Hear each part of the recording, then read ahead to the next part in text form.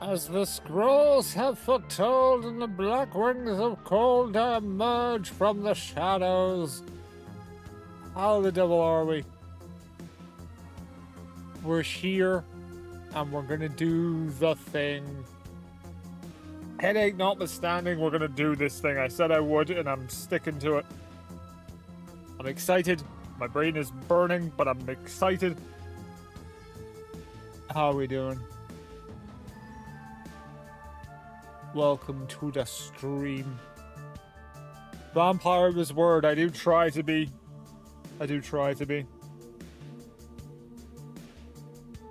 I've made some missteps, but I always hope that people will hold me to the mark.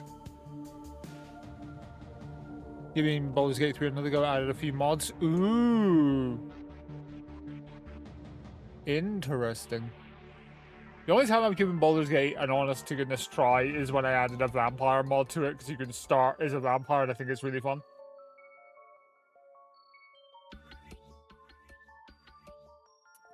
Looks like making another custom character for companion. Oh, yeah, nice.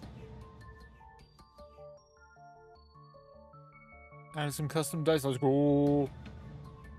I was surprised, speaking of mods, at how, like, robust the modding scene for Hogwarts Legacy is. Like, there's so many mods for that game. They just enhance the game. Like, I implore anyone who installs Hogwarts Legacy on their PC to look at the mod list.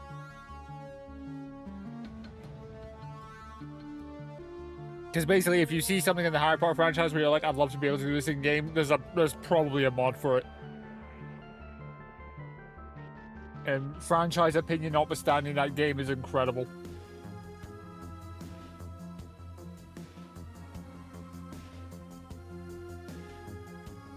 Yeah, FF16 combat overhaul. God, that's one of the coolest mods. The coolest mods.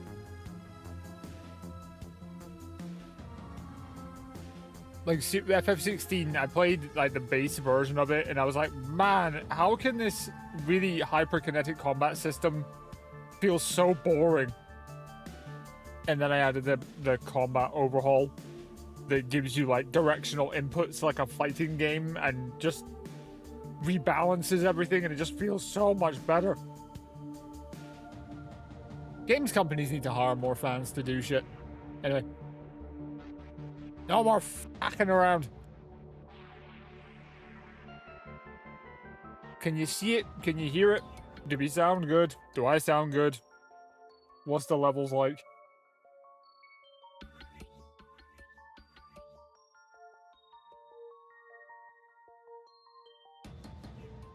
No more about Wizarding World from Hogwarts Legacy than from the regular content.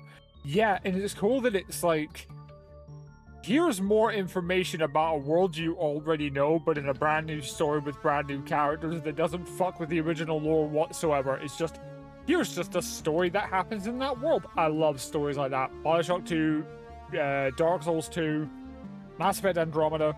I love it when games companies are like, here's a story that will reference those things, but is not part of that at all. Anyway. From the Shadowrun, Act 3, Kith and Kin. The vessels return in the next act of From the Shadows Run, picks up immediately following the events of Act 2, playtested on hard, supports all classes and builds. Here we go. New character. Hard mode. Go.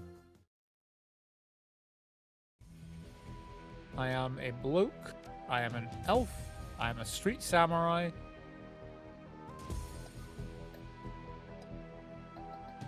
And we're gonna hail.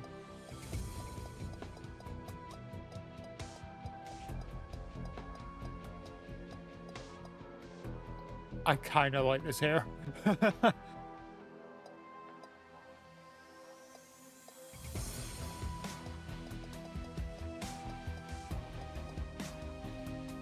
Mm-hmm.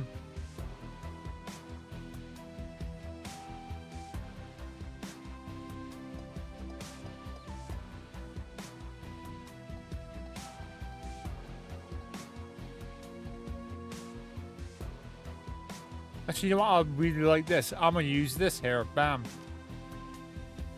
Okay. Give me my pistol. Give me a rifle. Give me some dodge.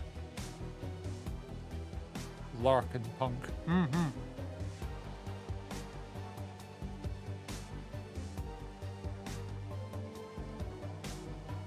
Bam.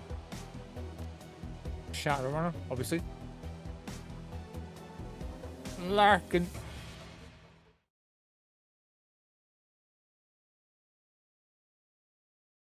You know, the first act when I didn't know how the leveling system worked, and I was like sitting on that stats menu forever, and now we're in Act 3. I'm like, this, cool, done. Our Lady St. Celestine's Medical Center has been left in shambles. The marble eyes of the saint statue seem to judge you harshly as you steal back into the night. While you sprint through rubble and rundown buildings pressed together under the Seattle skyline, the weight of Dr. Hannah Sparrow's audio journal reminds you that this was worth it. Answers, finally, and if not answers, clues. A direction. Hey, E, welcome in. I'm sort of just going to recap in my head what's happened. So, we start as the vessels in the underground, having been woken up before we were supposed to, and ourselves and two others escape from the laboratory. And after leaving, or just as we're leaving, we learn about a super technology that's been embedded inside of our heads that is somewhat sentient and can manipulate our thoughts and actions in ways that it really shouldn't. And then it gets revealed that this is a project created by the Union Corporation, which which warped the technology of Hannah Sparrow to make these things, where she originally wanted to make something that sort of fused healed heart and soul, or something along those lines. 26 and 39 escape along with 22 and 33 you killed. Yes. Yep. And then we learned that the numbers aren't like your conventional 1, 2, 3, 4 project numbers. They're actually prime numbers. Because we learned that the primes who are sort of leading this whole show, we are denominations of their primes. So, for example, 26 and 39 are denominations of the prime 13, and 22 is the prime 11. We killed one of the primes on a rooftop in the rain. It was awesome. And then 39 was seemingly killed underground when she was looking for answers, but she was saved by a new character we hadn't been introduced to before. And now we are escaping from St. Celestine's medical facility with a direction. 11th Prime, Vexus. Vexus was his name. I couldn't remember his name for a second there. And we have seemingly resisted the urge to use this forbidden tech ourselves, or at least I chose to refuse. And that's where we are now. Breathing heavily, you skid to a halt near the intersection right outside of the familiar small chapel. You can see the out-of-place Gothic-style fence line from across the street, the soft light of the chapel proper just beyond that. Looking at the chapel's distant glow, an odd feeling washes over you, something you haven't felt in an eternity. Relief. You realize that in a very macabre sense, a welcome destination is not something you have seen in a long time. 22, oh man, 26, we made it back. We are 26, this is 22, and 39 went off at the end of Act 2 to discover answers on her own. 22 is panting and wheezing like there's no tomorrow. You can't help but smile at his words. They're the first he's spoken since the two of you have left St. Celestine's. St. Celestine's. Whatever his thoughts since the two of you killed Vexus, the twice-damned 11th Prime, he has kept his own counsel. Not that you can blame him.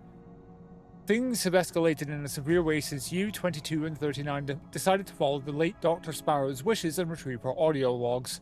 39.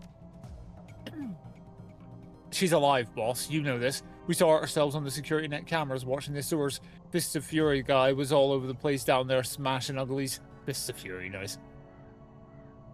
Thinking back to the video feed, you remember watching that, whoever he was, arriving by rowboat and began smashing through goals like wet paper. He was using his bare hands. The last sight you had of 39 was an image with a mysterious man in glasses standing over her prone body. I don't trust him, we gotta go down to the shores and find her. It did appear as if he saved her life, maybe he's on our side. Vexus was lying, she's still alive. Oh, so you can just be sort of indifferent, like, no, I don't trust him, I don't approve of him. It's just like, no, she's still alive, which I'm going to pick.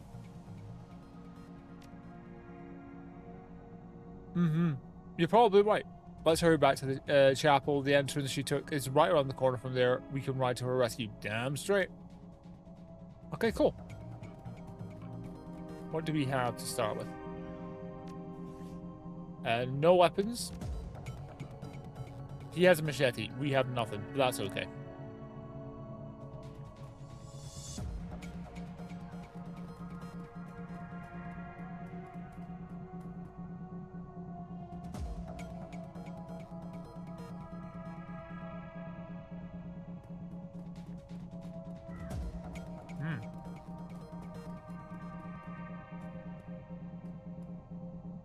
Is it an alleyway I can go down, or is it just... No, okay.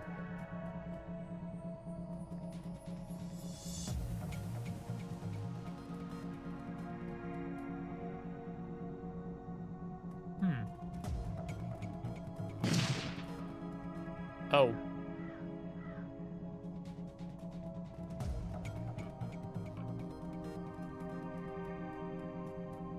Doesn't seem to be anything here. This is the chapel. I'm sorry about too. Oh hell.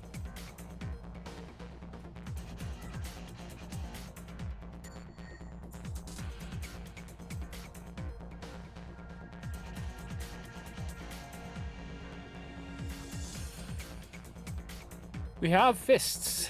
That's about it.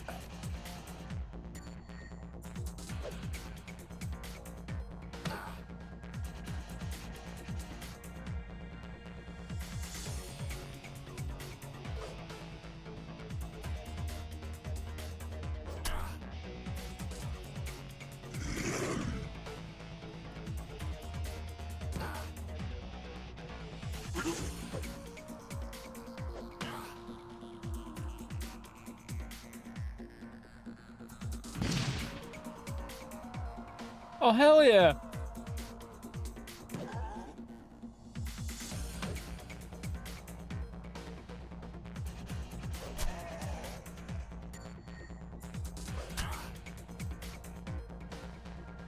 Testament was crack-a-lackin'. Jesus Christ, he's fast.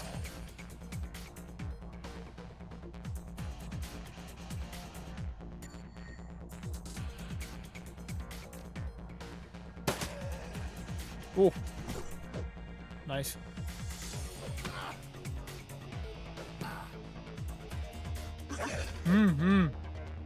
I much prefer this to the previous.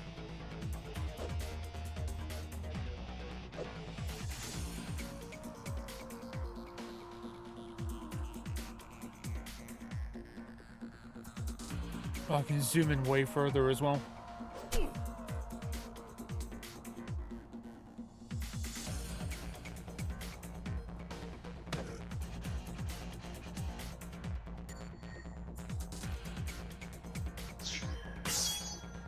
Bop.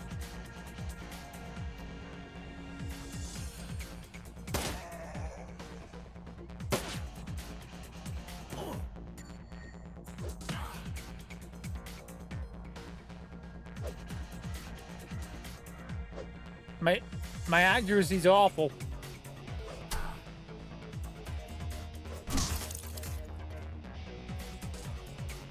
Bop. Bop. No!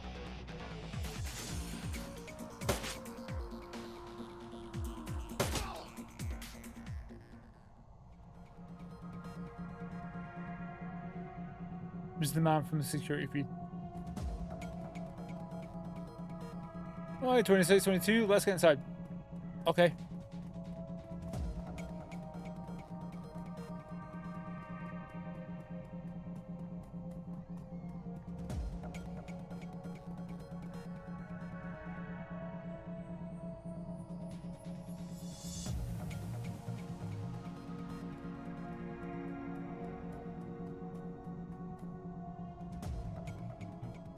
"39 stands before you, cut and torn, bruised and bloody, but alive and grinning like mad." Didn't stand a chance, did they? You're damn right they didn't. Though she's putting on a strong front, you know 39 well enough to see it for exactly what it is, a lie. Whatever happened to her in the depths below street level, it came close to killing her. I shouldn't press her too hard. You give the elf a reassuring nod, which she returns gratefully. With a measured effort, 39 takes a deep breath and lets it out slowly, beginning to settle down a bit and relax. "I'm glad you two made it back alive." She jerks her thumb over to the white-haired newcomer in the glasses. "This is Testament. He saved my life." Hello." Testament is, without a doubt, the man in the sewers you observed via the hospital video security feed. See beyond your senses. You're familiar with power of his type. Chi casting. He is a talented adept. Where most people would see just an unassuming man in a shirt and glasses, you can see his aura burning incredibly bright. So bright, in fact, it seems a wonder that he can keep his power in check. The level of self-discipline he is displaying by just standing there is astounding. Due to his level of control, Testament's everyday man demeanor he maintains is probably his deadliest weapon of all. Someone with your abilities doesn't go walking into what we saw down there without good reason. What were you doing in the sewers, Testament? I was hunting when I came across your companion here, Miss 39. I was just about done in by that troll that was not a troll when Testament found me. 180 bucks, welcome in, Mac. How the devil are you? Testament gives a nod to 39. Indeed, she was looking quite grim when I found her surrounded on an altar. Actually, we saw up to that point from the security room in the hospital. It was like hell in those sewers. I'm afraid the lady has stepped into much more than the local sewer system. It may have been something simple at one point, but due to the influence of Vexus, it had become his lair. So you're there to hunt the 11th Prime? What did you just call him? Vexus, the 11th Prime. That's what he said to me too before I blacked out. Intriguing. You're not feeling 100%, but work's been alright? Ugh. There's something going around in the streamer space. Some cyber bullshit. We've all got it. I still feel rough from yesterday. Intriguing. What's intriguing? When he lifts his head to talk to you, there's a look of resolute certainty on his face. I think there is much we can learn from each other. Sounds good, you start. Not here, I'd like the three of you to come with me back to my chapter house. You go 26, I'll keep 22 here with me. We need to clean up this mess outside and secure the area as best we can. Seriously? Those bodies out there look like they're ready to melt into puddles of goo. Let's just roll out with 26 and shades here. Can it? I like this place. There's something about it I can't quite put my finger on, but it's the only location on this tour I haven't felt like running from. Besides, I want to keep my eye on that sewer entrance. That'd be a good idea, though you were quite thorough in scouring those cultists from its halls. I bet she was. Fair enough, Testament. Lead on. My chapter house is not far from here. We'll find it near the market on the boardwalk. Alright.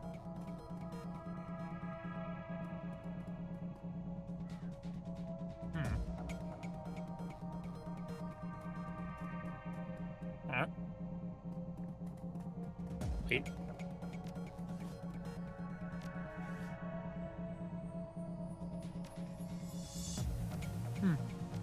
Oh, there it is.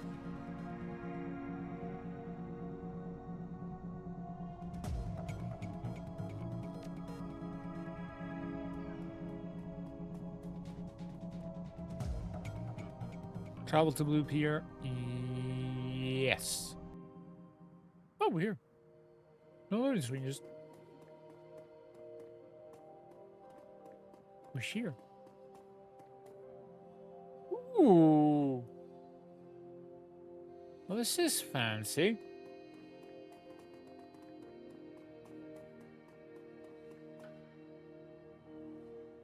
Oh.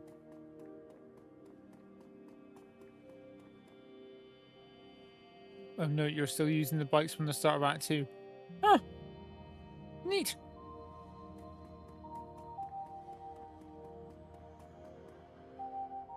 Legendary bike.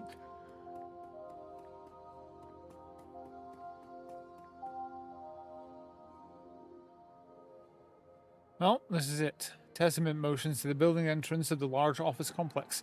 The chapter house is in good repair and has a commanding view of the local Pureside market.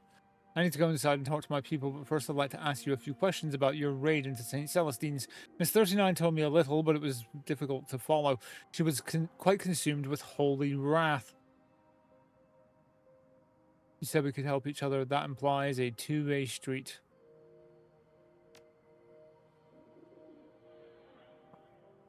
I did say that, and I am a man of my word. Specifically, I'm a man of the word. See what? Preacher? Priest? Hell no, I'm afraid I've been called to gather a flock. Sorry, I haven't been called to gather a flock, nor to lead one. In the congregation, myself and others like me are referred to as missionaries. Indeed, we go where the Lord wills and then do that will. The smile leaves and his face turns very serious. In this case, his will was the destruction of Vexus. Now I would like to ask you a question in return. Fair enough. Earlier, at the chapel, you referred to Vexus as a prime? The 11th, yes. Intriguing. Second time you've done that. Elaborate, good sir. So you know Vexus hunted him even, but didn't know of the prime bit? No, our disciples were only able to discern his name. Many more died to discover his location.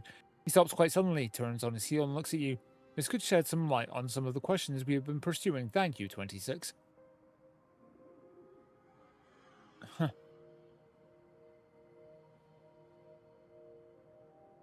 I need to confer with the others. We will pray on this and ask for his guidance. Please return to your companions and relax at the chapel for a bit.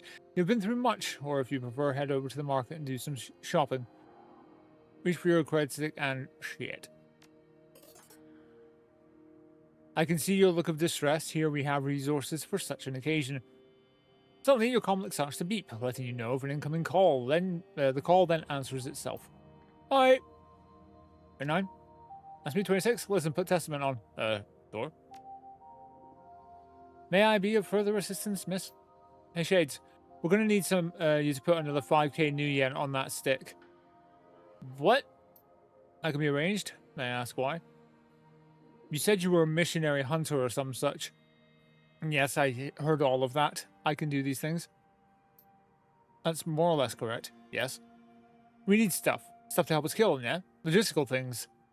She's right, Shades. I can understand that, but we will expect you to put it to use. Consider it a show of good faith in further excursions between us. Then itself, put 26 back on. 26 here. Excellent. I'm downloading a list of items to your comm. I want you to head to the market and place an order. Delivery point will be here at the chapel. Thanks. With that, your call hangs up on itself. Return to the comm to standby. Where the hell did she even get a comment from? She's good.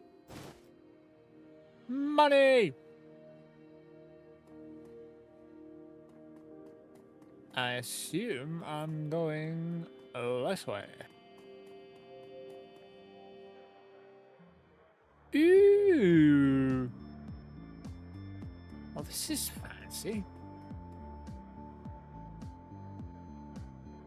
Gifted Dreamer representative. Data runners bulk supply. Retrofit suits.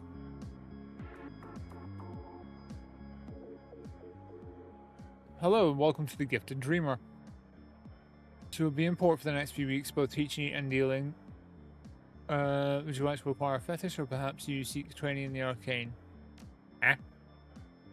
Oh, magic shit, nice.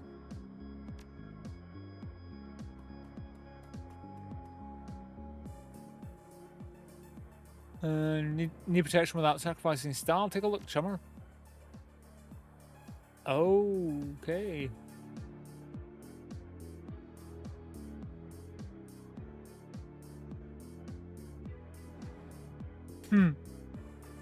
For those who dress for inside the Matrix and out.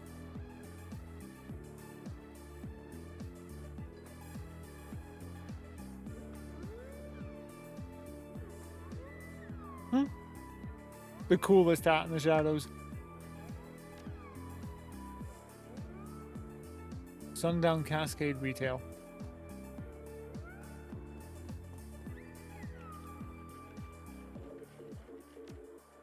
Oh, this is hacking stuff, right? Cool. I assume you must be weapons?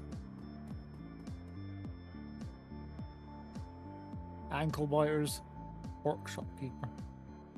Inspect his selection of weapons. Oh, ho, ho, ho.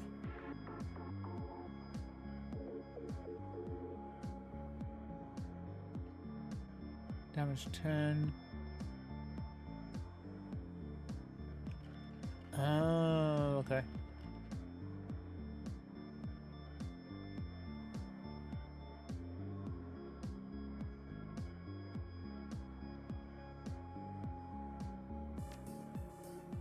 I need a weapon.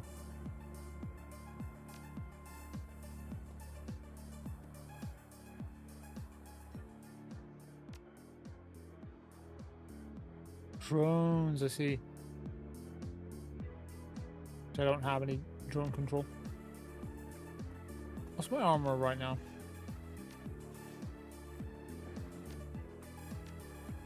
Oh, basic level 1 stuff, right?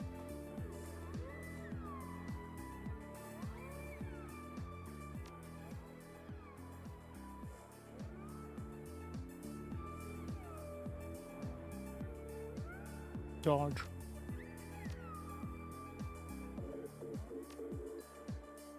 Yeah.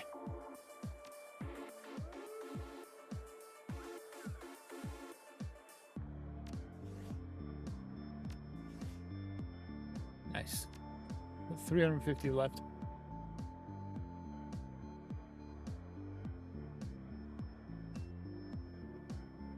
What were you? Your pack. Do any of you sell just basic healing items?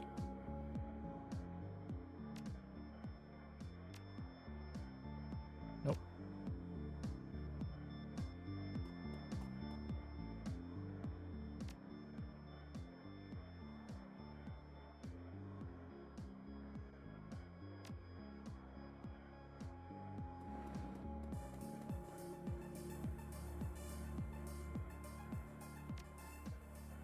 You don't have it. Building to the north.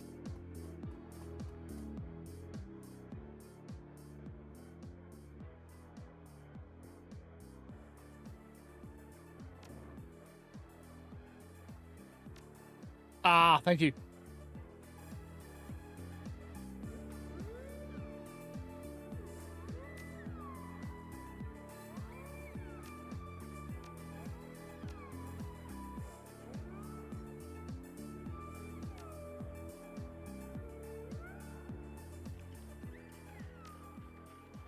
Nice. So.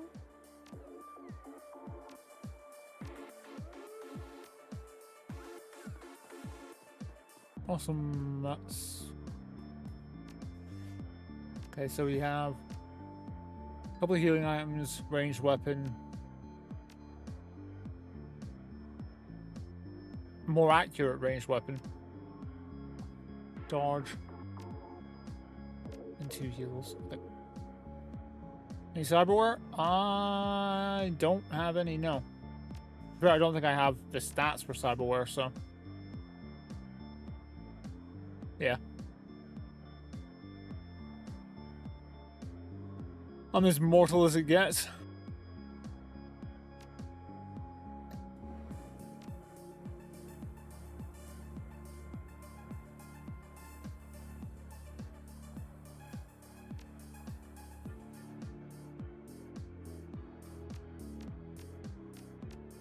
Yep, no, we're good.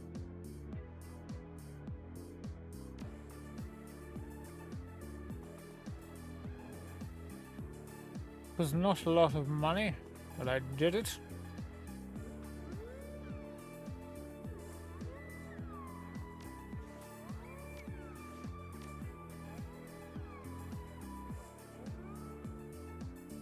Yeah. Hey. Who are you? Oh, okay, like the smart guns and cyber. Okay. I'm gonna take a gander up here.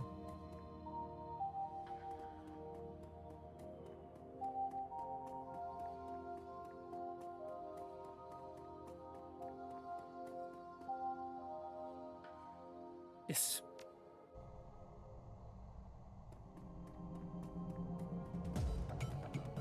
Scrack-a-lack and peasants and back. Okay, there's the stash.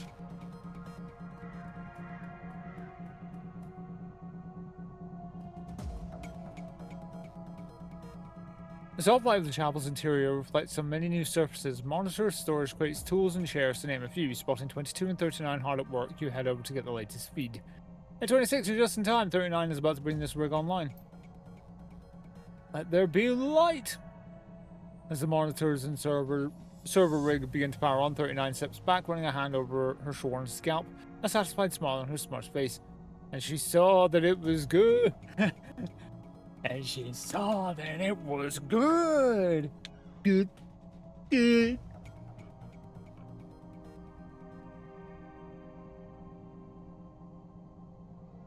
Quite the operation. This is just the start. I've got plans. The funny thing about not remembering anything, that leaves your future palette wide open. And on the 7th day, they rested. Go back to the market anytime. Oh, cool, cool, cool.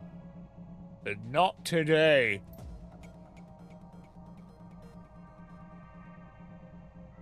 All eyes turned to Testament as he walked into the room. I said earlier that we can help you, and it's time to make good on that. The money meant nothing. This is a real venture. There's a fervent, zealous expression on Testament's face. If you had to describe it in one word, you would say, "You look hungry." 22, I am. If we were to smite Union down, it will be, will have to be with an unstinted open aggression. 39 reaches for her Ares, Predator, and Cyberdeck. It's fair to say that everyone here is well versed in that scripture, Shades. What are you proposing, Testament? Offense 26. If you want Union off your collective backs, you'll have to do more than run. He's right. We've been sitting on a trove of information about Union Corporation, both public and secret, acquired at no small cost. You keep saying we and our. Who exactly is your congregation? I walk with the Blades of Antioch. Why did that name fill me with just a precursory dread? Antioch. Antioch. Why is that name familiar? Why is it ringing all sorts of alarm bells? Antioch. Antioch. The hill where Jesus was crucified. Ah. That'll do it, yeah. And we walk with God. 22 is all smiles, even when the tip of his quick machete is pressed down Testament's throat. Whoa, whoa, I walk with this blade, shah. Before 22 can finish his sentence, the blade has been struck across the room. It hits the wall with a bang, clatters to the floor. Do not mock the power of faith, child. 22's feet flail off the ground, suspended by the hand at his throat. Testament is not a particularly large man, but it seems this seems effortless to him. It was faith that taught my heart to fear. Okay, just now the face Testament. Despite himself, Testament starts to chuckle. He lets 22 down gently and pats him on the shoulder.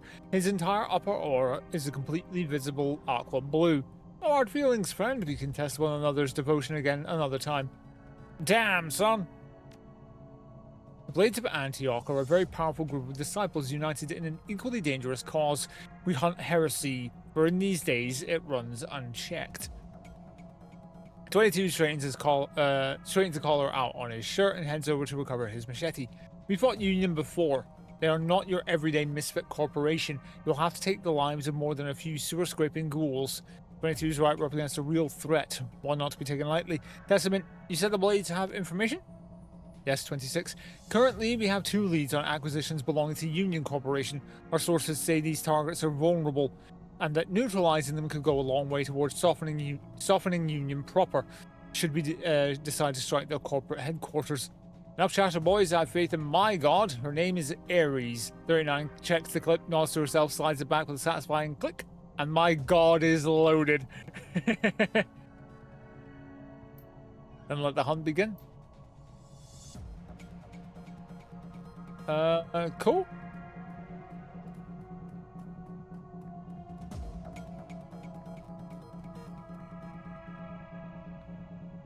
So what's this one? The Blue Pier Market, okay. Just at the church?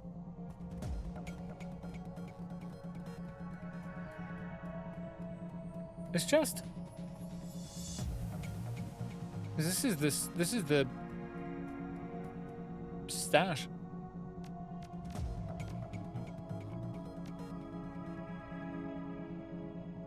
Yeah.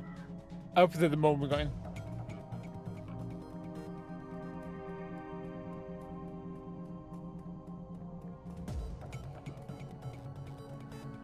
I think the sewer. Taking a gander around.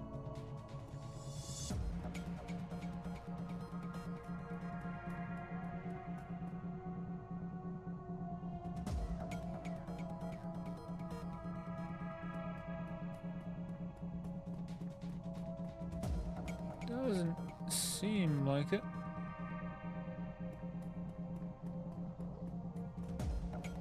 Yeah. I'm also running the eye for highlightables and clickables because I know you like scouring every corner for every bit of loot you can find that isn't nailed down.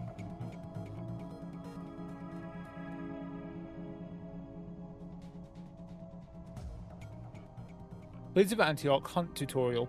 1. Select a mission in no particular order to receive a short briefing relative to said mission.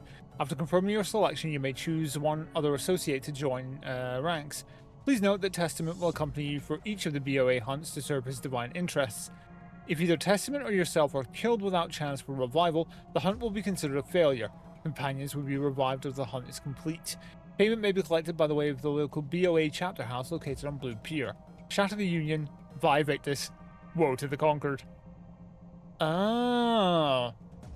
So I'm going to assume it's like hunt the Firesworn, hunt the Automancer, and then there's the finale.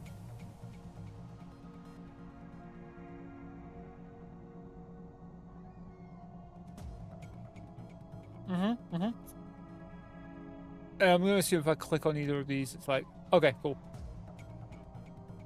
Mark your hunt, threat level high. A heresy grows deep within the wombs of Seattle's industrial mega sprawls. The Blades have detected a powerful rogue spirit, dark and unchecked within the Union Research and Development building.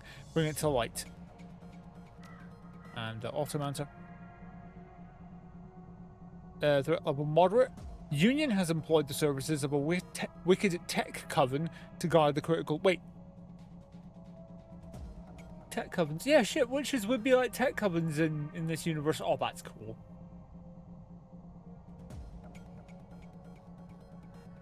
And there's no differences to which order I do them in. I just have to do both, I would assume. Like, if it's not, if I do one then the other, things in the third part's going to change. No, it's like you just pick whichever one you want, do it, do the next one, off you go. So the party is always going to be me, myself, Testament, and either 22 or 39. Union has employed the services of a wicked tech coven to guard a critical data relay. This data relay is the key juncture for the flow of information within the Union networks. It is located within a secure penthouse in downtown Seattle. The Blades of Antioch want that relay's information subserviated and redeemed, that he may do his good works. With the tech coven, there can be no redemption.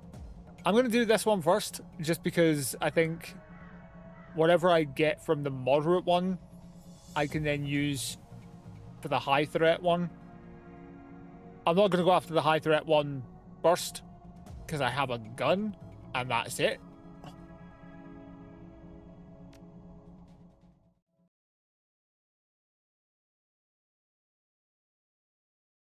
Target objective, eliminate the tech coven. Method of insertion, rooftop access. Addendum. The penthouse on the target building is a data relay for Union information.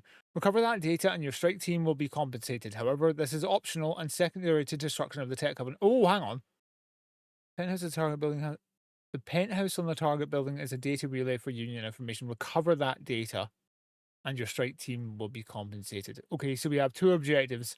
Recover the data, take down the tech coven. But the data is optional, so if we have to abscond without it, we have that option. Sorry, 22. 39 is just cooler in every way.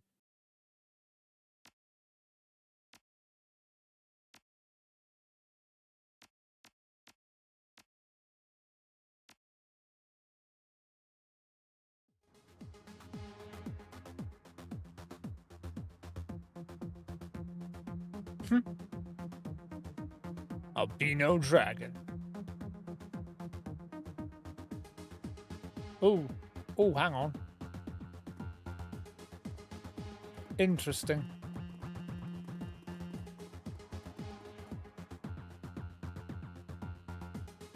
Penthouse fire escape. Trespassers will be executed on site. Oh, hang on.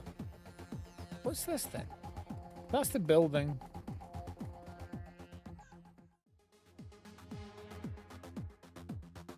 What's this?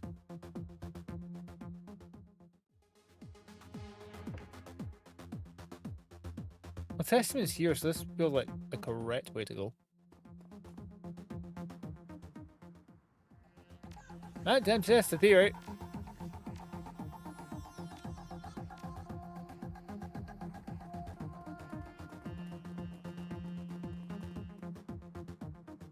Take the fire escape to the penthouse. Sure.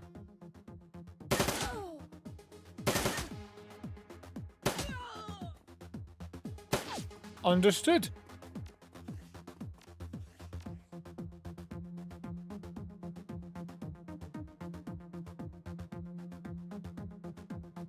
This one? This one?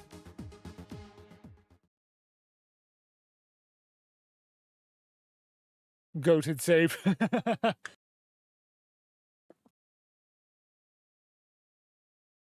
just wanted to test. I wanted to see. So stealth. Stealth is the optimal play here.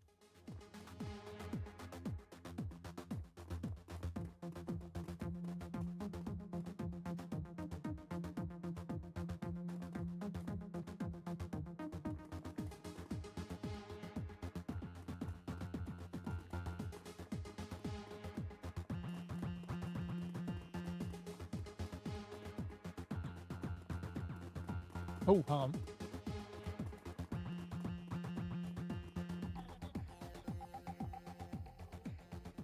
An old and abused power box is set into the wall. Its thick tangle of wires are held together with viable duct tape and tough love. Duct tape and hope.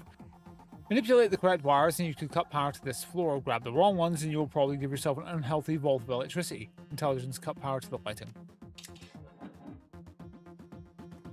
Nice.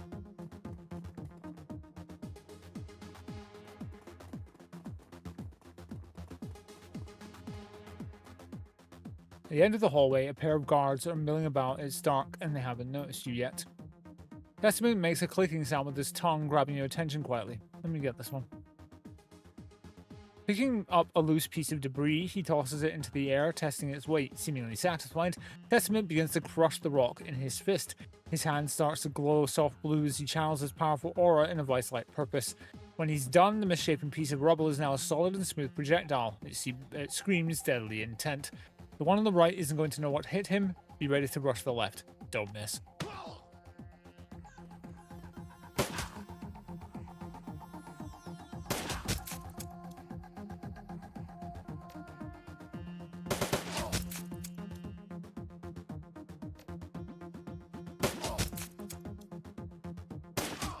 Nice.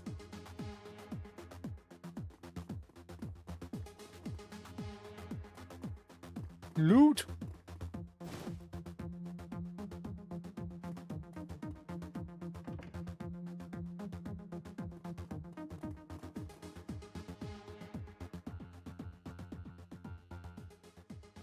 The musty room is covered in machine junk, trash and mildew. Rotten waste and stale oil are the most prominent of a dozen disgusting smells.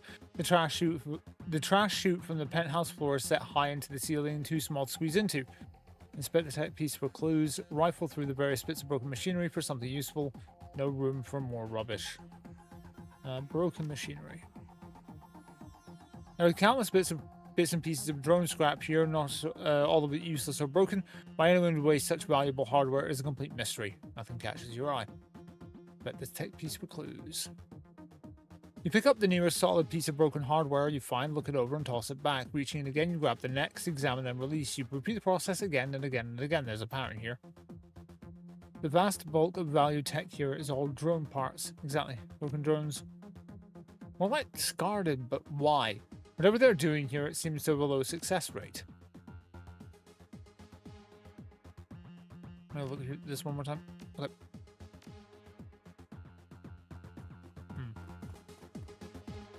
Okay.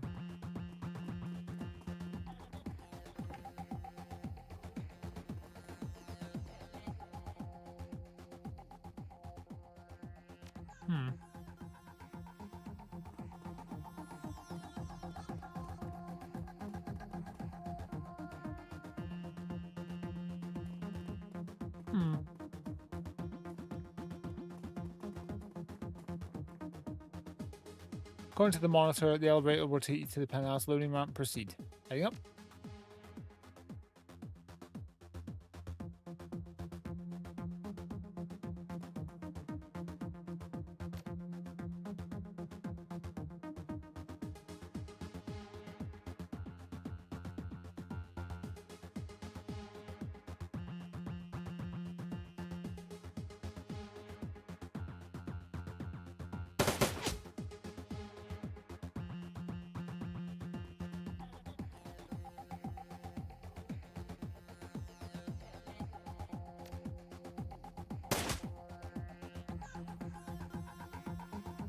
Oh, whoops.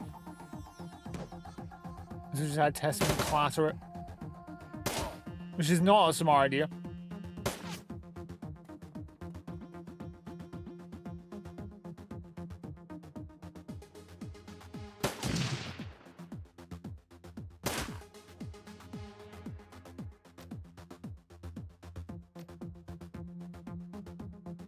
Doesn't have the range.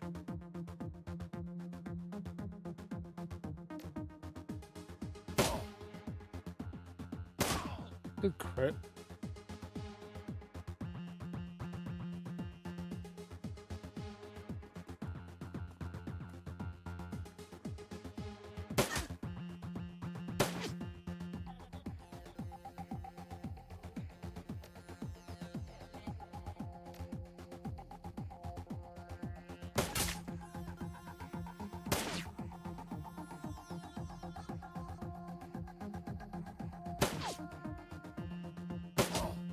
Nice. Can you use your power in a different order? Oh, I don't know.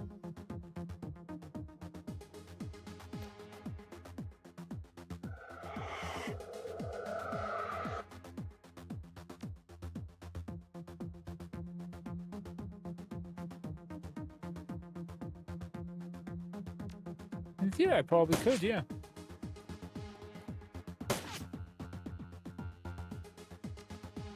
Oh, yeah.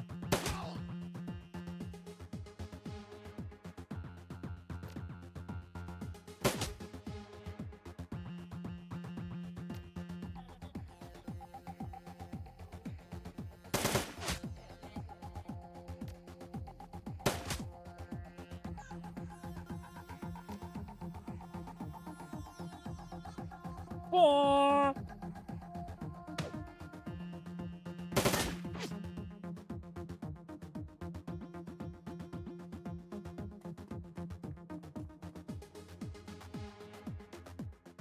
He has Manifest. He has Passive. The Adept gains medium cover bonus to magic spells. Magic resistance. No, Killing Hands. Killing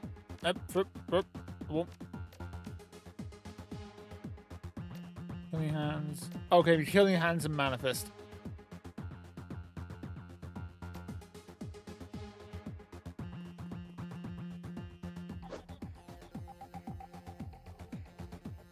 On damage increased by 3.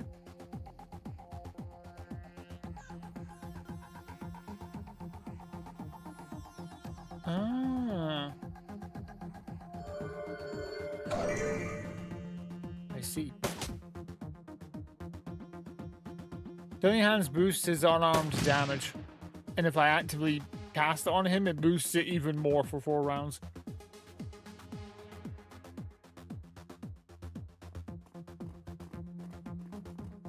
Testament, my guy, are you a party member? Like, can I heal you? Oh, I don't need to. Got the chonker back.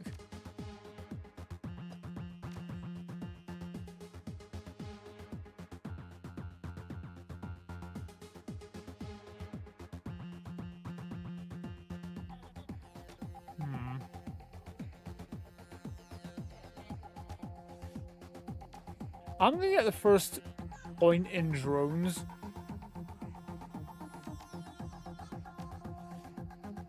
Because if I can get one, I think that might be like a free party member. 26. Hold a moment, please.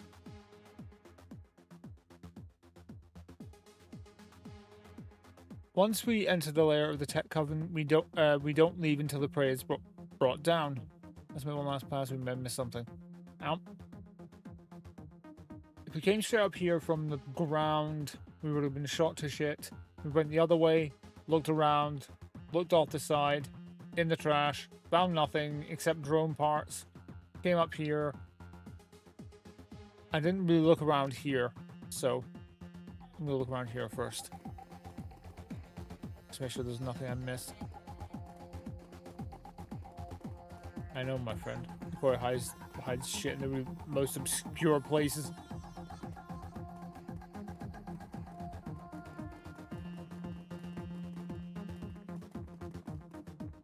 It doesn't seem like it in this case.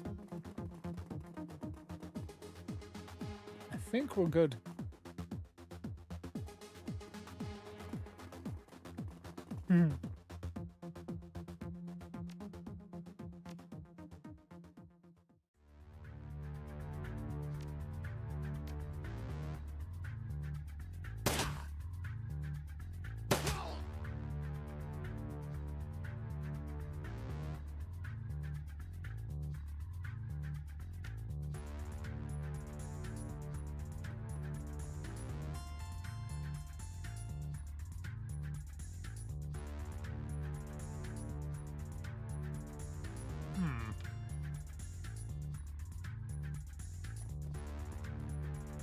Wow.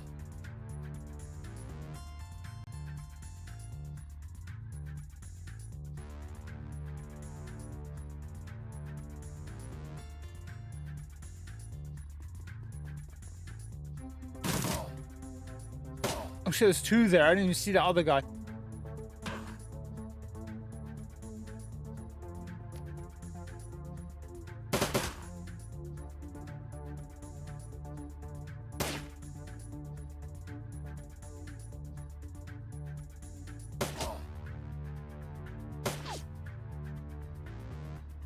Bop.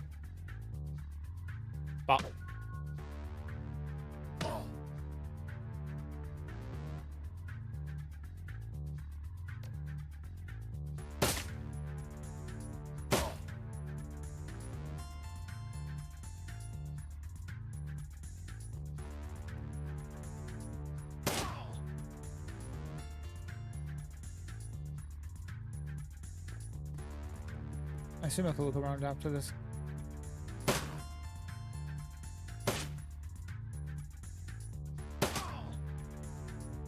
Okay, loot.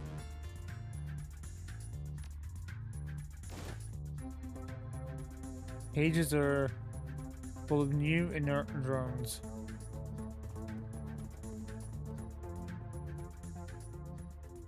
Take a look at this, 26. Did you find something?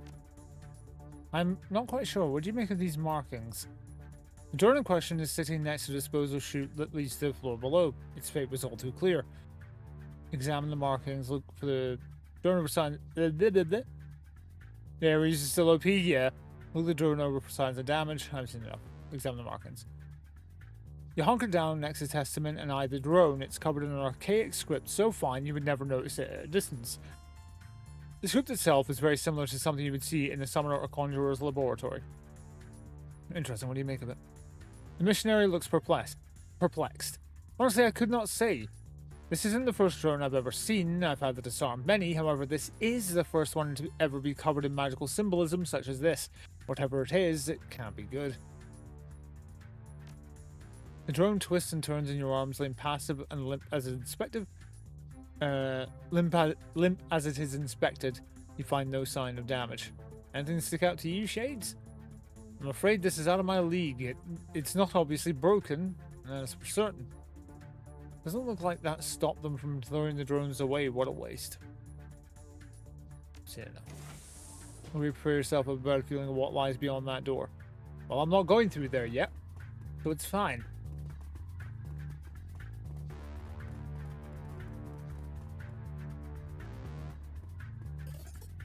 Money!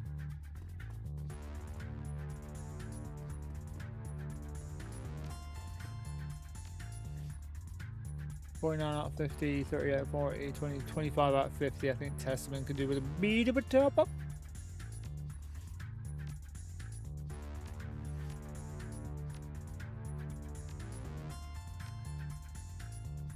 Yep.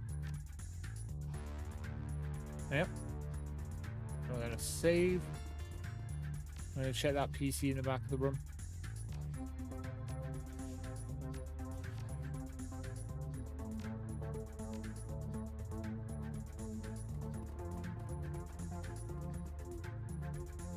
The monitor displays various data feeds from relays on the roof of the station. The controls are operated remotely elsewhere. You also need to be on keep an eye out for the data that's here in the penthouse as well. Your team enters the domain of the Tech Coven. The scent of burnt oil, singed metal, and unwashed bodies immediately assaults your nose. The temperature in this room is significantly higher than the climate-controlled rooms you just fought through. Large areas are devoted to industrial machinery, electronics, and drone parts. We knew you were coming, vessels, and the missionary. Do not think yourselves ever truly hidden from the eyes of Union. Directly across from you is some form of ritual chamber locked away behind ballistic-proof glass. Each of the three occupants are nasty-looking metahumans, trolls, or orcs. It's hard to tell. Their feet are nailed into the floor. What remains is a fourth and final occupant, a vicious-looking drone drinking in the attentions of the Coven. It hovers silently, and yet you swear you can hear it growling in your head. His will does not waver under your wicked scrutiny. Beasts, you and your horde creations die today. Hello, Hellwolf, welcome in. How the devil are you? The Coven is not unprepared, fool. Many are the entities that wish to devour your soul, Hunter. And though it may be a small waste, these two broken vessels will feed them as well. An access door on the far side of the room begins to open slowly. The sound of whirring rotors fills the room, accompanied by the same psychic growl you heard before. This time, however, there are many predators growling unbidden within your mind. Here they come! Okay, so what we got here? Seems that those two are my only targets.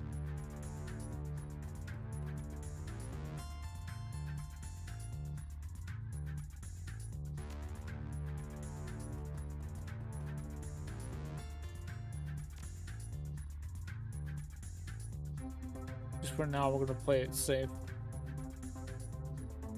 They're neat. Yeah, their feet are nailed to the floor, yeah.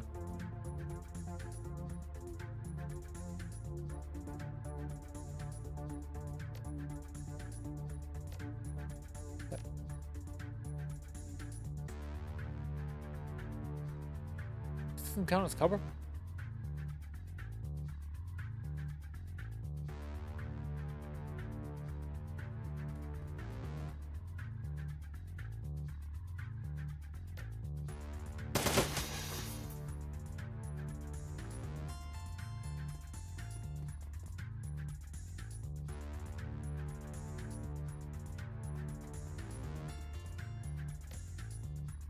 Can't reach either of them from here, so we'll just leave it.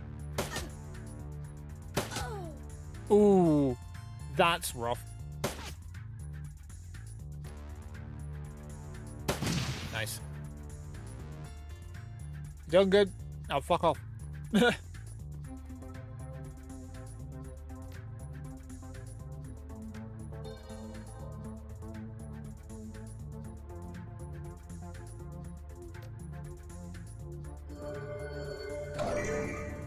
Oh, that took away his range, right? Okay.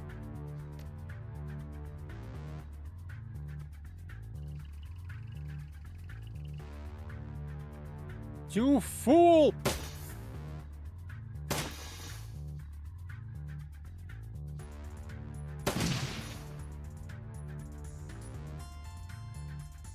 The fact that combat isn't over worries me.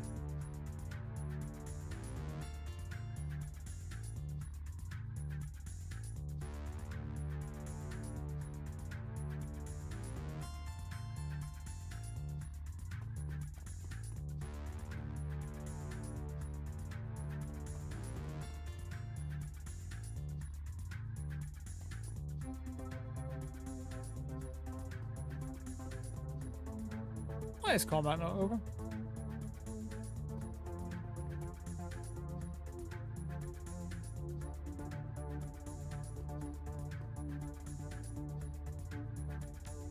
I don't want to move too far without extra AP in case. Huh.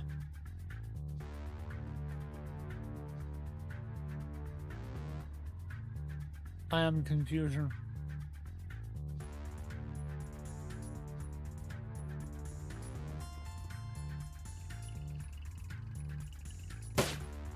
Huh?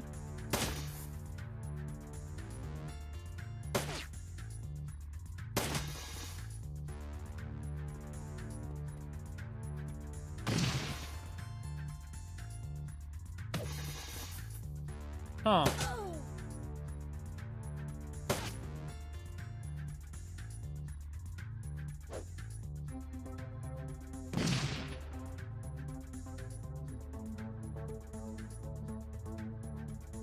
Interesting.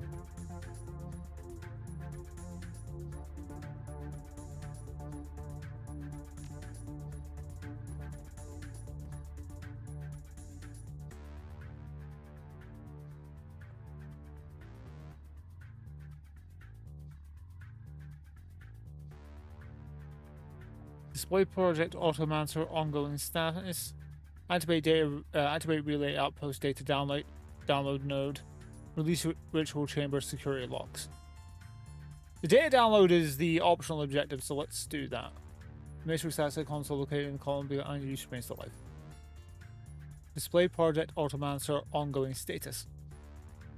Restricted to Union personnel only. Release ritual chamber security locks.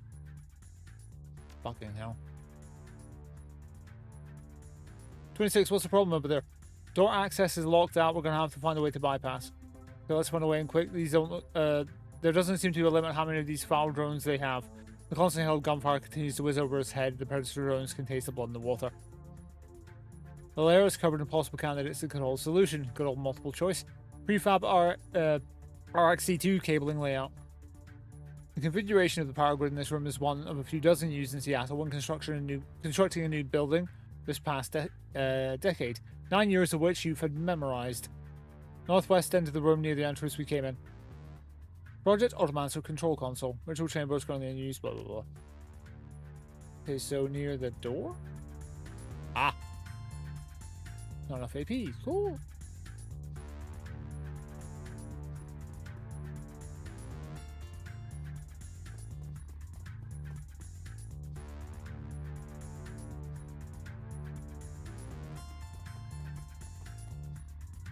It was near the door.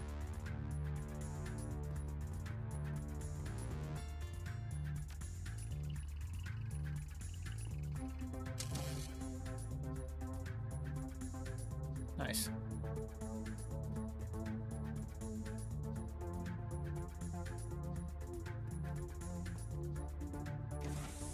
Hi, fellas.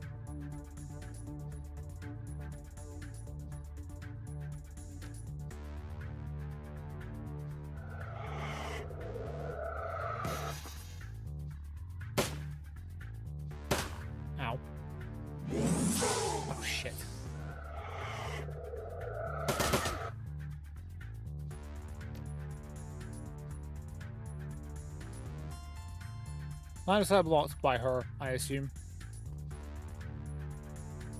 She's asleep. Fuck.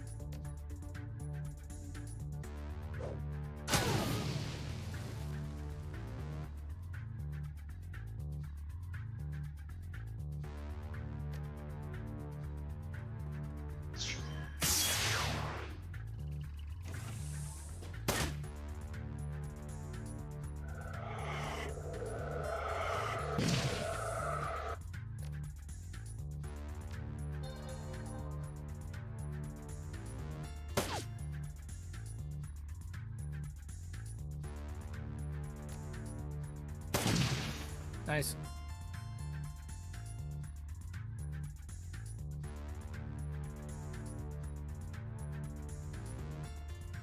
Bop. Bop. Missed. Shit.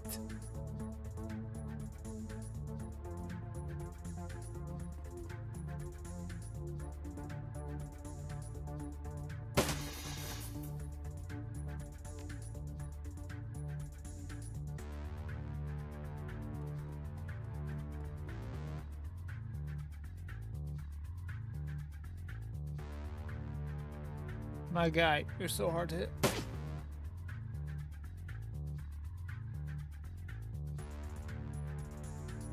I need to get him out of the way because if he dies, game over.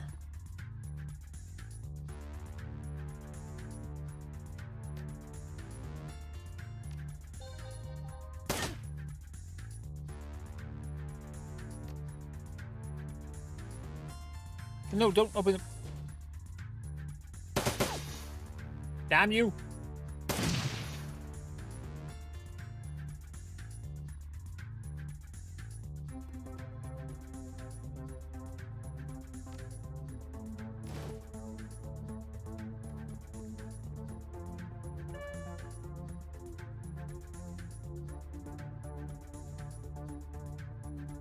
But we sent the data, didn't we?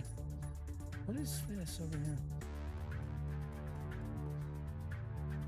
Curiosity's getting the better. Maybe we should have.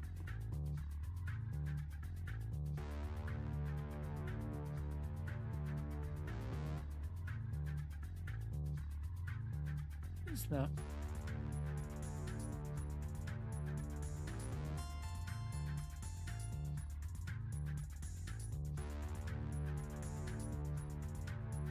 I don't know.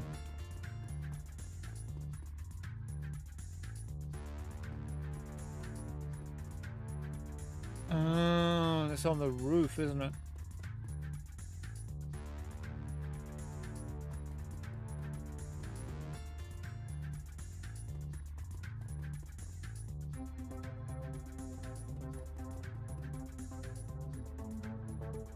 Monitor displays where it feeds and relays on the roof of the station. Oh.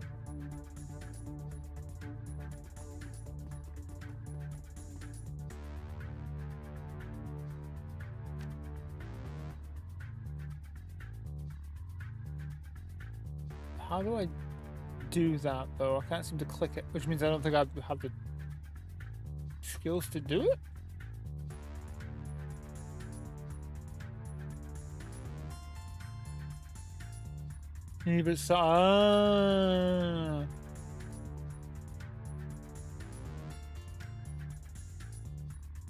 But no, that.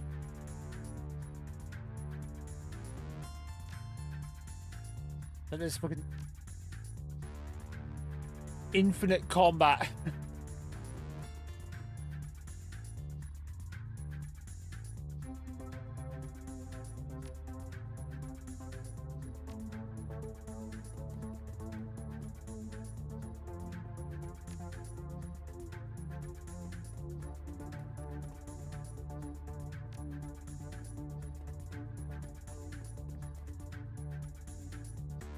Haha.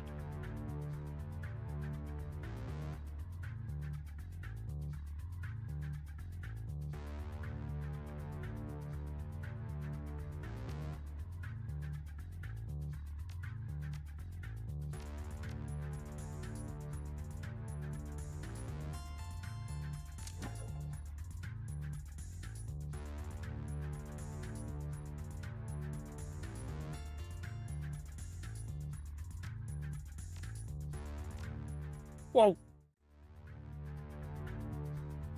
What in the...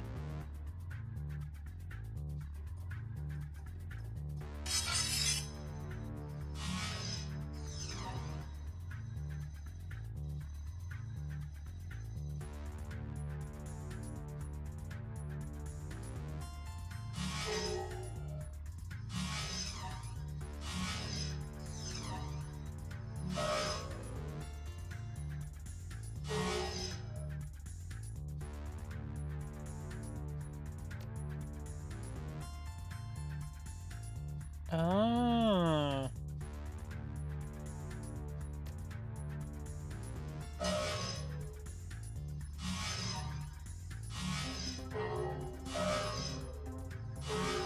This isn't going well.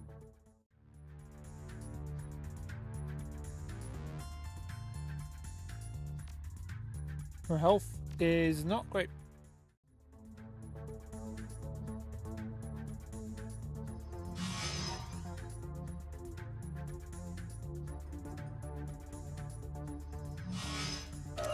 Ow.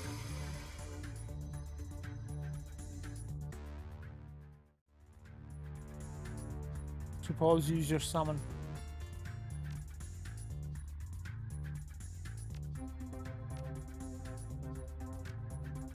Never mind. I don't understand what just happened.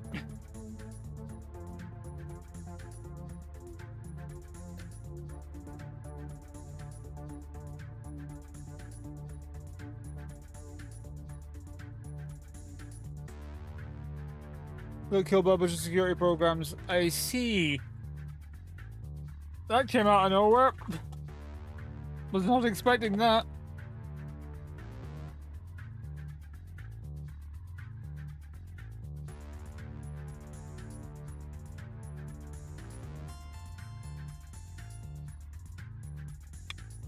All right, next time. Yeah.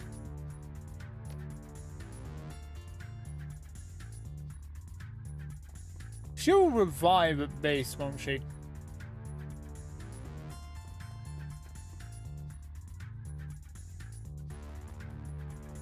Cool. That option to do that ever comes up again, I think I'm just going to avoid it.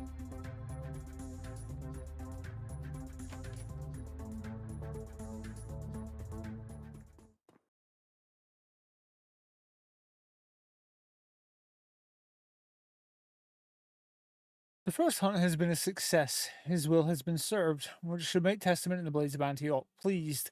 Friends in the town seem to be few, and though a bit overzealous, the goals of the Blades line up nicely with yours and the other vessels. For now, at least. Letting the other two go on ahead, you take the long way back to the chapel. Spending a few hours clearing your head and even stopping a short while to rest your eyes. Every time you close them, you see images of the twins that seem to be haunting your path wherever it takes you. Thoughts return of the rooftop battle with Vexus 22 by your side, the rain pouring down in sheets, and the smell of sulfur in the air. After you saw the blood martyr chipping into your paint jet, I didn't though! I didn't do the thing! Sensation you recall is that of a welcome violence. Vexus the 11th Prime had to die, and gladly you were. Huh? Why would you do that? You know I didn't. You were there. You saw there was video evidence that I refused. I earned that victory with my own hands. No bullshit magic. It was me. It was me. Don't take this away from me, game. I know what I did. The sun is well over the horizon by the time you make it back.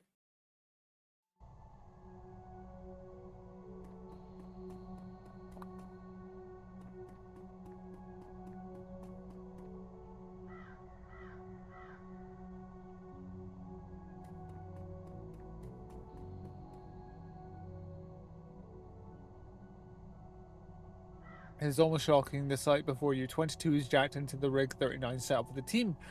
One could easily forget he even had a data jack implanted in the back of his skull to begin with.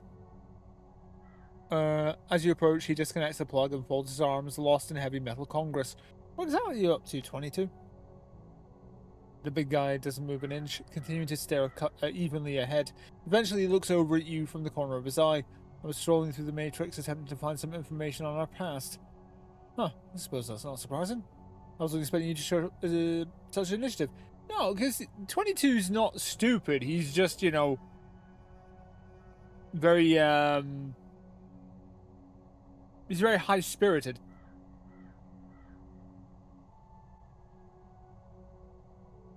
Especially after the conversation with Vexus. I'm not surprised here. I'll tell you what is surprising. There's absolutely nothing to be found. Background check, facial recognition, fingerprints, news feeds, you name it. Complete and total null space. Placing his hands on the desk, he leans forward and stares into the monitor. Almost as if he could coax further answers out of it, if only it would cooperate more.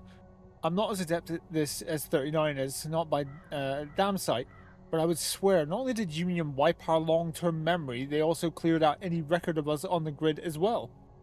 So what you're trying to tell me is that this is definitely not a high-five moment. I've called 26 bad at a glance, but could be used to our advantage in any number of ways. He stands back up at his full height, looking at you and nodding sagely. Anonymity is the greatest defense. There is power in a name. Dragon Deep 22. Fucking hell, man. Which cereal box fortune cookie did you get that from? Damn, man. Damn. Damn. I have my moments. Anyway, I'll let you know if I come across anything. Leave me to research. Testament. You find Testament at the foot of an old stone chapel. His eyes are squeezed shut. His lips are silently moving. It's impossible to make out what he's saying. Let him finish praying. After a few serene moments of quiet reflection, Testament finishes his commune with his god and turns to greet you. Hello, 26. My apologies. I was giving thanks. Thanks for what? For these trials and tribulations, the difficulty of the hunt. Yeah, I mean, it was his calling and he's doing it, you know? Man's got faith and he's seeing it proved. Makes sense. What doesn't kill us makes us stronger. These are words that have always been true to one extent or another. My faith is stronger, my sense of purpose never more clear. There are things to be incredibly grateful for. But enough philosophy. Thank you for your help. Now I must return to the chapter house and report our findings. Please come meet me there when you are finished with any other duties you may have. We can prepare for the next hunt. See you there, if you insist. See you there. I have no reason to distrust him now. Like, any distrust I have for Testament would be assumption. Man showed up, helped 39, gave us money, helped us out, told us what we had to do, go after Union. Job done. There's no, ooh, Testament bad hints yet. Like, yeah, man's got faith, but whatever. Unless I'm missing something. Uh-oh.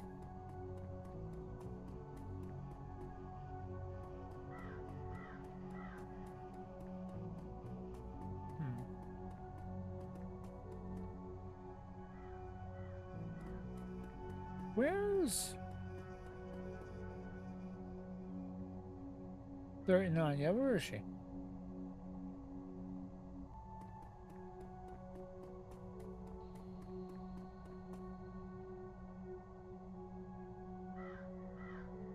Am I blind?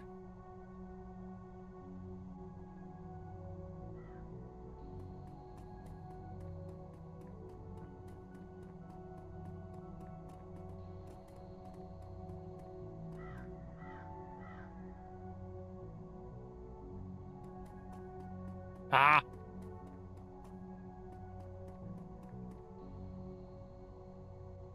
"39 is busy applying the finishing touches of a mural, cans of paint stacked up against the wall.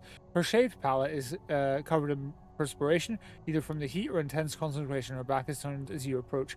Giving it a closer look over her shoulder, the work is actually quite excellent. Hi there, what do you think? It's very green. Can't whistle, my fucking noise gate cuts it out.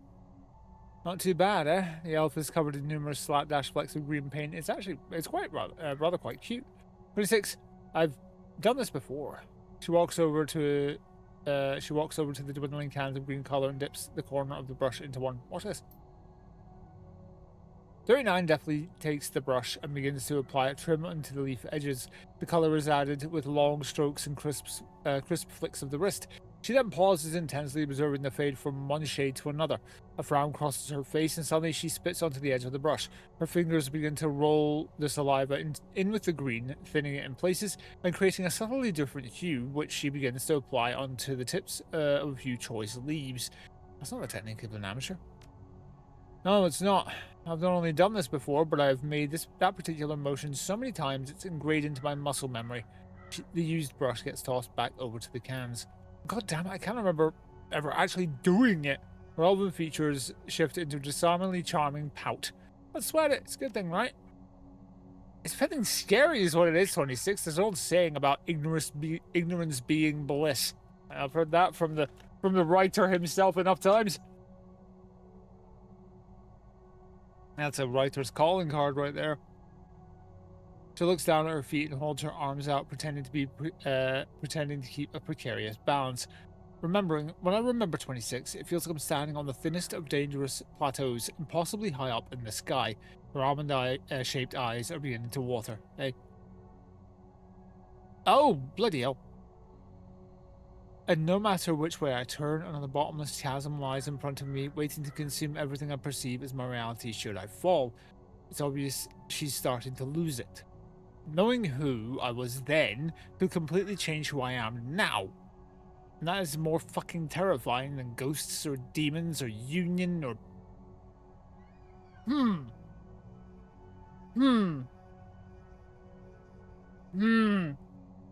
I've been gifted unto thine eyes a choice. A choice. Both are fine choices. It's true. The finest choice. You rush 39, catching her lips off guard completely. The two of you tumble forwards, pinned against the wall. You keep her there, between brick and body, flesh and stone. Together you stay, pressed together for a long moment, one both harsh and tender. When she's finally cooled down a little, you step back and smile. You can feel the paint on your face. She's flustered, but noticeably better. Placing a hand on your face, she smears a dash of paint fully across it and starts into a fit of laughter. Right, thanks, 26. Maybe discovering new things won't be so bad after all. Now go get cleaned up, eh? The elf winks at you, heading over to pick the brush back up and carry on with the mural. Anytime, 39.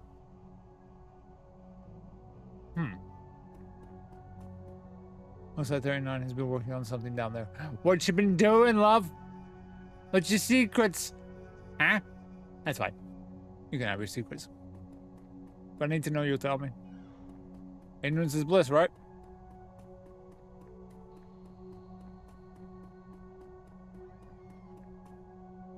Very nice, cool.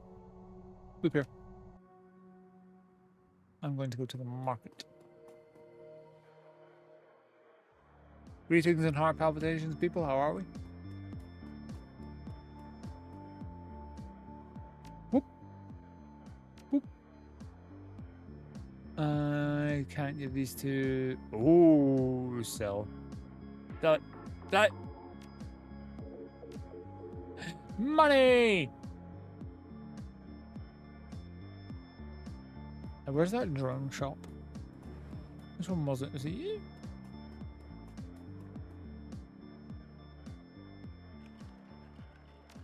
One of these places sold drones and I can't remember which one it was. Nope.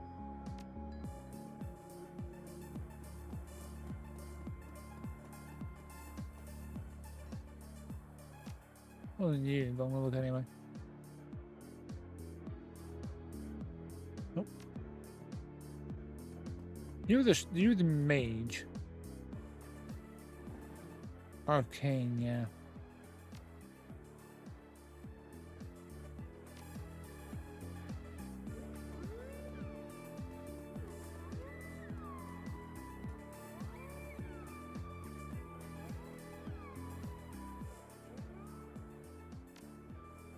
Aha. Ah.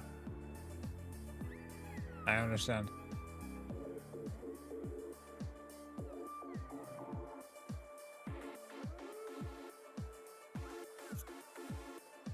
Interesting.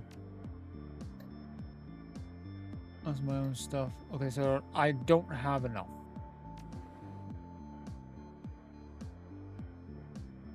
But maybe I can get a drone before the final section, so I'm gonna save the money I've got. It'd be nice to have a drone for the confrontation with whatever is at the end. Wait. Oh, okay. I see now. There's the market there. So I'm just getting my bearings as to how the map links. So, afternoon 26, glad you can make it. Testament is waiting for you at the big enigmatic Blades of Antioch chapter house, a broad smile on his face. First off, let me begin by expressing the gratitude of the Blades in more than just words. I can live with that. Money! You've earned it. No hunt is ever easy. You have lost many over the years of tracking and purging. How many have died in pursuit of the goals set by the Blades? Too many. Friends, brothers and sisters in arms, family, peers, role models, the entire spectrum of life has been offered up to his to further his will. And you're okay with this? Frankly, yes. I would give everything I am and more to the Blades. No sacrifice is too great. Bold words. Speak for yourself. Both of these seem rude. Bold words. They are bold. God is renowned from the beginning of Adam and Eve's original sin as the ultimate advocate of free will. Every member of the Blades of Antioch are here by choice. 26. None are forced, all are called. It is a good thing. Truthfully, we need 10 times our current number, but enough of the Blades, for we are not but his servants. Let us speak of you and yours. From his pocket he pulls a small familiar audio recorder. These are Dr. Hannah Sparrow's journals. She worked for Union on the Blood Omen project. She helped us Testament through, though in the end she could not help herself. The path to redemption is most often the very hardest. We'll examine this Journal 26 cross-referencing against what we know about Union and their host. I will speak with you soon. Please prepare for the next hunt. A solid day's pay is loaded into the cred stick fat with potential. However, your comic is flashing with an urgent call from 22. Activate the receiver. 26! Motherfucker. 26, we've got a major problem. Get back here. Nano-fast gangers are coming out of every orifice. The link has been disconnected. Oh. You guys can hang on for like a nanosec, right? Right? Just hypothetically. Just a skosh. A smidgen. A dash. Because I want a Doberman.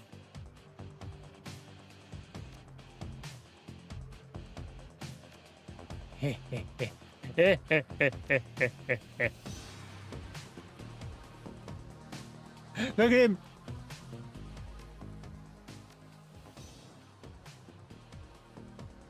Okay. Oh, it's like a Ripper Docs from Cyberpunk. Which obviously, you know, Cyberpunk is all based on... All Cyberpunk is inspired by either Netrunner or the original board game, which in turn inspired Blade Runner, which then inspired everything that came after it, and it became this sort of weird feedback loop of inspiring itself. Who wrote Netrunner? Fuck, what was his name? Not Netrunner, Neuromancer.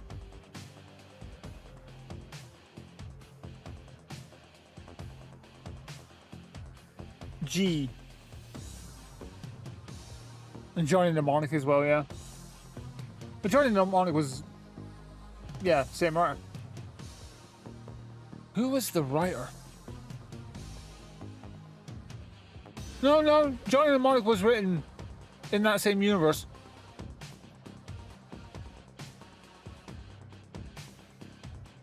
Same writer. Yeah. No, you're messing with, but that's actually...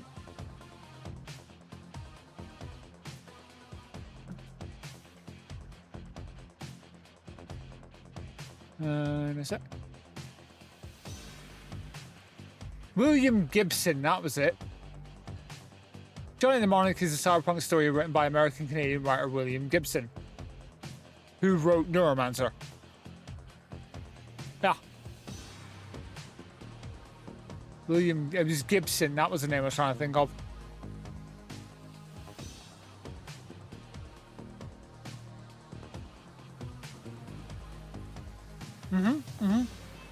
The book, Johnny Mnemonic, the short story, sorry, and the film are very different.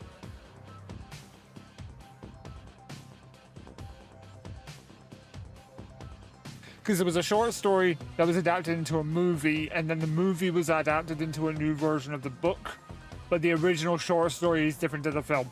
It's a whole heckin' thing. Once again, I stress, I like cyberpunk stuff more than I visually appear to. Basic medkit, basic medkit.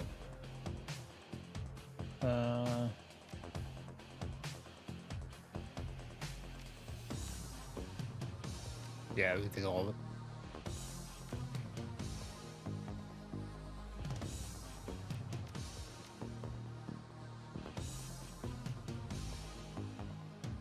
Joining the Mnemonic? Yeah. It's interesting.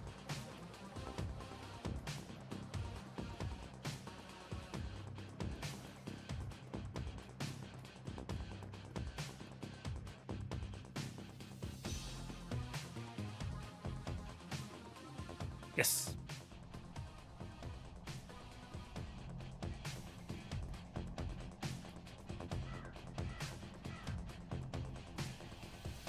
Squack-a-lack and dickheads.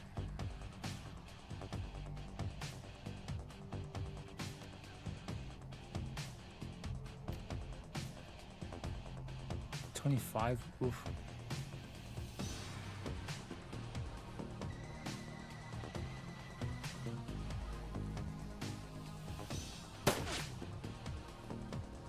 T to switch.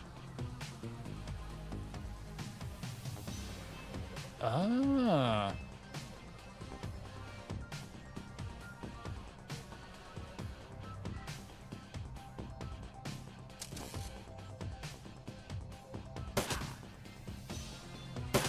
Oh, cool. Pop. Ooh. My guy.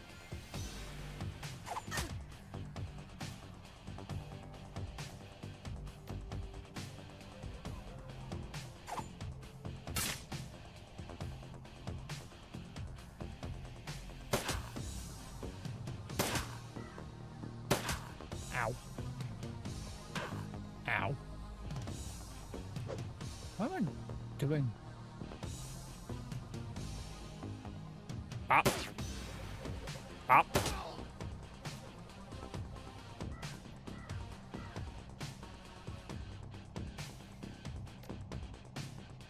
Yeet. Yes, walk up. Bop. Bop.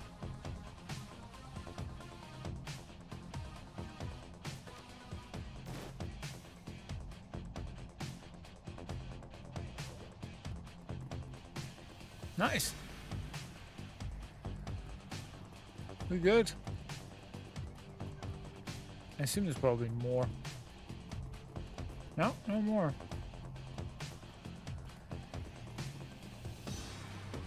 Ah.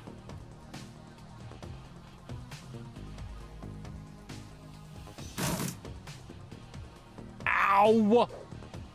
Uh-oh. You missed.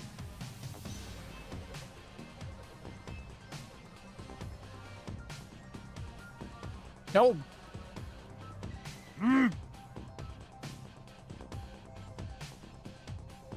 Hi. You don't move.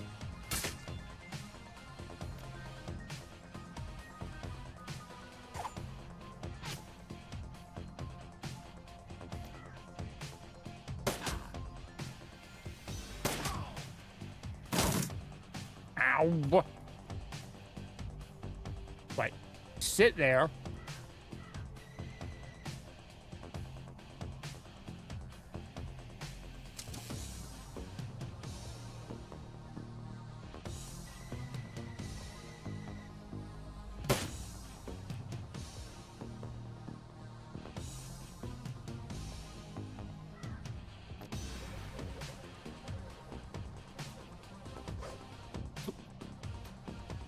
Up.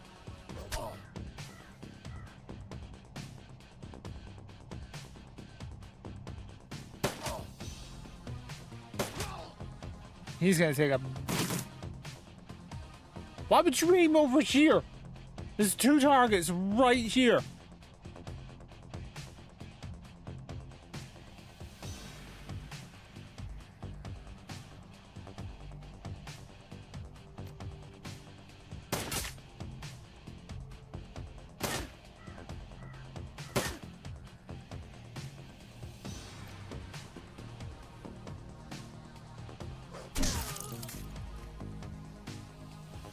Her partner, they go for blood sometimes. Ah.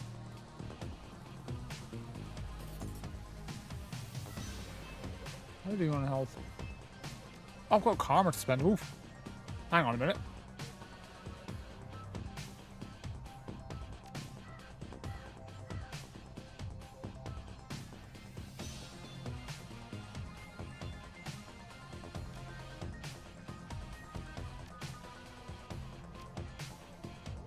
Drone armor.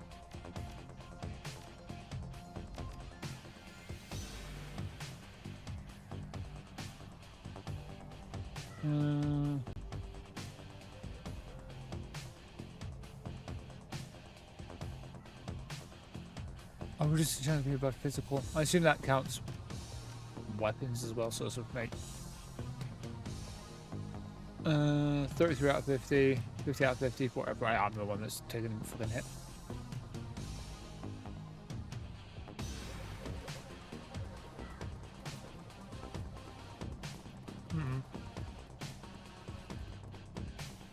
Damn it.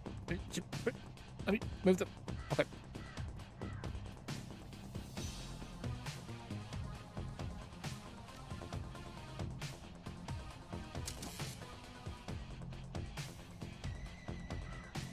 Howdy, friends.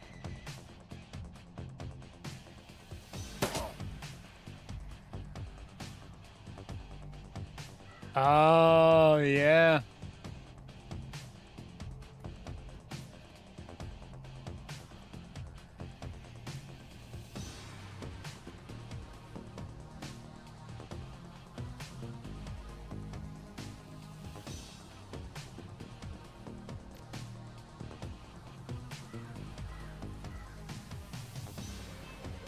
They'll seem to be the same. Knuckle duster, knuckle duster, knuckle duster, knuckle duster. They're all the same, so. Stay there.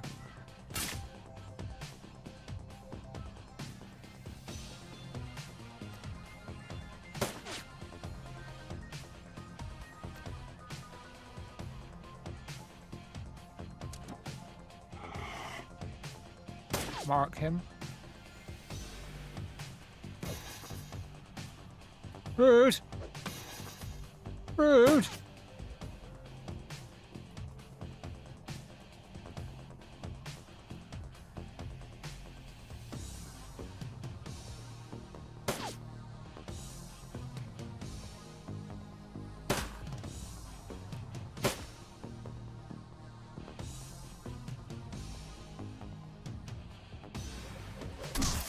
Oh!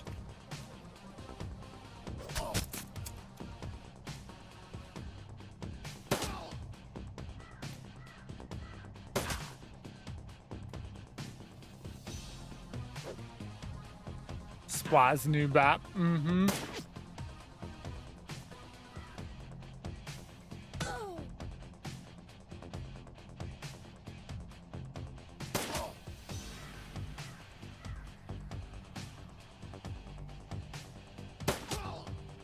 Fuck you.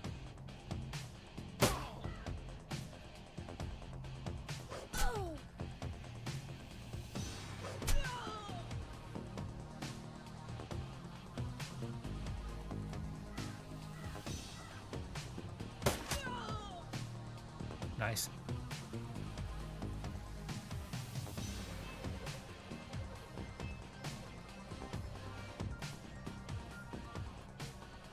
So that's how marks this building as holy smokes. The door, however, is locked tight. Knock on the door. Nobody answers. Oh. Okay. How are we all doing on health? 53 out 50, 50 out 50, 31 out 40. Okay.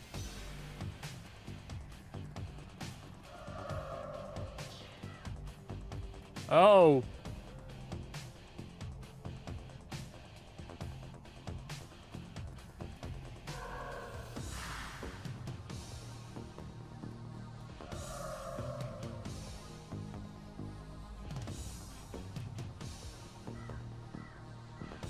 Huh.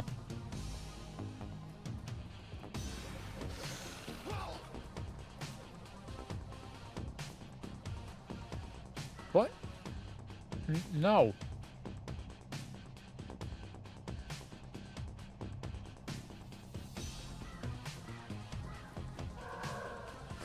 Huh.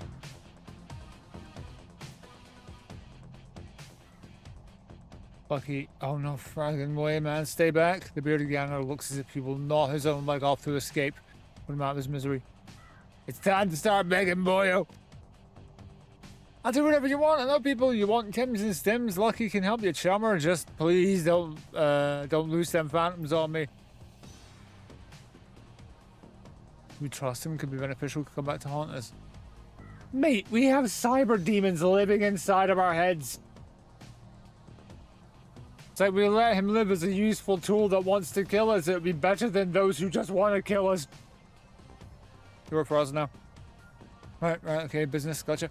Lucky has connections. Go to the Holy Smokes, use this secret knock. They'll know you're a customer then. Remember this. Let's go head back to the chapel. We should.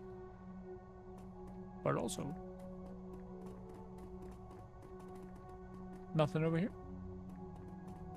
Oh. Nope. Damn it. I'll find the secret. Already haunted. That was a twins, wasn't it? Use the secret knock.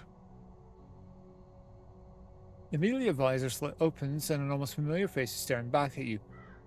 You wouldn't have done that without some cred. Welcome to Holy Smokes. Made it by. I see. I see.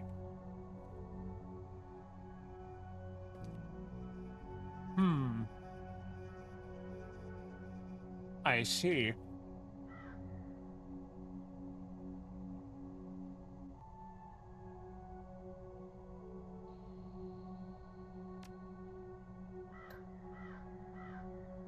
Stuff I've equipped.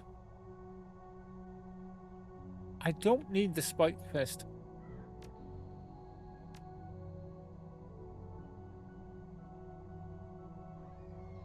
Three AP into movement.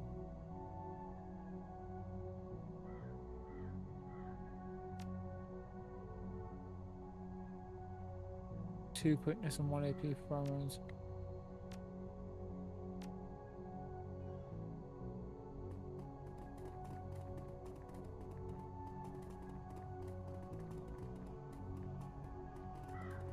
Juicing. Gotta use what you can in the dark future. Testament is standing in the midst of the carnage, taking it all in with a solemn expression. Greetings. Looks like there was a bit of a scuffle here. Minor zone in dispute with our neighbors. I assume it's been taken care of. Do you require any further assistance? We reached a mutual solution. Very well then. The chapter house is still going over the late Dr. Sparrow's logs. As for us, it's time to hunt again. 22 begins rotating his neck and shoulder wordlessly, warming it up as if a dozen bodies weren't cooling in your wake. Please make any final preparations before we depart. Order that. Listen, 26, I think we have a real problem here. The twins within the blood mark chip, I know. Nelf nibbles anxiously at the end of her thumbnail. Exactly. None of us slotted their chip back there, and what just happened was a significant event. The matrix hole or whatever it was just opened up and saw the gang completely. No body, no blood, just gone. We've seen them around before, almost like a haunting, but they are growing stronger. Whatever Project Omen was, when it comes to us, it's obviously not going according to plan. I have a feeling that this is fast spiraling out of control, and we may be next on the menu. We're going to have to deal with them, and soon. We'll cross that bridge when we get to it. For now, let's keep this between us and take care of business. It's true, yeah, because the twins show up after someone slots in a martyr, but nobody did just then. Unless someone already did and is hiding that fact.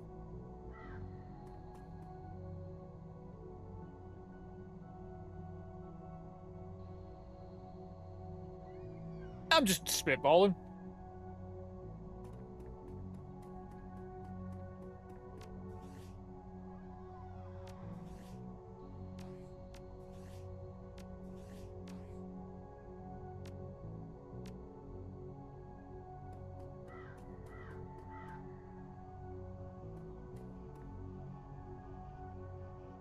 Fire sworn. Travel to the R&D facility.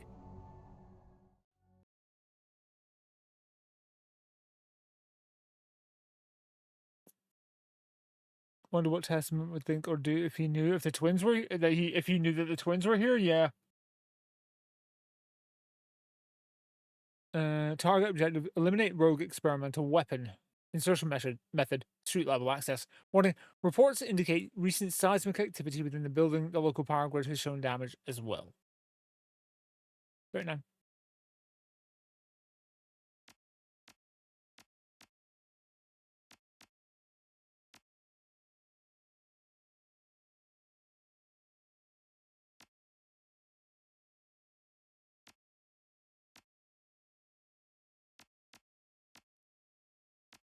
One basic, one major, one revive. Basic, major, revive.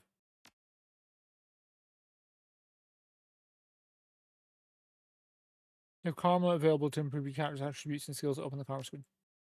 I have one karma. Shut your face.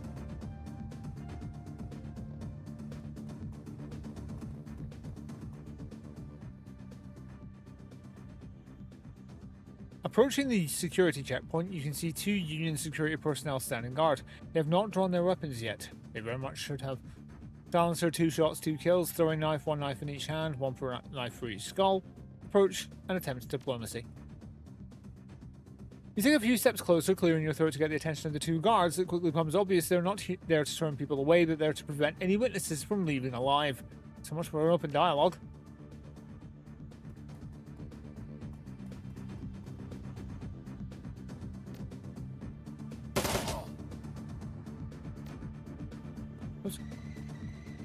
God damn it.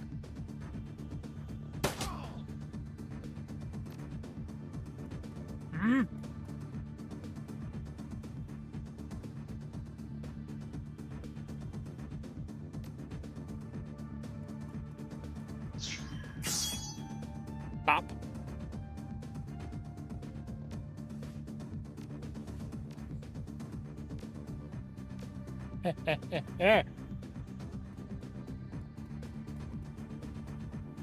The hands of God are rated E for everyone. Fresh assholes. Great. Officer Grimm. What then you come to rough us up to? Before you stands a female orc. She's a Lone Star, she's armed, and she's very hostile. Be at ease, Officer Grimm. It looks as if we're on the same team here. Testament is quick to, on the upload of information, and one smooth glance, he signs up 2 facts. These are obviously the people who were on this floor when things went south, but the look of her outfit, this woman is a member of the Lone Star Officers Cadre. Her name tag reads Grimm. A fragging likely Shadowrunner. If this situation weren't volatile enough already, I would laid you out like those Union cronies. I'm afraid you've misunderstood. We're here to fix this problem, but we aren't Shadowrunners. You Lone Star types have always had it out for us Shadowrunners. Back off. Let us do what we were hired to do. I'm not going to tell her that I'm a Shadowrunner. Don't start hard security. Okay.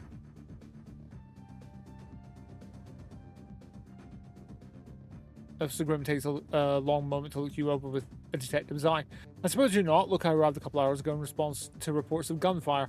Shortly afterward, 3 kill teams from Union Corp showed up, herded a lot of us into this room and started disappearing into the next. This one tried to make a break for it, and the 2 bastards set to watch us gunned her down. They shot her high in the thigh. They watched as she bled out. What is going on here? We have reason to believe that something they were experimenting on below has gone rogue. Are you serious? No wonder they sent such an armed response. She places a hand on her chin, picking at her teeth, deep in thought. Eventually, she points to the dead sentries. Okay, if those 2 are any indication, your group, whoever they are, maybe are the only chance to squelch this. We're more than capable, but we could really use your help, officer. Ugh, yeah, okay. If this mess spills out into the street, it's going to cause more problems than solutions. You 3, gather your stuff, get out of here. The sooner the better, the further too. Thank you, Officer Grimm. Yeah, don't thank me yet. From the sound of things, the next room has at least 1 kill team inside. Let's get this over with. Sounds like a plan. Let's go, new part member! At least for now.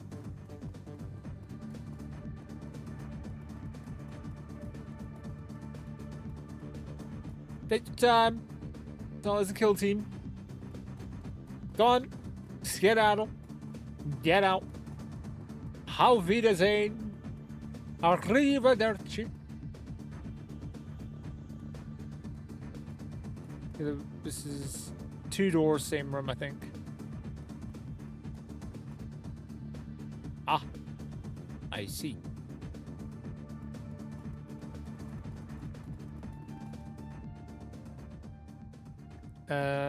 A kill team of Union troops are gathered in this room. 2 of them are dead, and an auto turret is covering the door. As you walk in, every gun turns to your direction. No pressure. What the fuck? Options appear to be limited here. A moment later, the air is shredded by a hail of bullets and magic. What do you mean you've got a shotgun? You are the priority now, mate.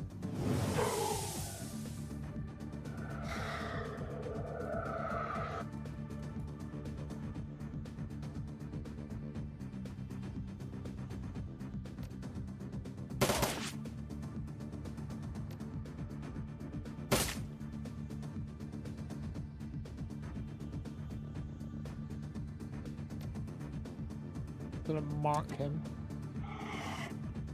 and shoot him. Missed him.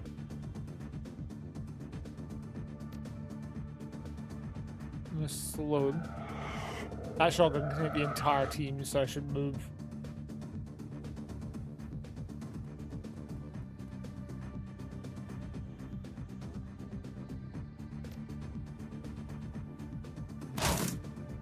Nice. Do it again.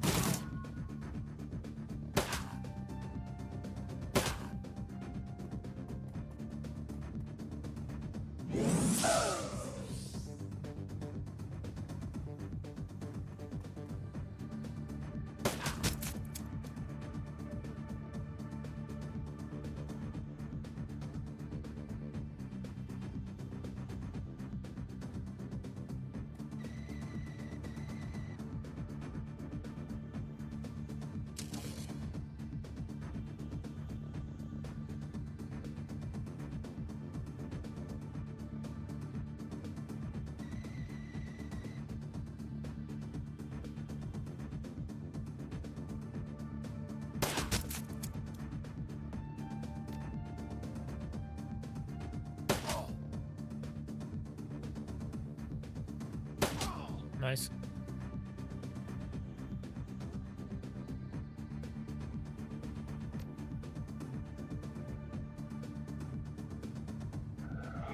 Slow you down.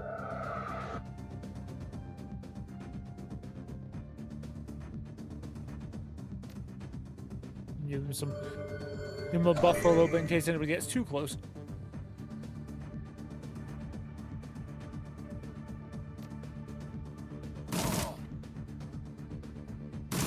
Nice. Mage is down.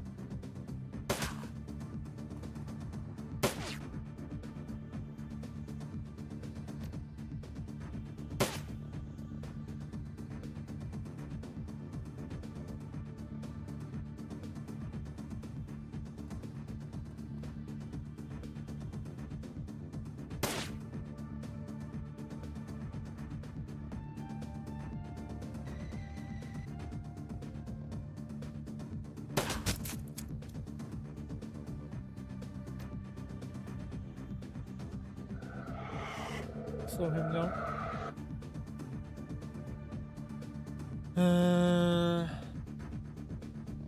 We'll end him there.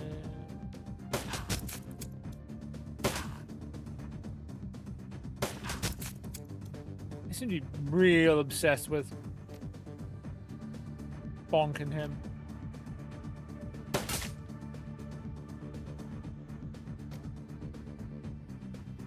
Let's mark the one furthest away. Oh, I missed. Oh.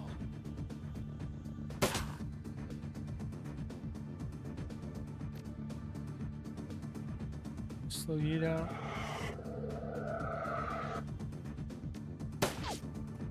Oh, I didn't mean to end.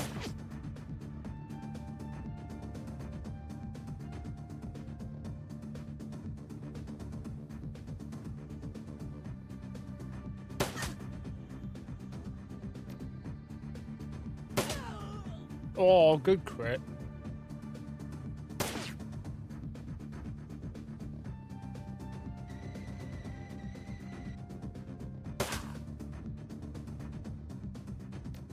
Can I hit him again?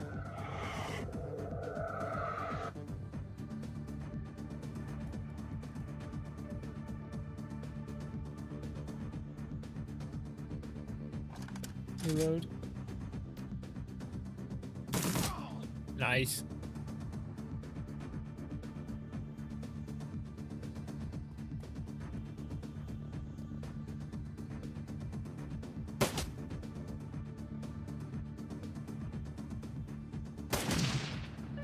Hell yeah. How's everyone doing? 50 out of 50, 40 out of 40. 26 out of 50, 40 out of 40. He's not doing amazingly well. Unfortunately, he's one of the two. If he dies, we die.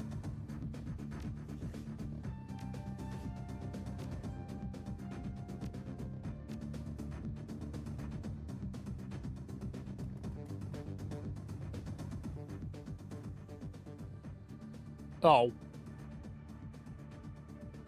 Looks like there are enough medical supplies left over to perform some minor triage on your team, but only once. Save it for later.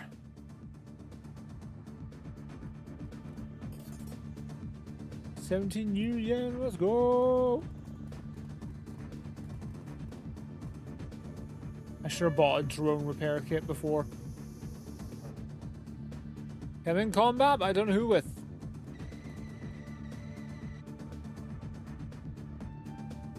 Ah, I now understand.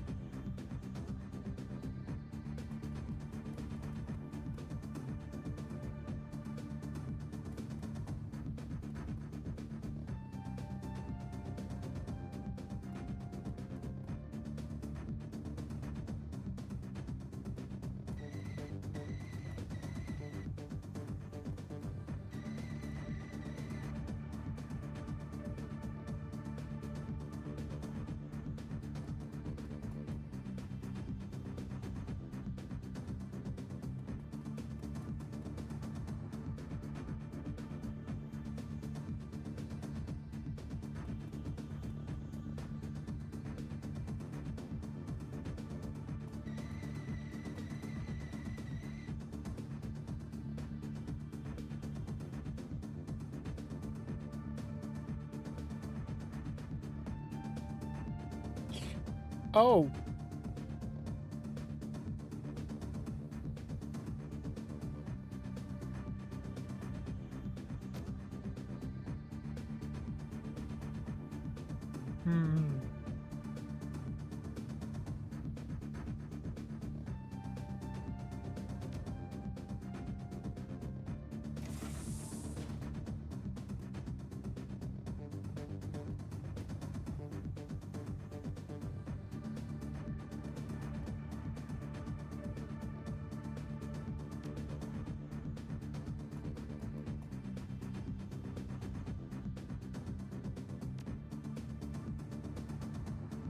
Just wait there.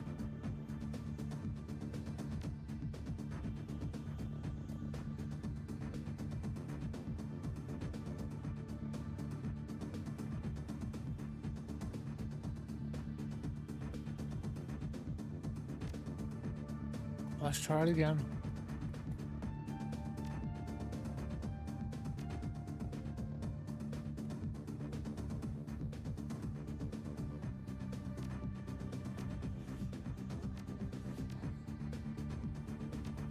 Good call, thank you.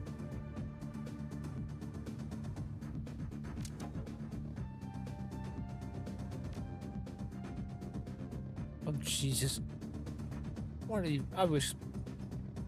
But escapers, I don't really know what I'm doing.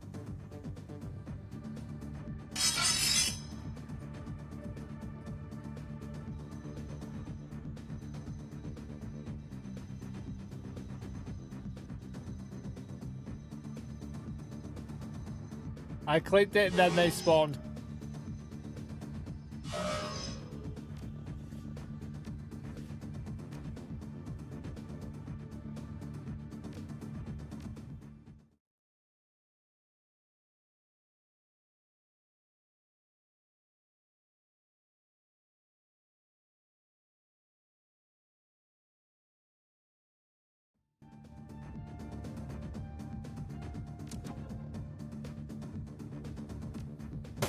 Oh.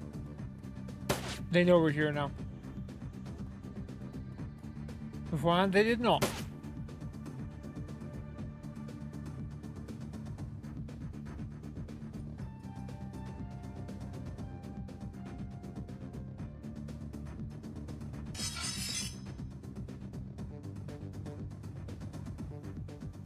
Oh.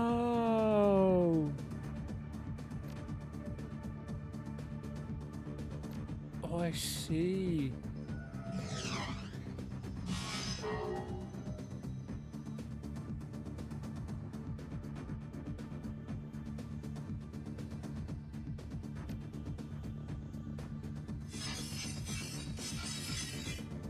Oh.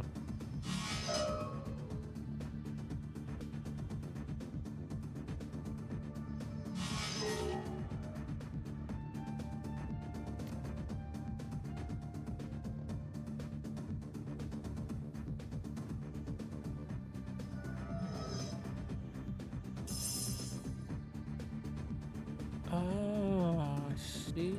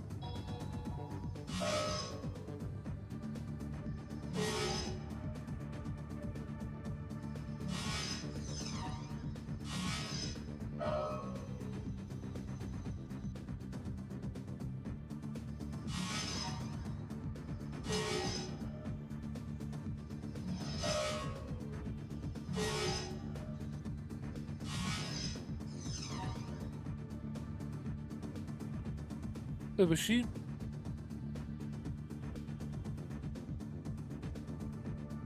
Oh, she's fine.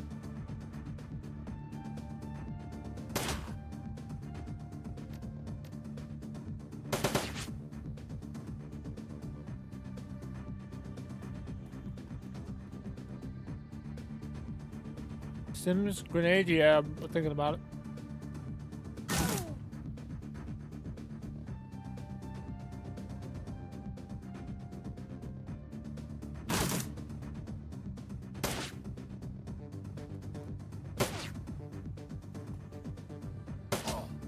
I need to move. I need to move something fierce. Oh, I need to move closer.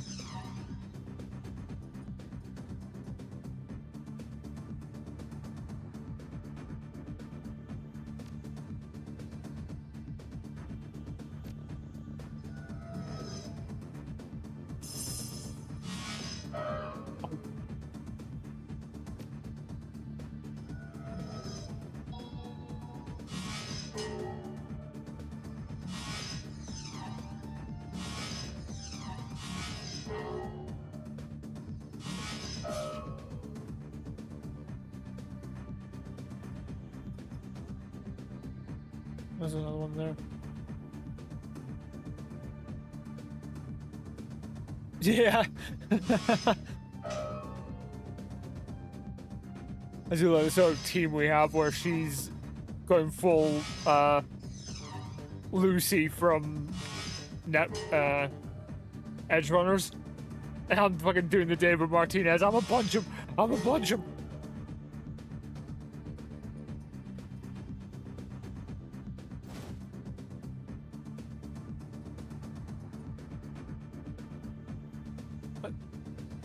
Why am I in combat again?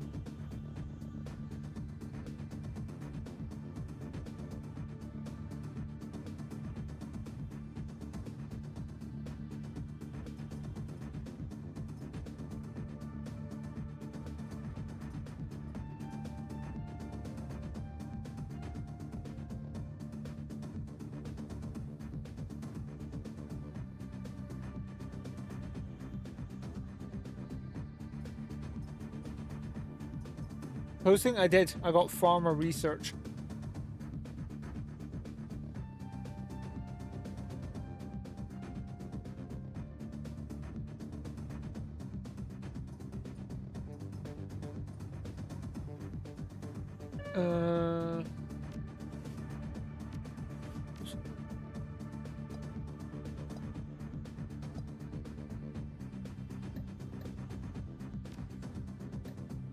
Farmer research. Well-documented analysis of Union Corporation's latest unreleased pharmaceutical product. Take this to the local decker at the Blue Pier. Do you know what? Got a key item. I think that's a good reason to save. I know I'm probably going to sort of soft-lock myself, but... So after this... Oh, no! Okay, understood.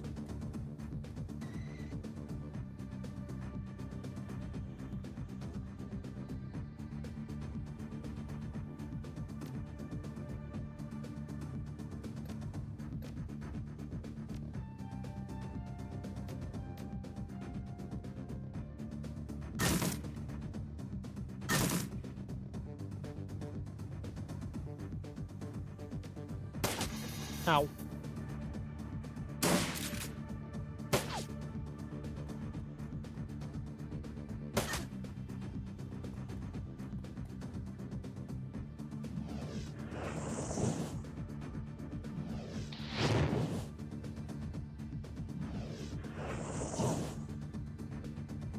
Huh. There's so many of them, Jesus.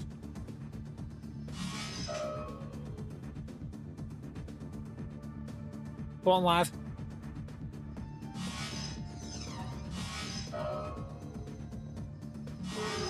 Shit. I should have sent him in first and then her second. I have an idea.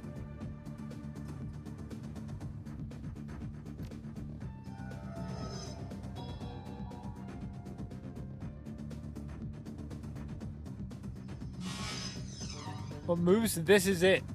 Shield.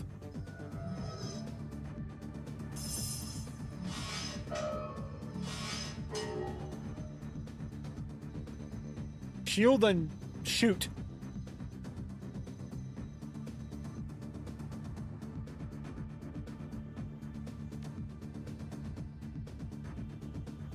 simple program.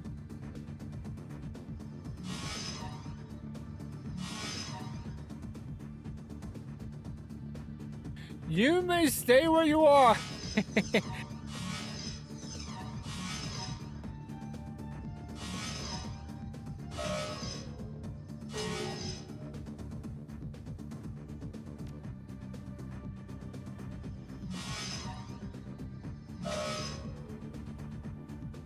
Stay where you are.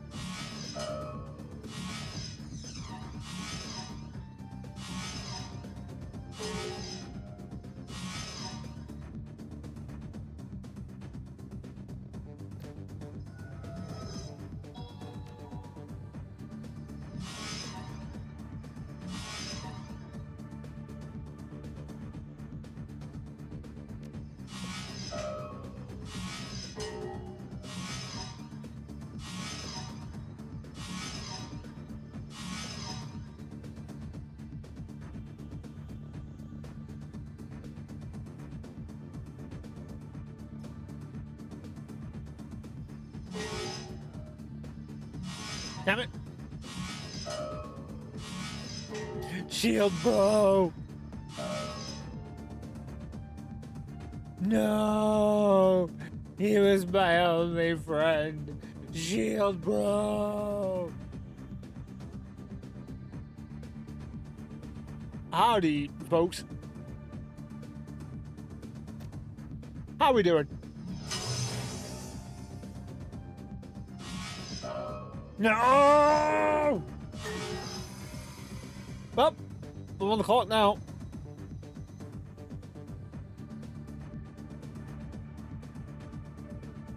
Oh, she's asleep. Oh, because she had a resurrect item.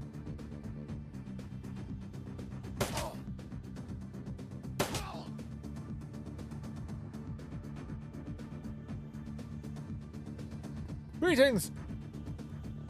Bop. No!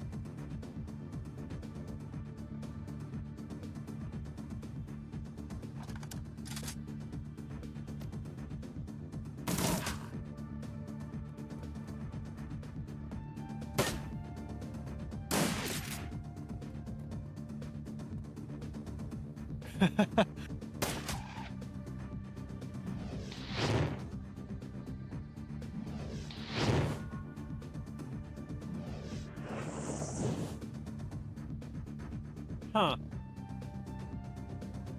Interesting. I wonder.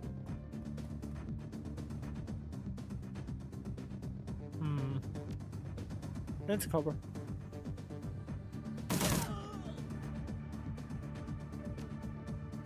Take evidence on all now.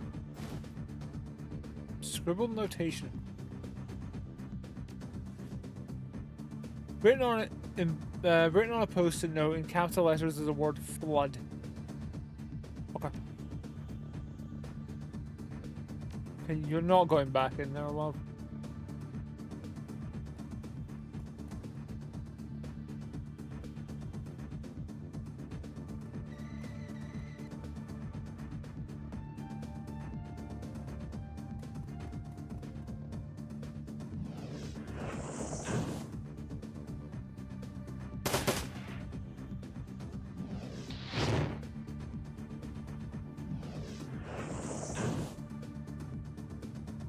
I wonder if I stay out of range.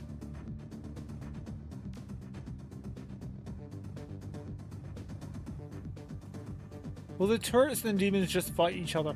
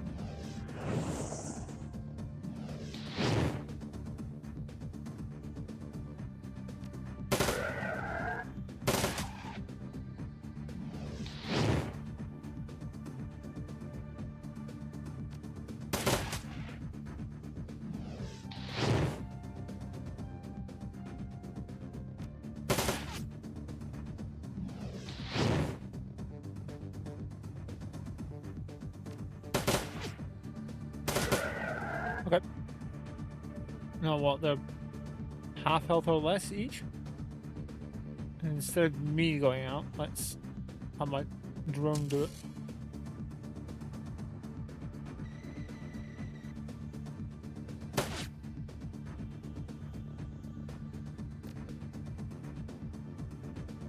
Aggressive RC noises.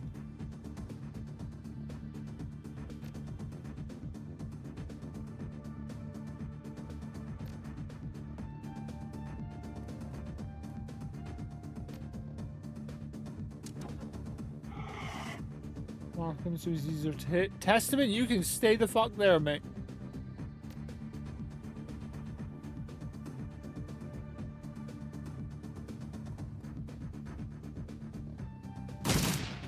There you go. No, Testament, you're not going anywhere near him.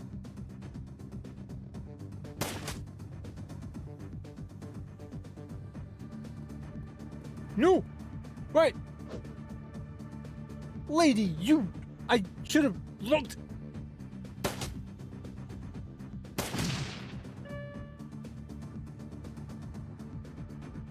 Why are we still in combat?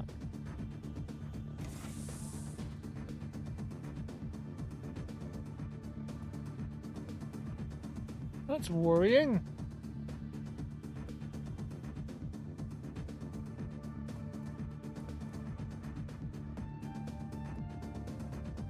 Oh, okay.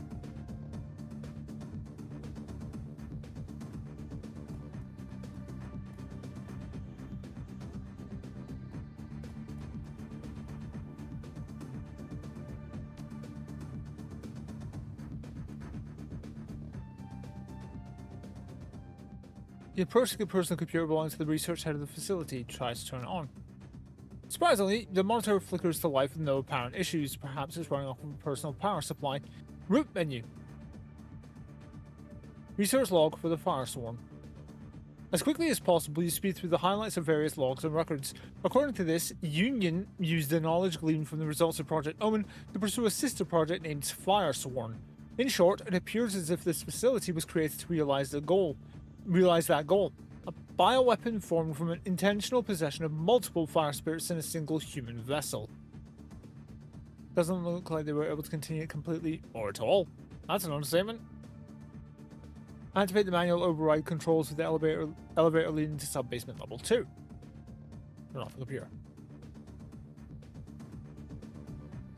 Doesn't seem to be anything else in here. My guy. The little drone that good, let's go! Oh god, he's on his own!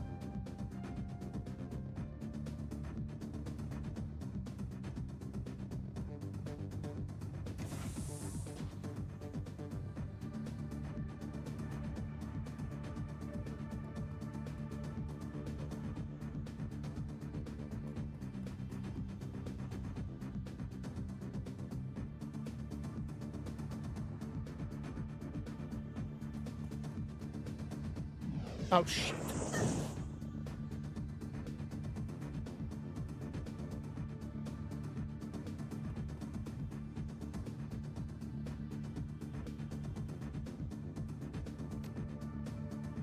Medkit. Gun. Fire! I see.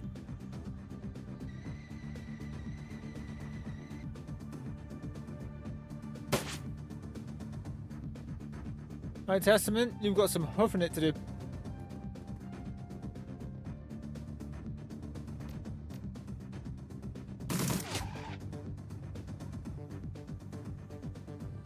Ah, let's reload. Why would you do this?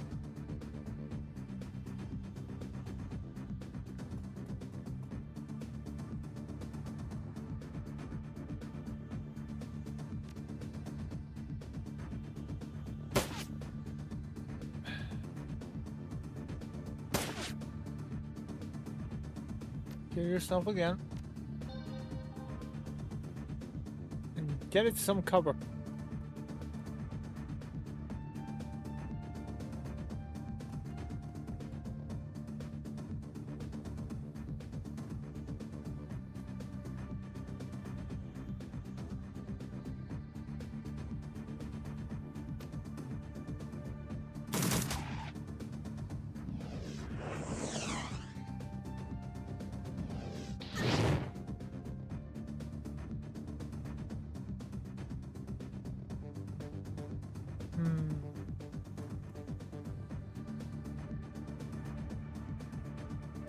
I'm gonna mark this one, make it easier to hit.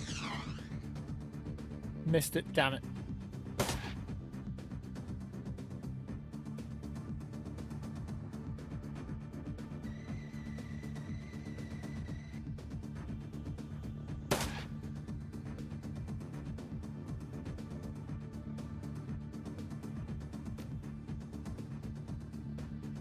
Too far away. Doing some killing hands and prep.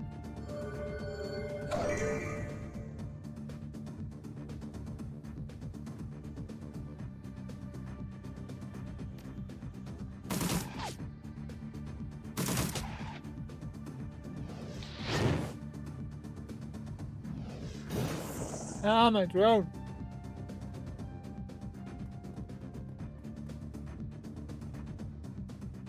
Try and mark it again. Missed.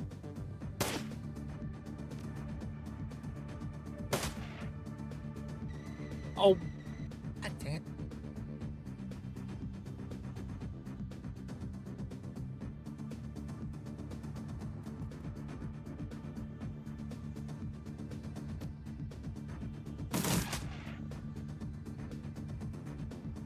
To reload again.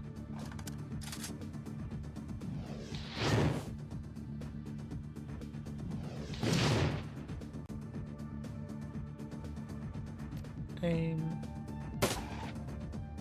Fire! The little drone that could. No!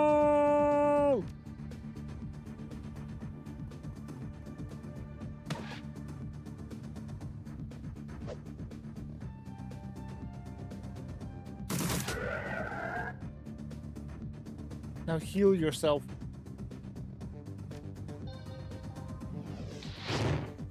How did you miss it? I'm asleep.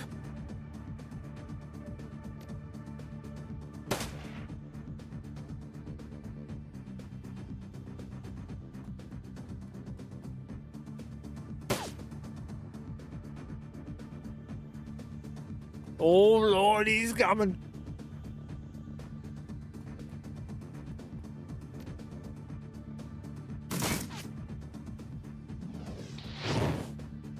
Oh!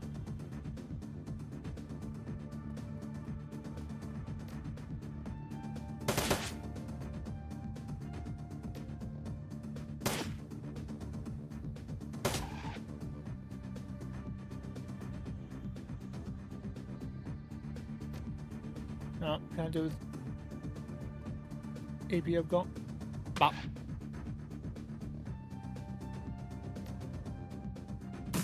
Bop. Bop.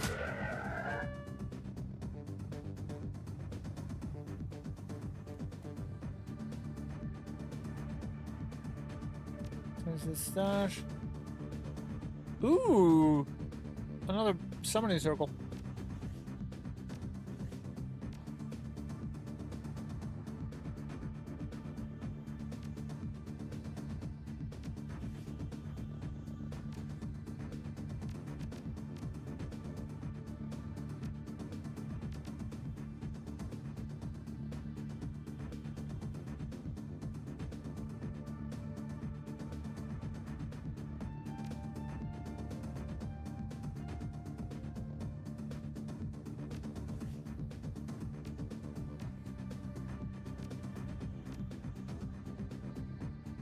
How's he on health? Testament's not doing great, but we can give him a little bit of health there.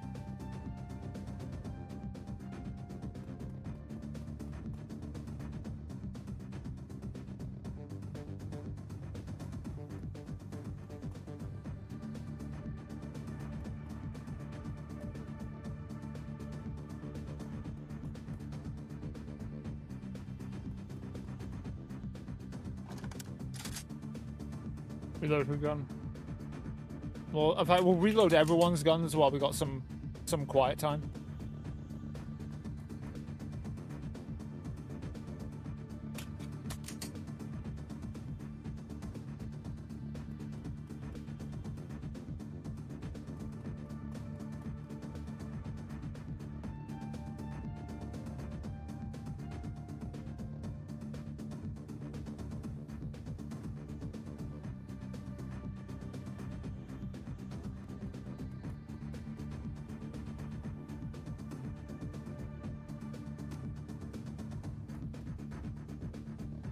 Fucking knew it.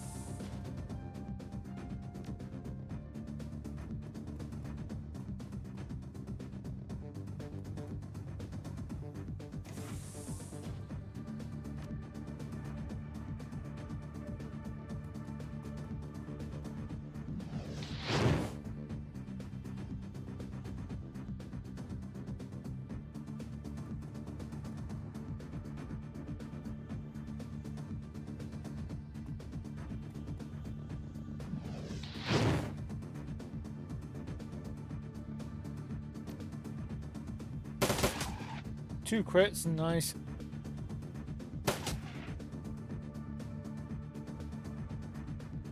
Imagine not having the charisma to bring Grim with you. God, I dread it. I dread thinking about the possibility.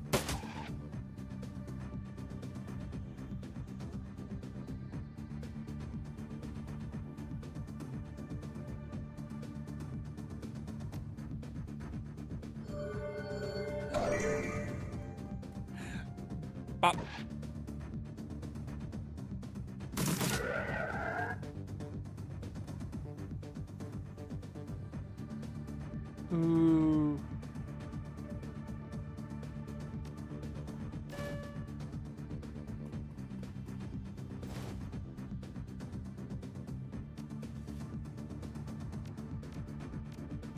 Same as the one I've got.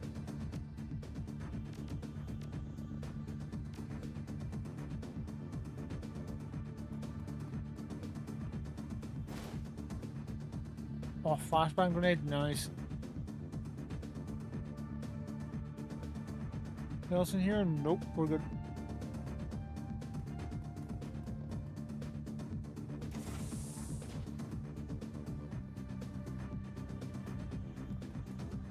Could have spent some money. I didn't have any money.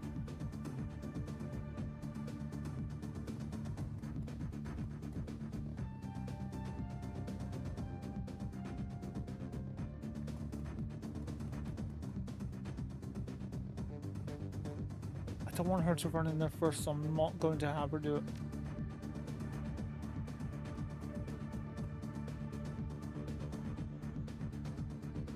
What in the ever-loving fuck is this? The drone begs the dipper. Oh, true. My guy. Dronathy Dave.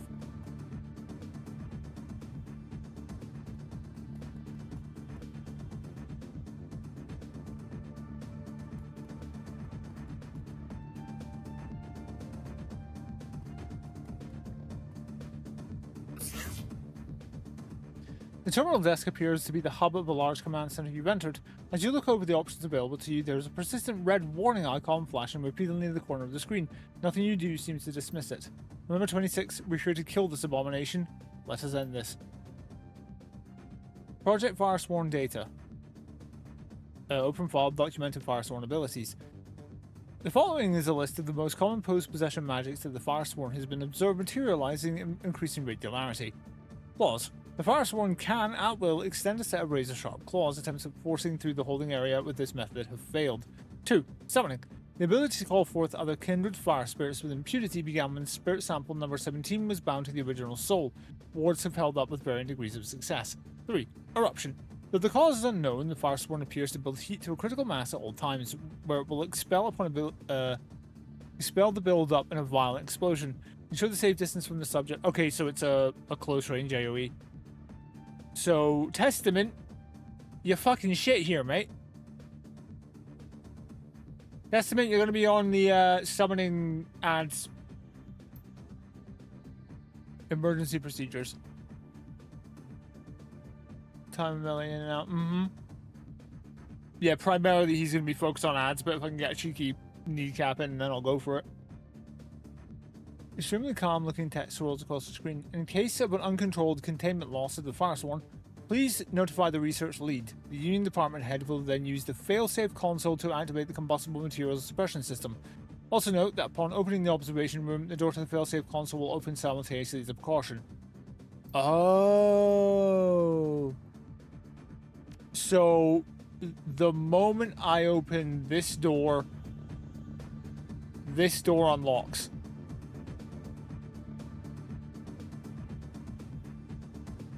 So hold for a second. Who's got the lowest health?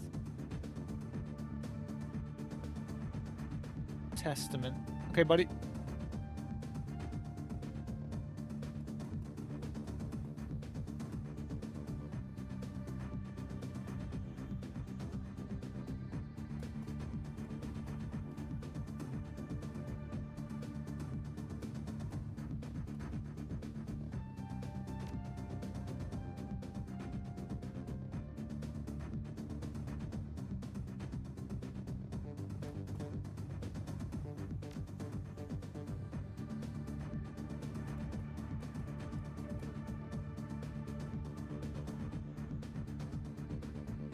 Someone still needs to interact with us. I'll do it.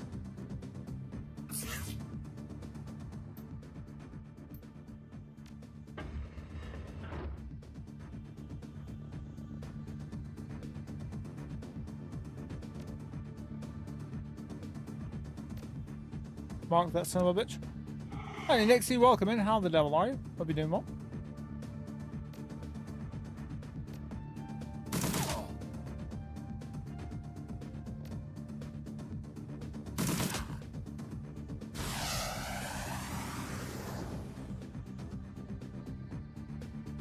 I'm doing pretty well.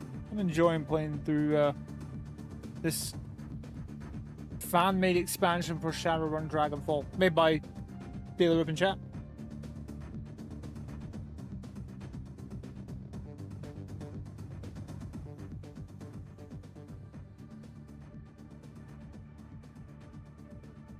The combustible materials suppression system is still operational and charged to maximum pressure. However, you smell smoke coming from inside the large console. A secure password appears to be required to access its procedures. Better do something quick or you may not get another chance. Won't stay long, have to rise early tomorrow. Well, I hope you have a wonderful rest when you get there. Know that tomorrow won't be too stressful for you.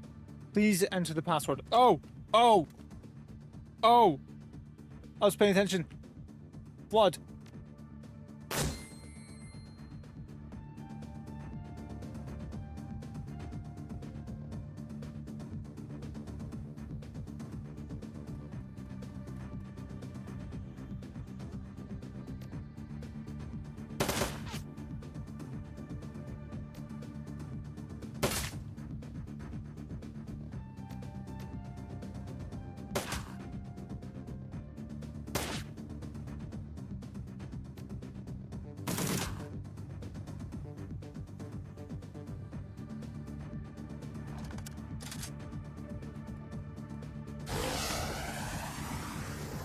Yes! Fire sworn extinguished in 2 turns! Let's go!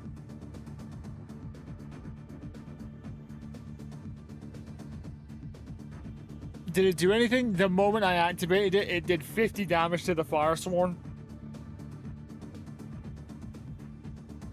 So basically what I did was I preemptively put Testament, who had the lowest health, next to the failsafe door. So the moment we activated the thing to summon the fire sworn, he ran in, hit the button, and everyone was already in cover around the fire sworn, just shooting like hell. Because if I left Testament in the room, he would have had low health. So I'm like, well, why would I keep him here? I could just put him next to the door. Reading comprehension equals effective tactics. Also, they were like, you need a password to open this thing. And I'm like, wait, I found a post-it note with flood in capital letters. Oh my god. The fire sworn is gone.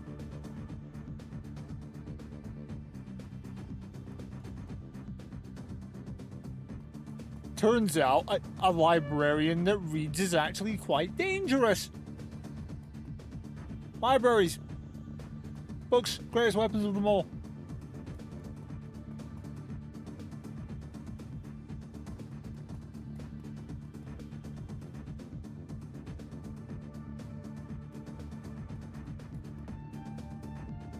Never underestimate the power of a well-educated fool.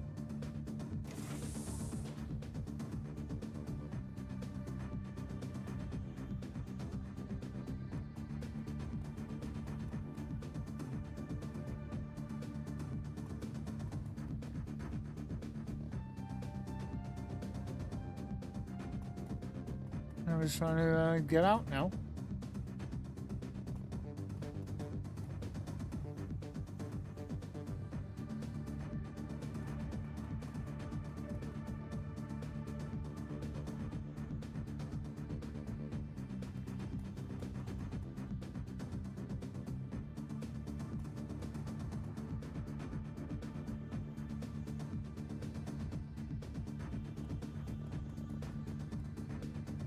Officer Grimm is departing. Thank you, Officer Grimm.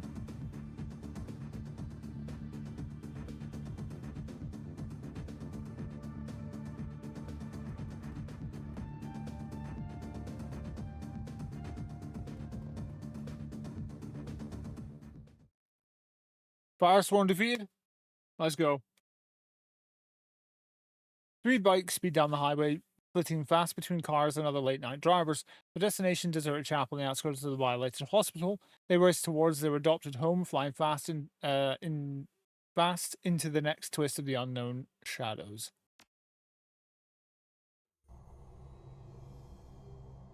Awesome. What in the fuck?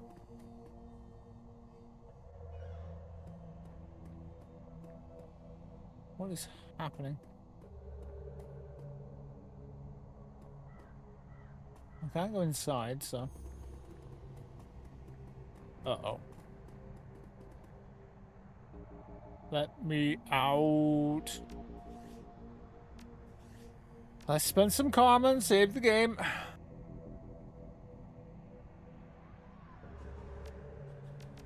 Let's boost my pistol skill. It's been my most...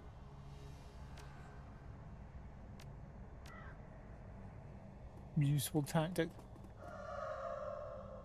Oh my god, the twins. We're just straight up fighting the twins right now.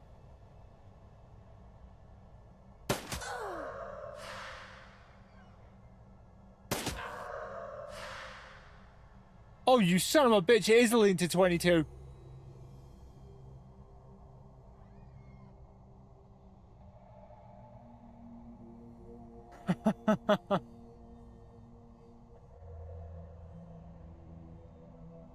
Huh.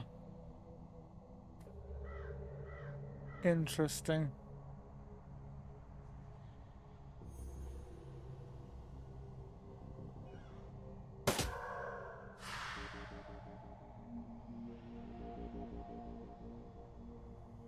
Appears to be the body of the consumed Ganner from earlier this afternoon. Can I go back? I think I'm locked into the end game now. Oh, I could probably have taken that data back to the pier had I done the Firesworn first.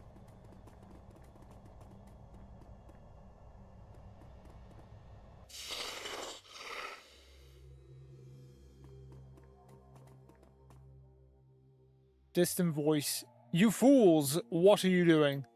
Who's there? 39 raises her Aries, spinning in a circle. 22 is absolutely silent. His worn machete is a white knuckle part of his arm, so tense you can see the veins under his skin. I heard it too. The 3 of you are back to back now, slowly rotating down the whatever this is. 39 speaks in a muted tone. We're in their realm now, 26. The twins. We've let this go too far, and now it's going to kill us. Settle down and keep moving, eyes open.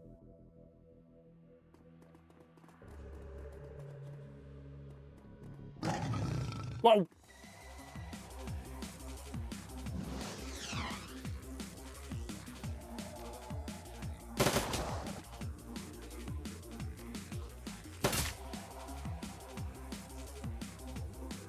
Let's mark the son of a bitch.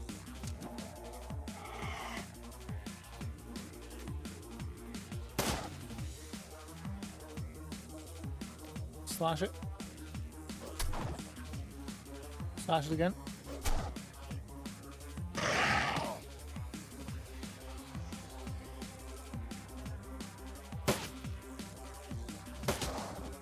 %85 chance and he still missed.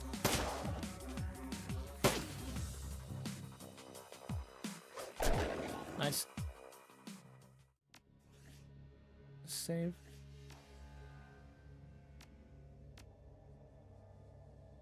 Summon spirit. Doesn't seem to be anything else here. Seems to be a but thou must. Distant voice. The same disembodied voice begins to speak again. It seems to be coming from all around you, and yet from a very unreachable place. You are too far gone, vessels. If you don't start making your way back immediately, you will not be able to return. Where are you? Distant voice. In reality, the twins residing in your blood martyrs have baited you into their world of misery.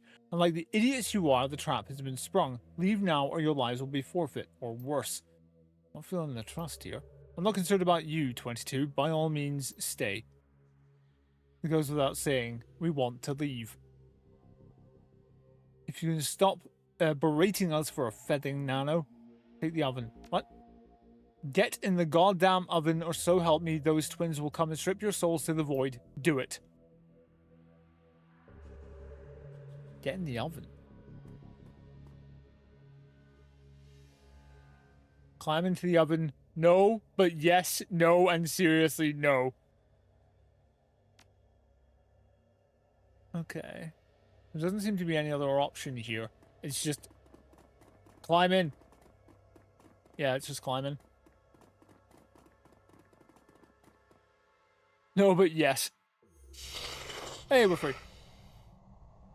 Ascarian.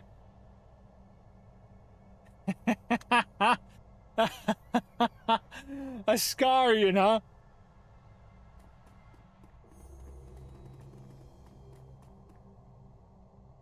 Mysterious voice. Good. Very good. You're almost back. Across the chapel stands a troll. His body is surrounded by an oily shimmer. He is waiting for you. Why are you helping us? Believe me, it is not in my nature, but I can't have you feeding your misguided hearts to these child phantoms, tragic though they may be. Tragic is not the word I would use. You should. It was the tragedy of their death that powers the blood martyr chips you two have used with so little concern. How did they die? Far too young, terrified beyond sanity, and with their innocence completely violated, their deaths were not quick. Wicked grin cracks the troll's face. I killed them. Of course. You, who are you? I'm Ascarian. Motherfucker, oh no. That's why he said that 22 could stay in the Bleedy Blood realm. He cares about us surviving because we're his denominations. Fuck.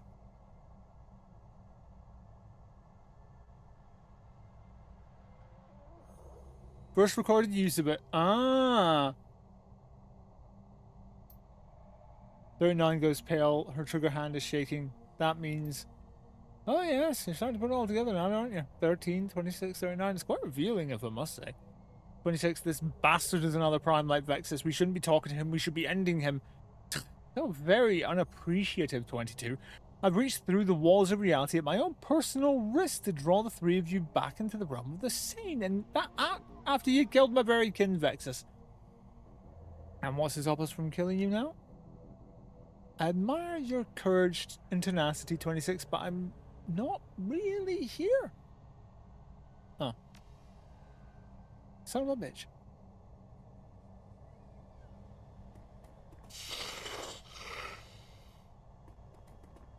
Piece of shit.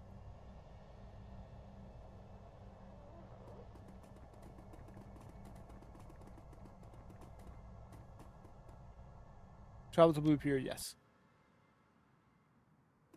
I assume he needs to go to the church, but I'm going to go to the...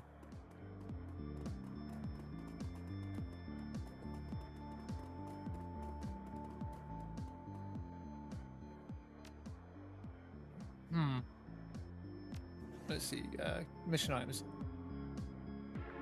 Local Decker, which is, I assume, here.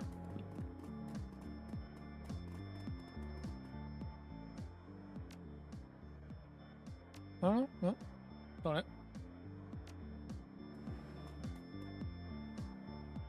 Fence off farmer research.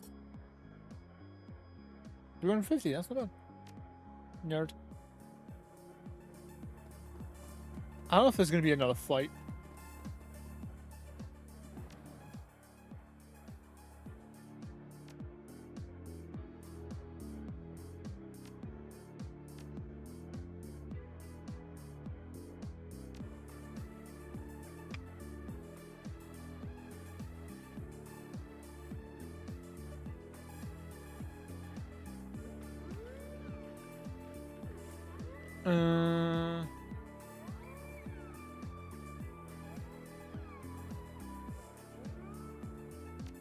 Gonna buy a Smartling assault rifle.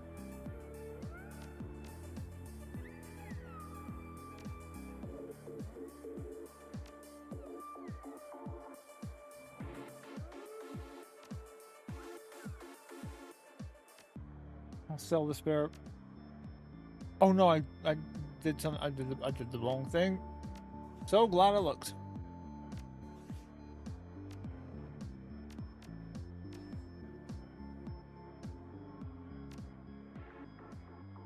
I'm gonna sell my Smartling pistol. That would have been bad.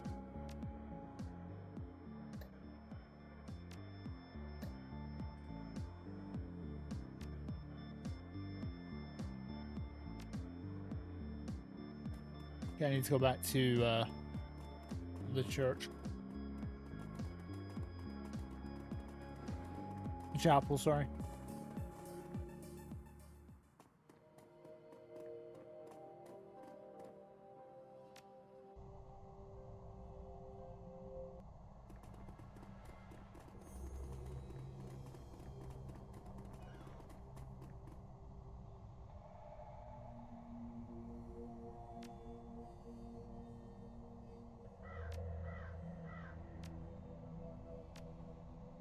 Okay, cool. We can now go to the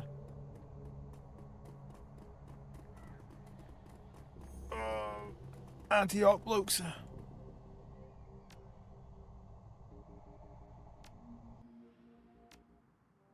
What fucking Ascarian 13th Prime? I should have clocked at the moment I saw he was goddamn troll interested in our safety.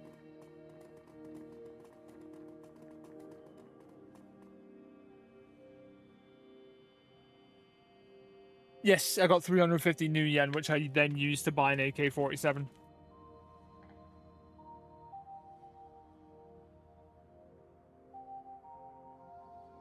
A Smartling one.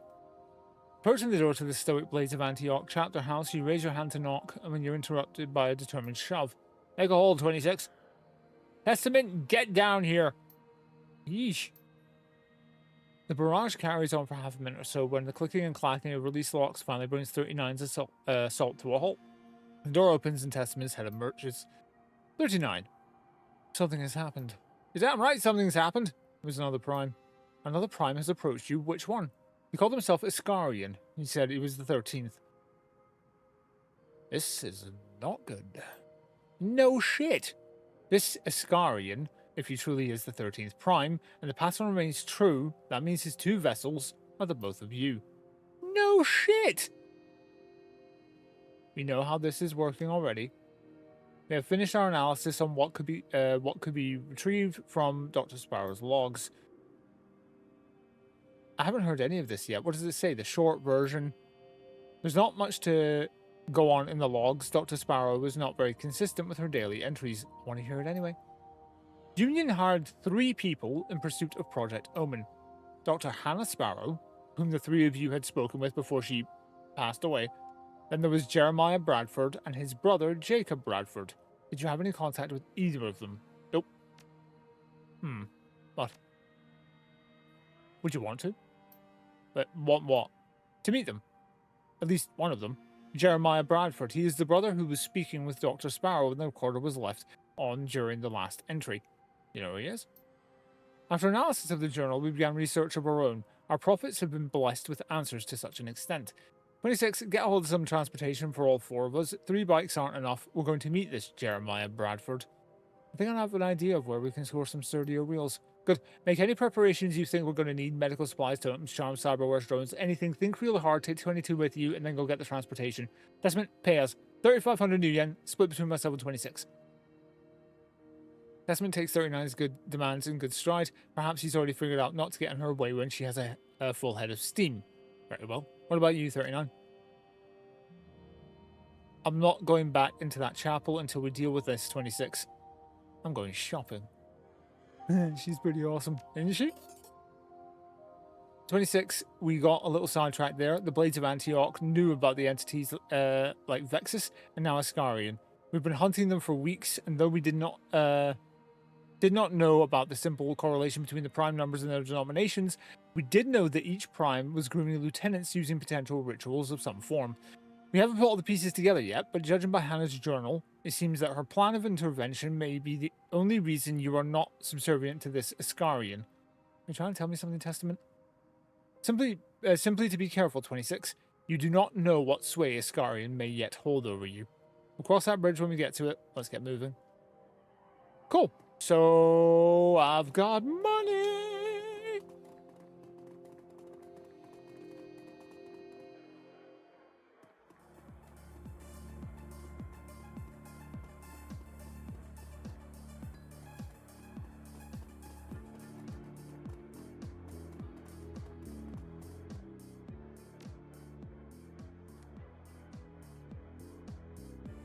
Ooh. I could buy a decent set of armor.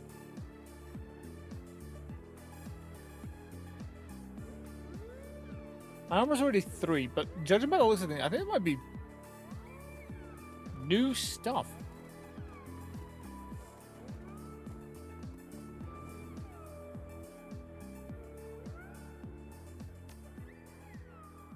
Oh god, there is.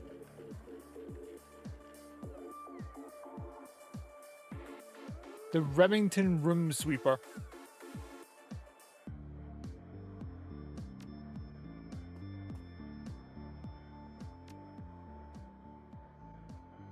The Strato 9, the Robo-Doc.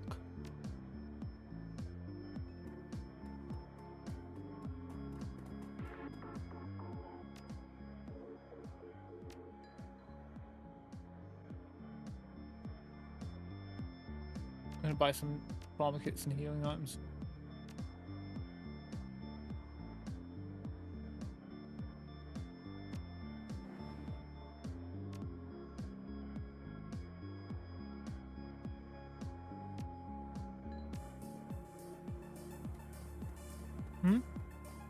Yeah. Absolutely.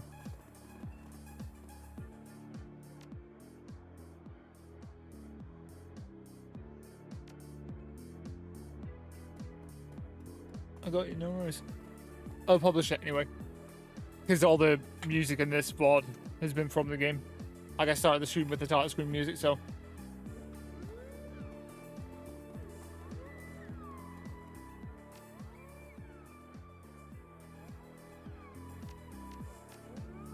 Actually, you know what?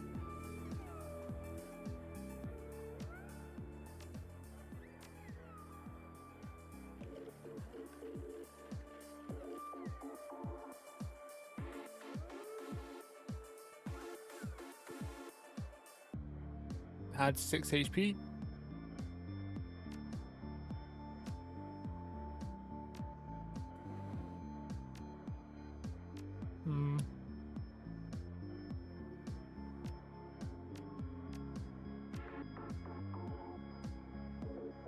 Boom.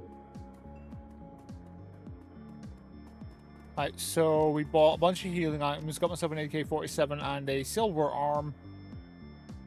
And now we're going to save the game.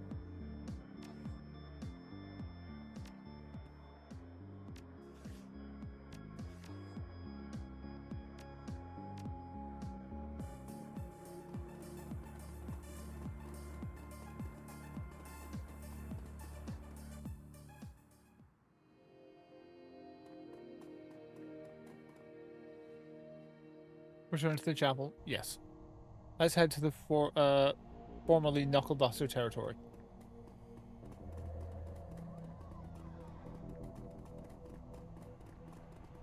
Wait.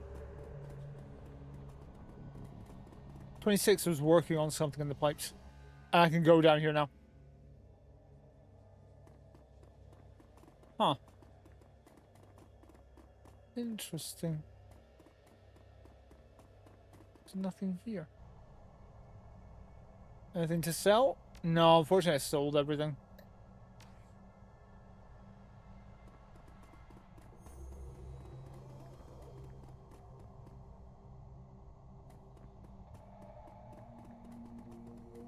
My stash is...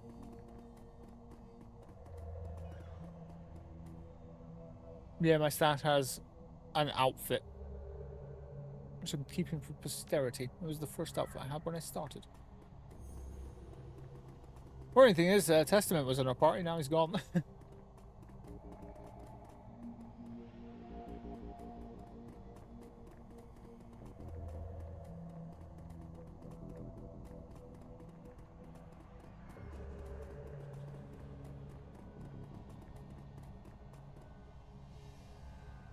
Give me a hand with this. Won't someone miss this? There's no one left to miss it. Never mind, I don't think I want to know. Moments later, your relentless heaving pace often gets slides open in either direction. Excellent. Oh, let's go! Like in the Scooby-Doo van. I'm gonna have to hotwire it. The keys are in the ignition. I'm liking your god more and more already. Testament stops short of chastising 22 and rolls his eyes. Let's get this baby out of here.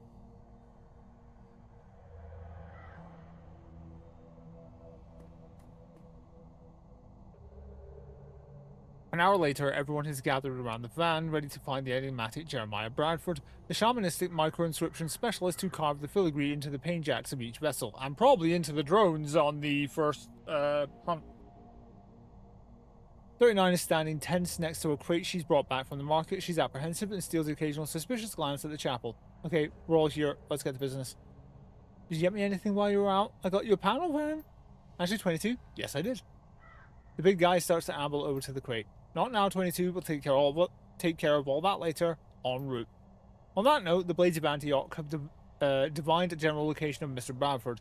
Jeremiah, that is, not his brother Jacob. That's fine, Shades. We want the Bradford that Dr. Sparrow confided in. We trusted her, so we can trust him as well. That's a bit of a stretch, eh? It's a risk we'll have to take. Our leads are too few to play it safe. Testament, where can we find Jeremiah? An old reservation south of Seattle. It used to belong to a large tribe, but was abandoned a couple of decades ago. Whoever lived there migrated into one of the larger, better-kept current reservation cities.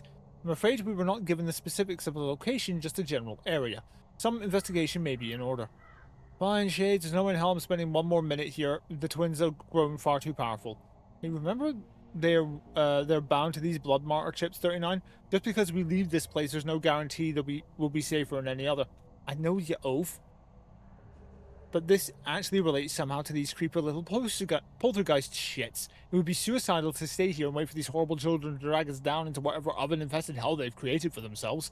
I don't want to intrude, but what in God's grace are you two talking about? Get in the van, Testament. I'll explain on the way. Warning. You will not be able to return once you leave Seattle. Do you wish to depart? No, I wish to save first.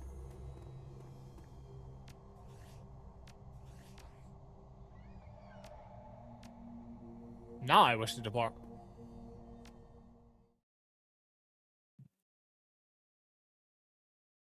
A dark van and its occupants travel down the highway, far south of the last town on the map, twice that far from Seattle proper. The vessels have driven in shifts all night and most of the next day. A tired sun has begun its long descent into the horizon marked by dusk when the highway reaches its end. Only one conversation prevailed the entire trip, relating to their experiences with the twins to Testament. To his credit, the missionary listened intently and seemed to believe every word, nodding where he needed to and asking questions when appropriate. Truth be told, it was a hard thing to explain.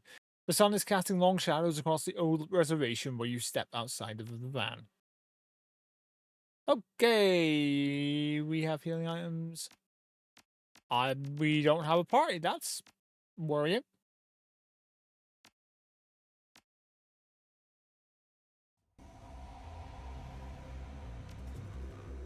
I have 2 karma. I might as well spend it if I've got it. I'm going to use it on rifle. It's feathering hot and too damn bright. 39's hand is shielding her eyes even through the sunglasses. His new gear helps a little. Feels cooler somehow. You're wearing the same thing! Well, yeah, but it's blue now. He feels absently with his new grenade launcher 39 purchased for him back in Seattle. Though you pull over for a few minutes to let him fire off some practice rounds, you're not very convinced of his ability to hit anything with it. As for the elf herself, 39 has changed into some combat gear a little more suited to fighting than what she was wearing since leaving Maurice Baxter's Good Sleep Storage and Emporium. Most notable, however, is the large hunting rifle she has been cleaning and sighting since she unloaded it out of the crate. She is quite taken with the piece, and you expect a name to emerge for it sometime soon. Testament has not changed his outfit at all, although while 39 and 22 were firing off practice rounds, you did notice the reserve missionary performing a strange ritual. Hey Testament, what was it you were doing earlier when we pulled over? Oh, you saw that? I'll show you. Please do. I'm not very good at it yet, but observe. Squeezing his eyes shut behind his glasses, he begins to mouth a silent mantra, a prayer perhaps, it's hard to tell. After a few seconds of nothing, a succinct change begins within him. His aura flares a steel blue, and he holds his right fist up in front of him, clenched tightly a moment later, and the air around his fist and forearm begin to crackle with white sparks. Testament pulls his hand back like a pitcher on a mound. Then with a sudden scream, his arm flings forward, releasing a nova bright ball of plasma energy. Everyone is watching by this point, mouths wide open. The sphere of light travels like a cannonball, locked into a beeline course for a small boulder in the distance. It misses. Behind the target, a small shrubbery explodes in blue flame, launching dirt and branches 3 feet into the air. You missed! Ah, yes, I told you I wasn't very good at it yet. Testament can now cast Power Bolt. Well then, let's go see who's home. That's the stash, isn't it? Yeah. Okay, cool. I can give everyone stuff. Oh, they already had healing items and trauma kits. I didn't need to buy stuff for everyone. Okay, well, I'm gonna give myself a second advanced one. Why not?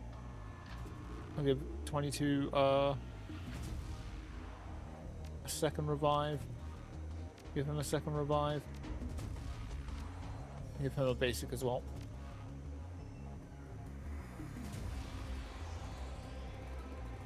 Howdy, friends. I'll be close enough, chummer. A large puff of dust flies up at your feet, a warning shot. I think the fours of you best be heading back the way you came. The orc guarding what's left of the gate is most assuredly not friendly. His front is covered in tribal tattoos, and his back is covered by 3 armed militia, a welcoming party. Jeremiah Bradford, where is he? Hear that, mates? Looks like everyone wants a piece of that old man today. We already fragged one of your corporate teams, and it'll be a no sweat to frag another, right? Hell, I haven't seen this much corp-paid muscle in years. I've got fresh stacks of new end that says it was that tech coven. They were feeding information back and forth to Union. Probably knew where we were heading next before we even laid them out. It's plausible, if they were using the data relay equipment to boost some method of divination or foresight. Oh, Crozius, Crozius? Doesn't need to look far into the future to see what's going to happen next. Head back the way you damn came, now. Crozius, was it? If you would just hear us out for a moment. Idiot isn't getting it. I've heard enough. The next shot won't be a warning. Crozius' breath begins to breathe heavily, his large chest heaving up and down. He might just use his rifle to club you instead of shoot you. Just what is it you think you did, orc? Wiped out an entire kill team, you keeb. There were 5 deep. I did it personally. Oh, that's a fine story. You better listen up, nitwit. This corporation is going to come back because it is us they're after. They'll bring an army. They will storm the shithole, and they will not stop until they can stir you with their foot. Any of this getting through to you? You got some fire, elf. Who are you guys exactly? We're the only ones who can stop them from steamrolling this place. If you kill us now, you frag yourself and everyone with a 5-kilometer radius. It's true, Crozius. Very shortly, you will need our help. Shit, fine. Go talk to Sister Half-Sky. Let her deal with you 4. She's in the southeast part of the compound, but no funny business because we're keeping an eye on you. Believe me, the next few hours will be anything but a comedy. Huh. Let's find this Half-Sky.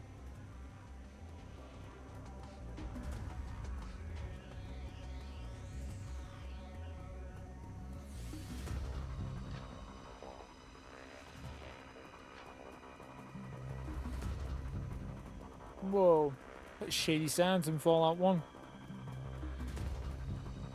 Southeast.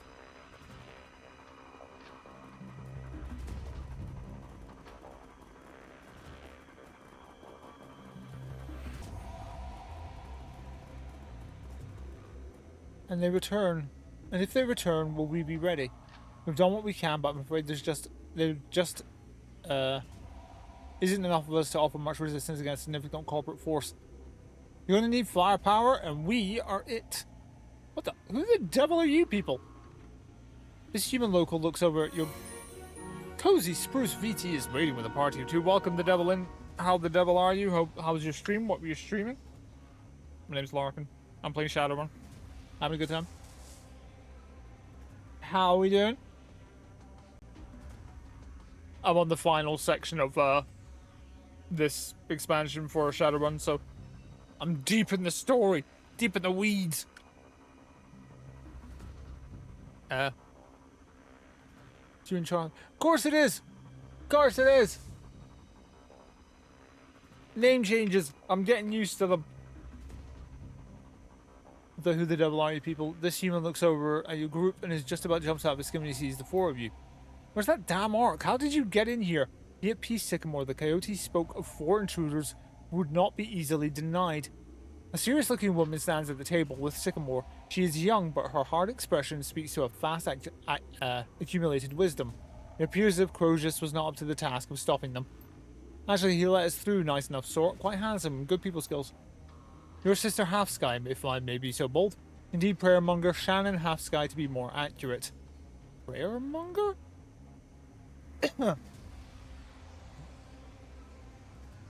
Cozy is Charlie's other account, not a name change. Fair enough. Your God demands his prayers, does he not? These are not the only, the holy lands of your lord. You in particular are not welcome here. Sister Half-Sky, Shannon, we apologize for intruding, but we're in search of someone. I know, cursed one. You seek the exiled Jeremiah Bradford. Before you can continue, the militia member sprints up to the table out of breath. Oh, Lord, he's running. You're missing redeems? Yeah, I got rid of the Sephiroth redeem. Huh, Shaman. The scout party has been completely wiped out. I'm the only one who made it back alive. What? Didn't see that coming. Don't be an asshole. A correct asshole. Shut up. The entire squad spirits have mercy. Remain calm, Scout. Tell us what you saw. What happened to the drink deep redeem? I got rid of it. Because I realized I was drinking myself way too much, and 9 times out of 10 people redeemed the drink deep like seconds after I drank myself. I'm like, this seems like a waste. Yeah. I'm trying to clean up my redeems. Trying to think of new ones and replace the old ones. Not all of them, just some. Yes, ma'am. Corporate kill teams. They're in full platoon strength, at least. Riding fast. Our defenses must hold. We must... the scout's wounds have gotten the better of him. He collapsed to one knee, his shoulder bleeding onto the hard-packed earth. That will be enough. You've done well. Go find Crozius and tell him what you told us and get that wound looked at. Yes, ma'am. The evil has come for you, cursed one. The coyote has told me as much. He is frightened by them. As am I, and everyone else here. An alliance would be the best option for both of us, Lady Half-Sky. We can assist you with your defenses, and in return, you can help us find the exile. The exile? Jeremiah Bradford. I know you were here for him. The corporate kill team that Crozius dealt with were also searching for him. When we not reveal his location to them, it is obvious he is the center of a violent destiny. Tell them where he is, sister. This has gone too far for us to handle alone. Fine, it is so. You must prove yourself to the coyote, and perhaps he will show you the way to the exile. What must we do? Obviously, you will help us fight off this aggression, and you and Dr. Bradford have brought down on us. Accomplishing that, the coyote will guide you to that which you seek. We will strike down these invaders, I promise you that. Have faith. It will take more than faith, Prayermonger. Focus, people. We have talent, guns, motivation, and more. Where do you want us? I'll leave that to Sycamore. With that, the shaman returns to her casting ritual, hopefully doing what she thinks is most necessary to help. We're going to need this coyote's help to find Jeremiah. Let's get to work. Oh, that's Shannon.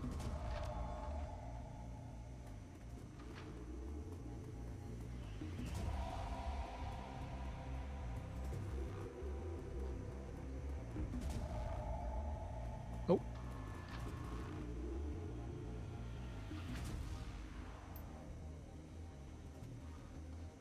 East side. Are we ready? You sure? Oh, well, I've got to prepare the compound for the attack.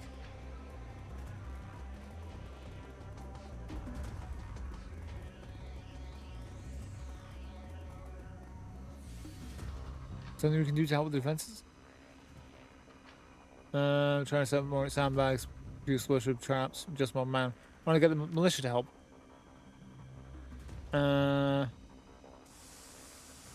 Traps.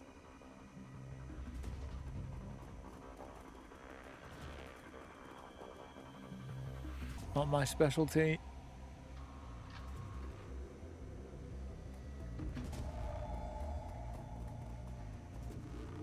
We'll look around, see if there's any people to talk to before we start this mighty scuffle. The fact that the team seems to have, like, major weapon upgrades makes me very, very worried.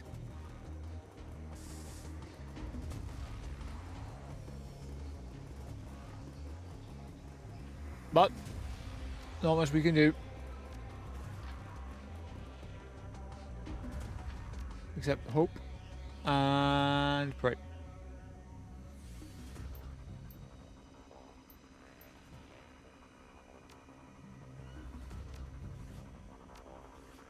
Well, let me save the game, please.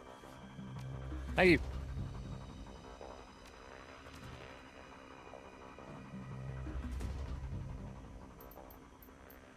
No, we're waiting. We break them against here and now. The battle for Rusty Creek. A platoon of Union soldiers have arrived at the compound. If you lose this fight, everything ends here. Sycamore, Crozius, and the militia, while not under your direct control, will assist you. They are untested and subject to moral failure, so try to keep them safe. Members of your team may fall, but you may not. First aid will be applied to the wounded after the battle. Make use of every resource you've secured throughout the compound in order to gain the greatest advantage. The Union platoon will spawn on the east side of Rusty Creek. Proceed across the bridge at your own peril. Victory will be achieved when the Major and all Union personnel have been ground into the dirt. I only could see one thing I could upgrade, which was traps. Curse ones, the time is upon us. Do you need a moment for your prayer-monger to ease your fears? Yeah, 26 do we? Got a couple of fears lying around here. Take a moment to shake out the anxiety, 22.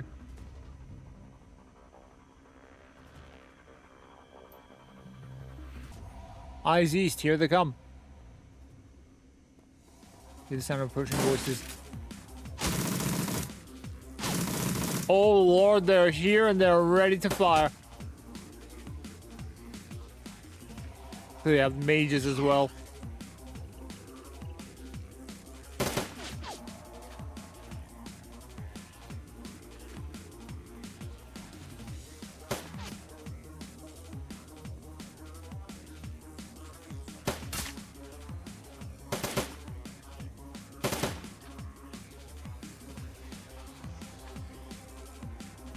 Watching the XCOM 2 is happening right now.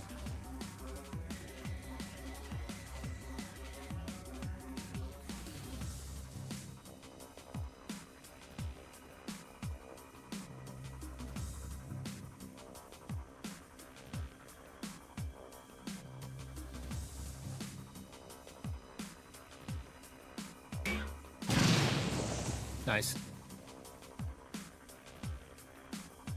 I did go around town. I didn't see much in the way of what I could do, so I may be running at a severe disadvantage.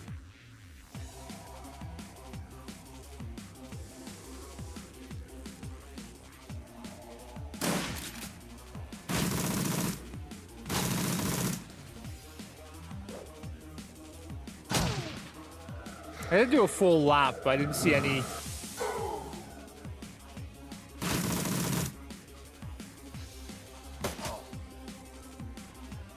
Save for putting up the traps.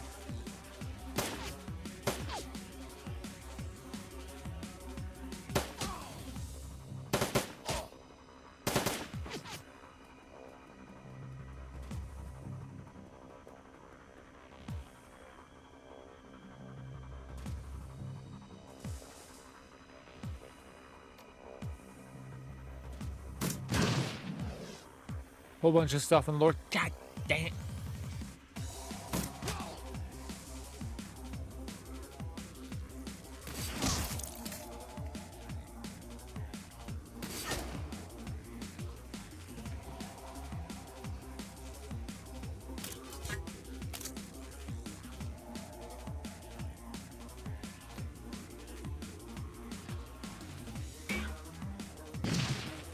Miss.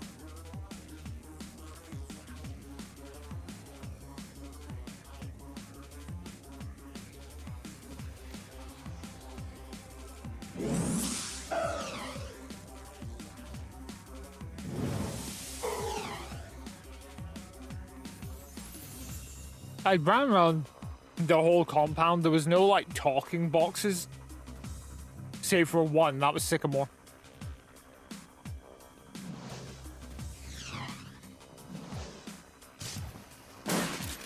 Oh, there's a guy right there. I was surrounded by 4 blokes.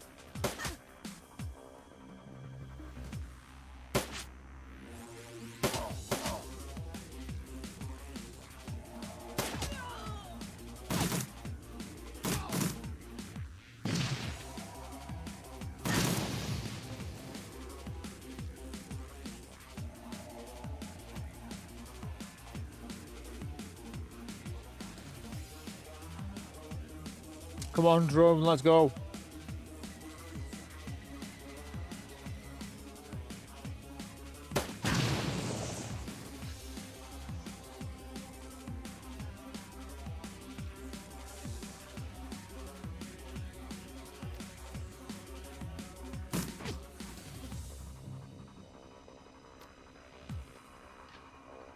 She's been unwatchable. Really? A 720p stream as well. Wild.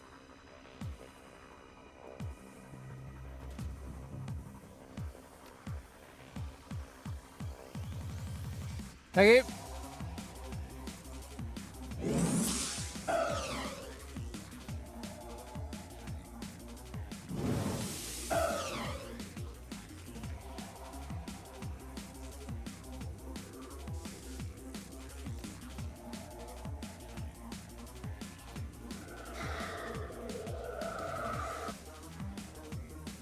Boost her AP. The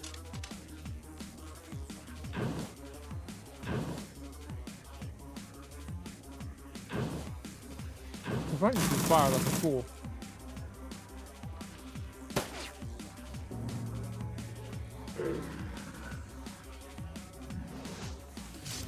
It's you.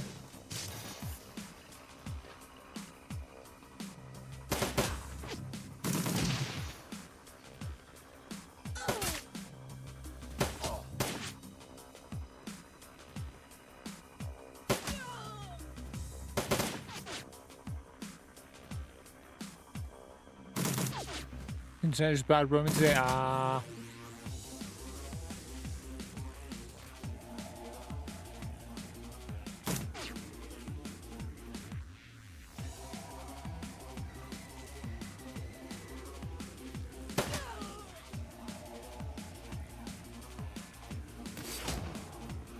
Oh. Good crits.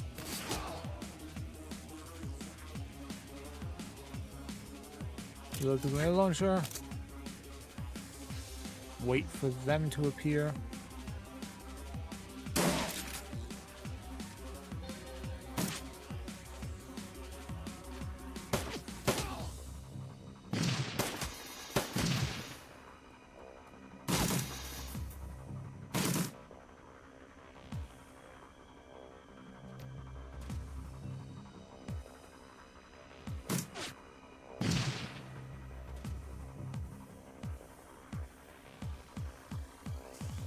Mage. Gotta take care of the mage.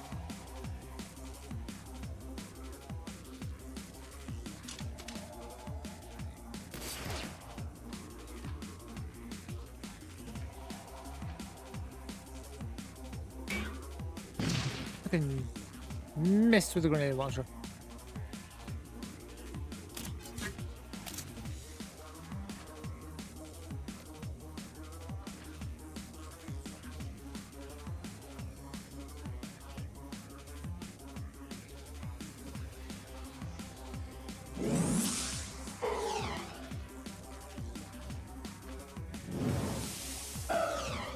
Damn.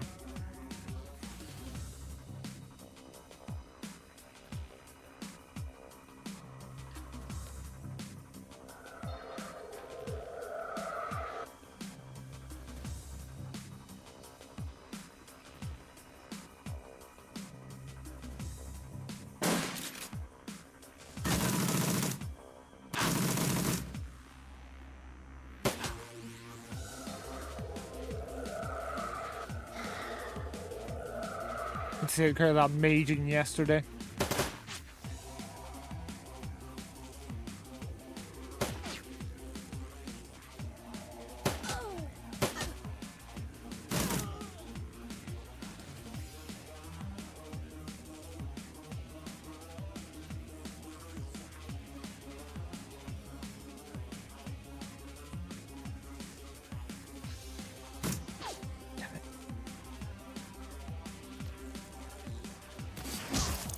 Oh, crit the mage. That's a shame for him.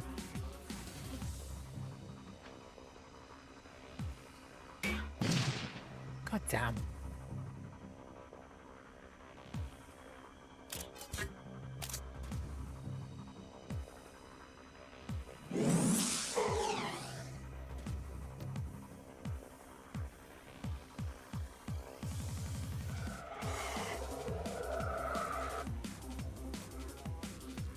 Let's haste 39 because it means you get multiple shots with a sniper rifle.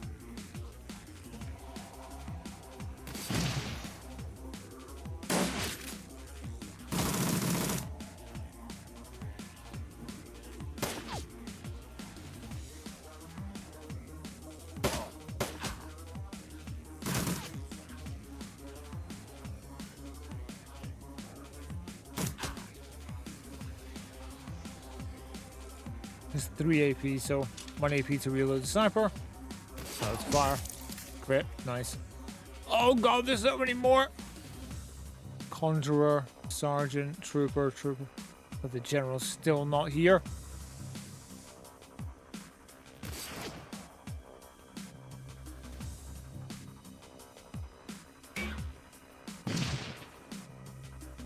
God damn.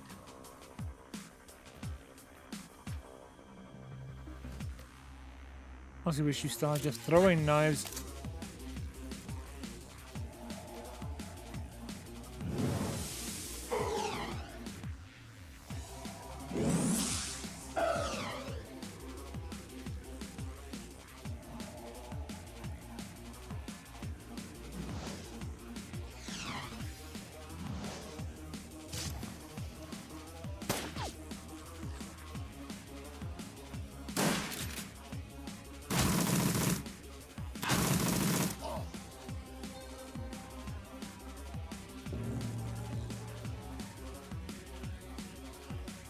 God damn.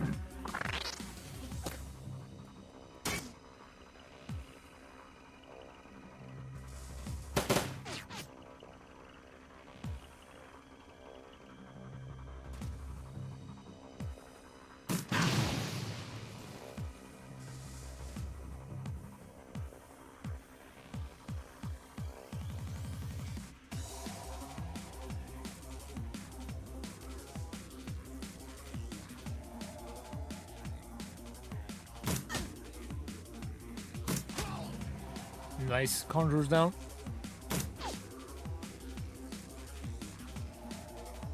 Scout, Trooper, Sergeant, Scout.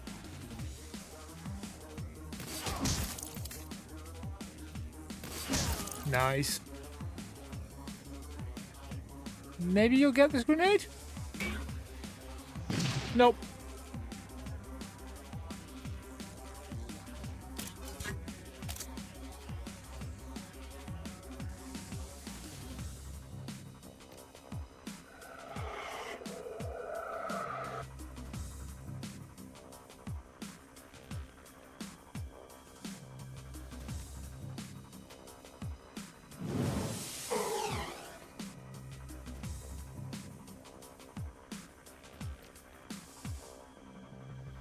Everyone's got good health right now, so. Oh! Most of Testament's health in one attack.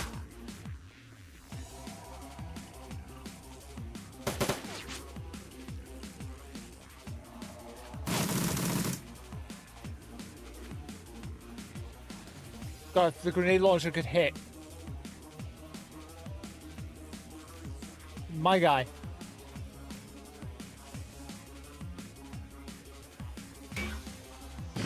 Damn it.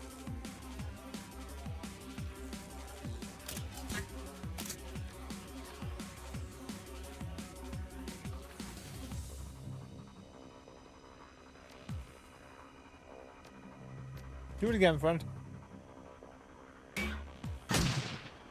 Oh, okay.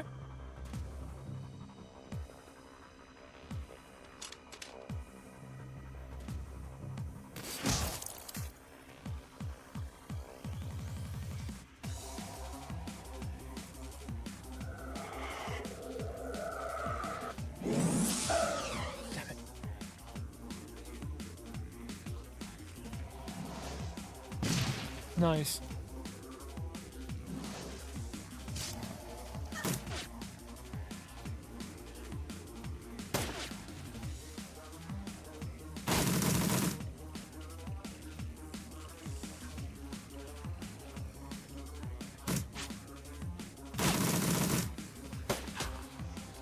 Rocket Bobcats ready to party for welcome into this absolute nightmare scenario I'm in.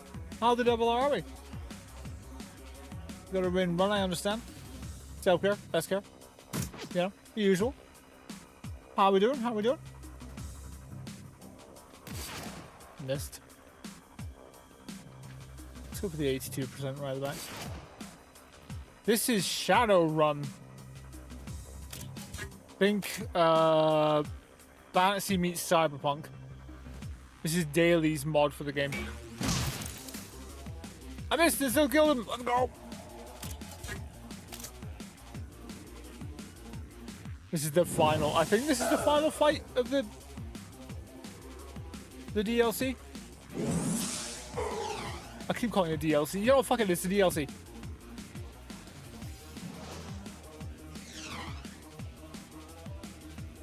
It's been great fun. In next round, we'll have to heal Testament. No, Testament.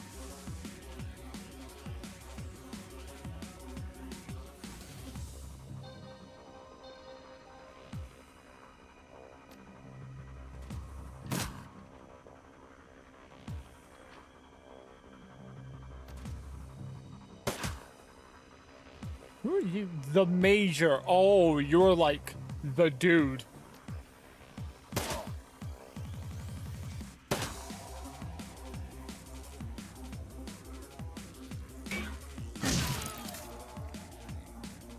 He's the Major, yeah.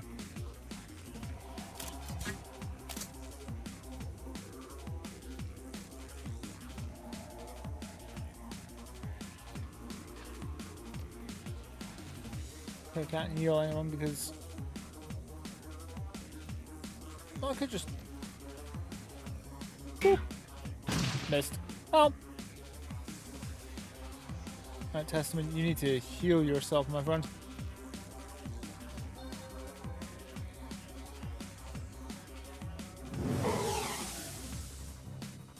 Missed.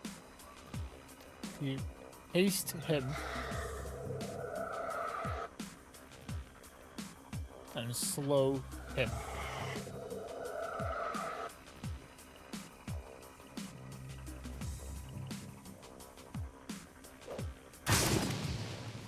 That's rude. Like I just hucked a grenade at us.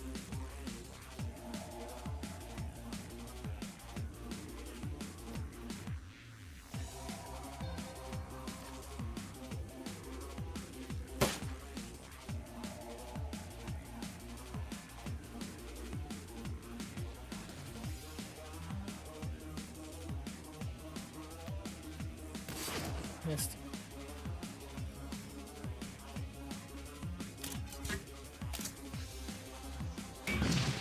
How did you miss with a grenade?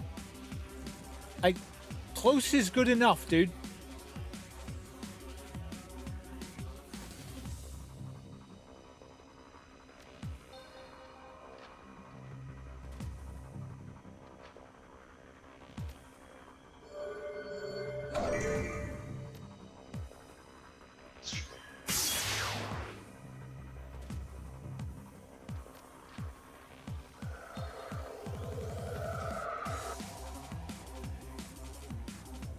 Ah, sweet internet.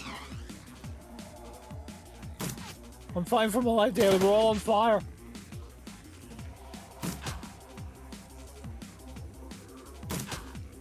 Shit. Ugh. Thank God for the trauma kits.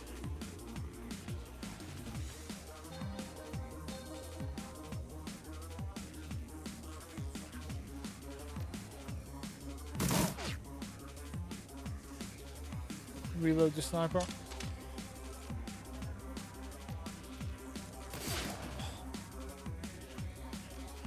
Sir, you have a grenade launcher. Please don't mess with it.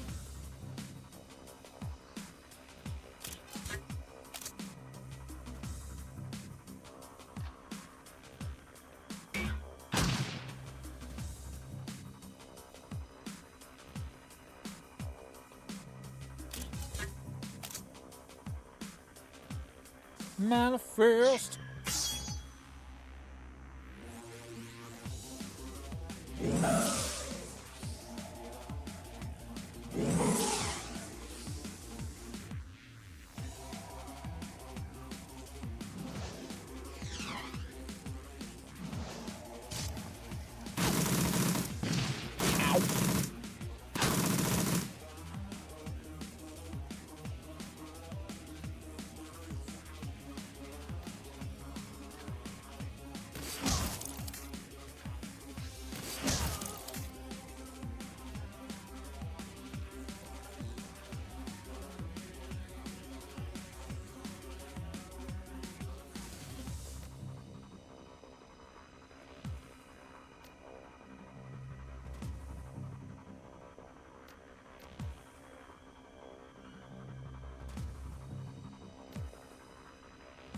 Why can't I use it on my... Oh, because he's out. There we go.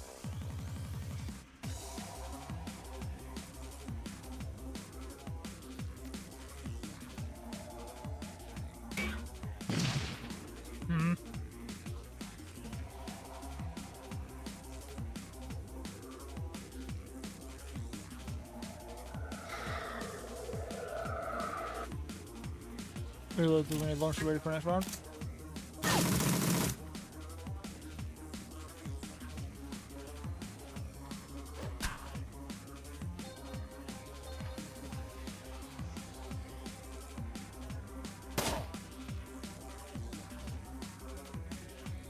Heal yourself. Sniper, you. Do it again. I need to reload. Shit.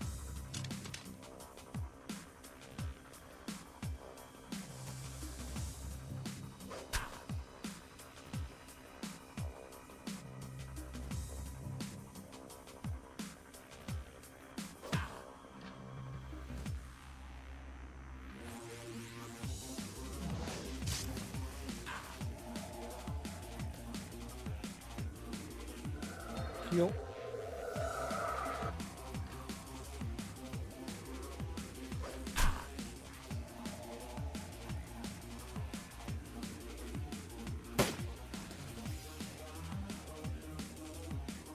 Hit. Hit.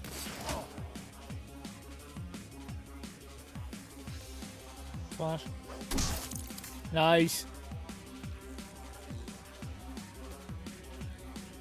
Yeet. You tried? Oh, Testament's down, fuck. I didn't even notice.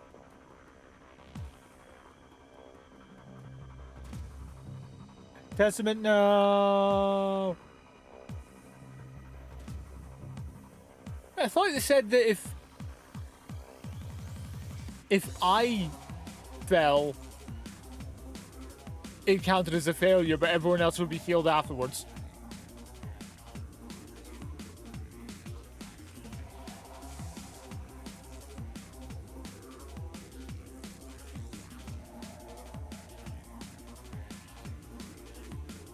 Phrasing needed to be better for that one. I'm mad because I'm sure that was the last guy.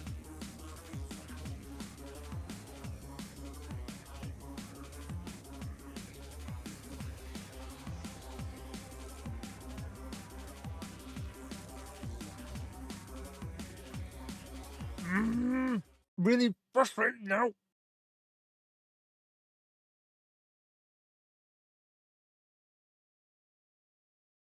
I almost did that fight with barely any help from any of the trap bullshit.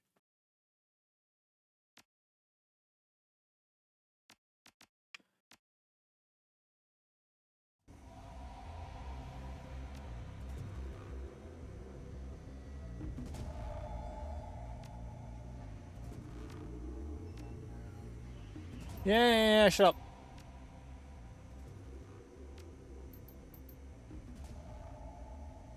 As the creator, I agree about granting you credit for winning the hardest way possible. Thank you.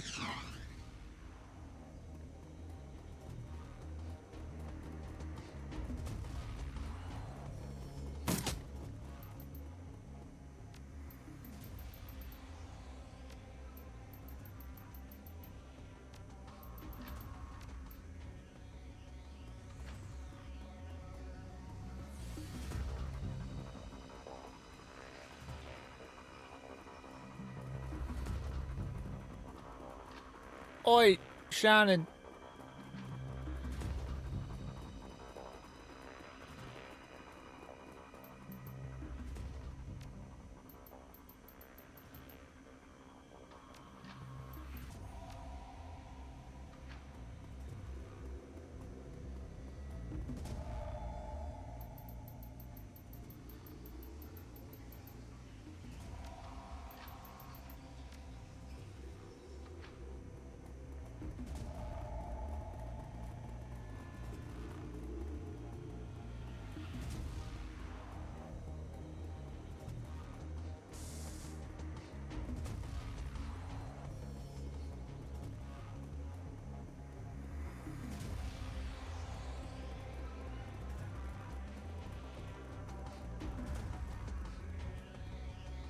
Sycamore. Traps, please. Right. That's the only thing I did before.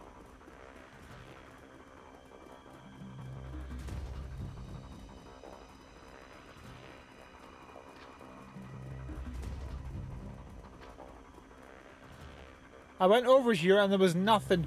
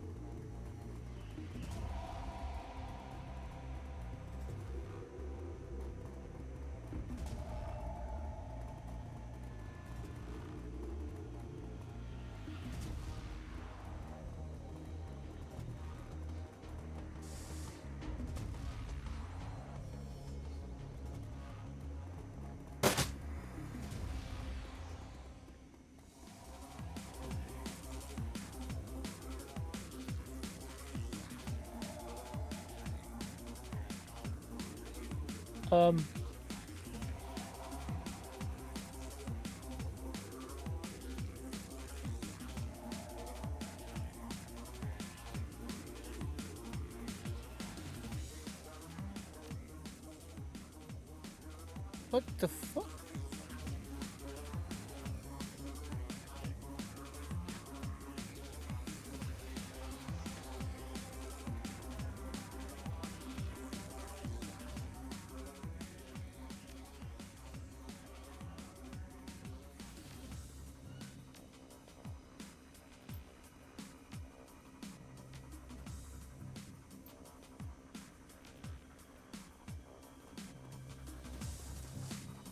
So they're in combat, but select the deck to access the remote drone relay. I'd love to.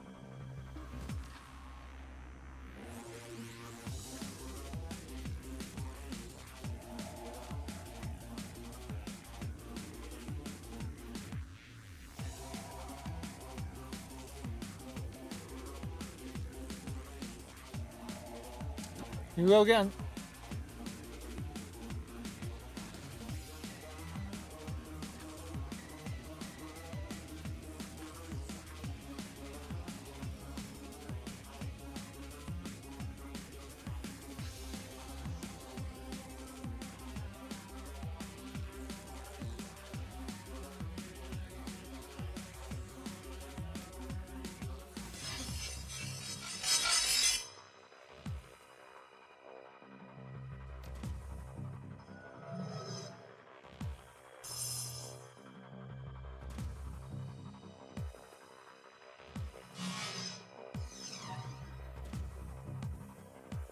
Whoops.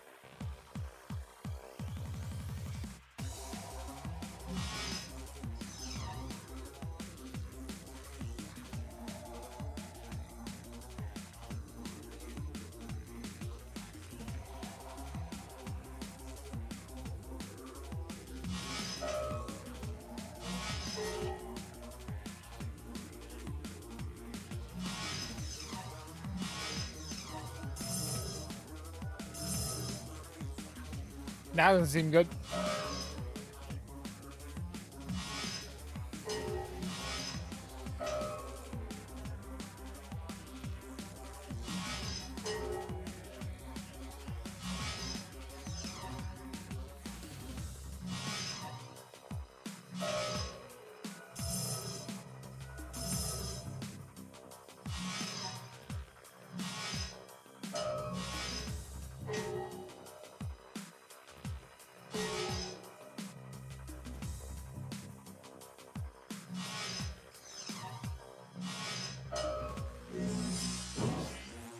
Oh. Whew. Don't hit her. Heal yourself.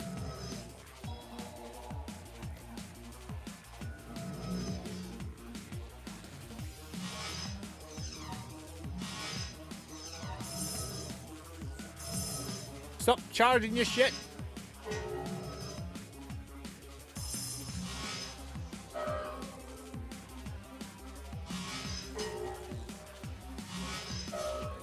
Nice.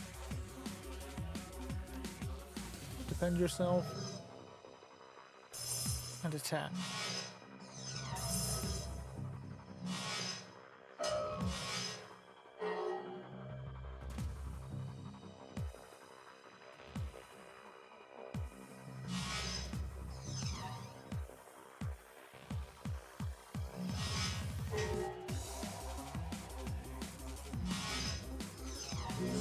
Fuck.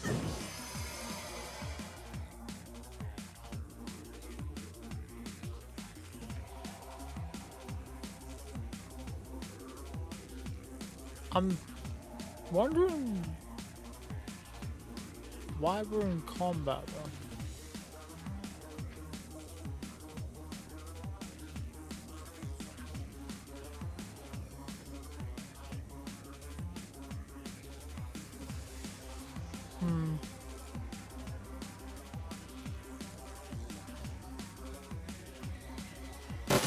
Yeah.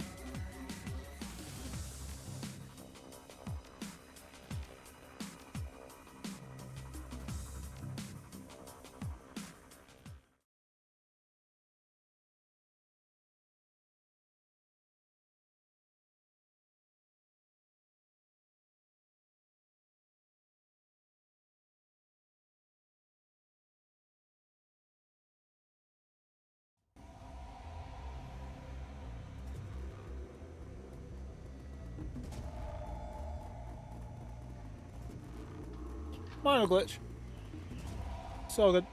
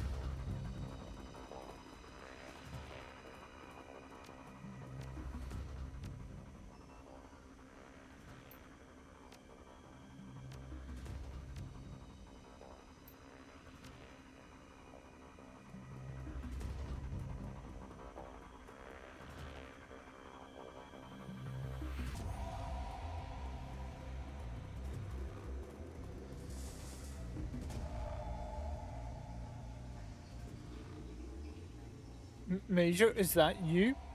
Yes, soldier, it's me. Major, I'm sorry, the orc, they irk. You proceed to bomb onto the ground for several seconds. It's mostly blood. Say with me, son, what did they do? Damn it! Eventually, the retching abates. They got the jump on us. They knew the land, where to hide. Our team was ambushed. The ship orc killed the rest of the squad. They got the remote terminal. Our squad carried for the drones. But they sure as I didn't get the codes. No chance in hell, Major. His vision losing focus completely. The soldier is slid down the wall and is sitting up with his legs spread out in front of him in a V shape. Make sure he's not breathing anymore. Don't know why I bother with the smart link sometimes, because you don't want to look directly into the backsplatter. And he died. Hey, Tricky, how are you? Oh, I think I know what happened now. I was running over to talk to Crozius, but I ran across them as they were doing their target practice. It hit me and triggered combat.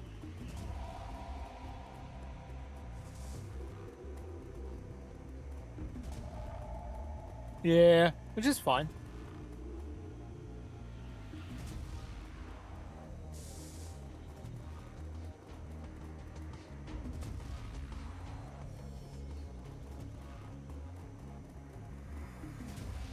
You want to ask me a question? By all means.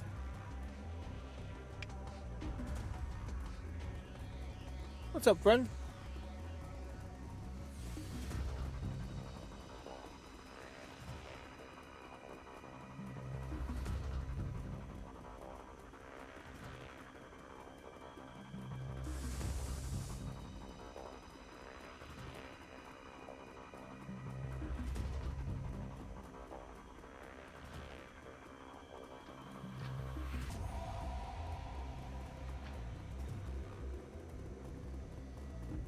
I think I've seen all the things. I couldn't charisma the drones.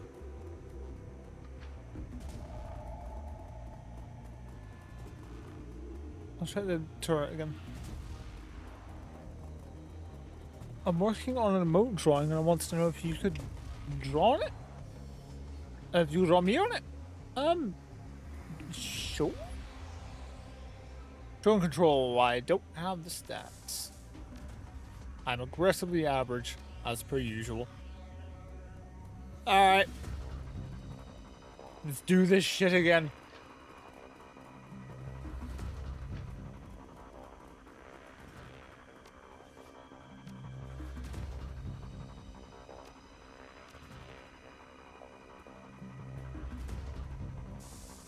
It's a little guy picking the screen.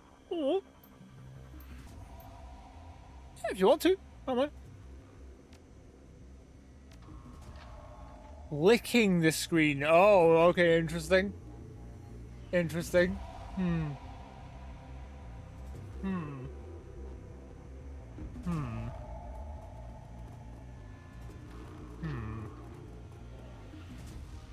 Why me specifically?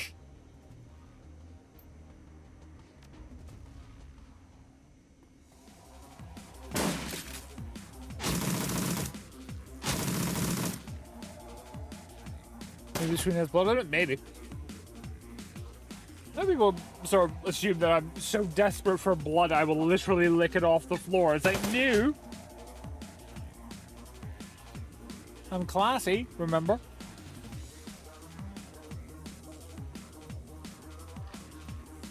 What's the emote for? Again, why me?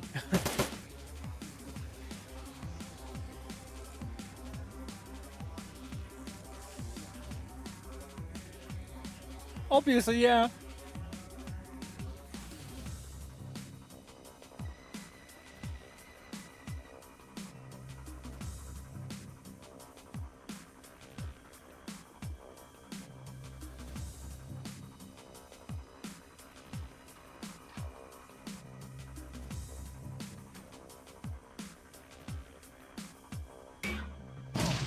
Hey! He actually hit with his grenade launcher. Will wonders ever cease?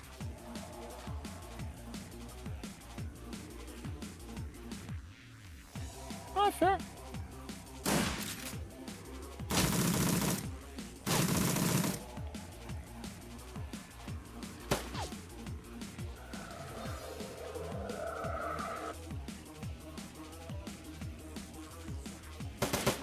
They moved up way faster than last time.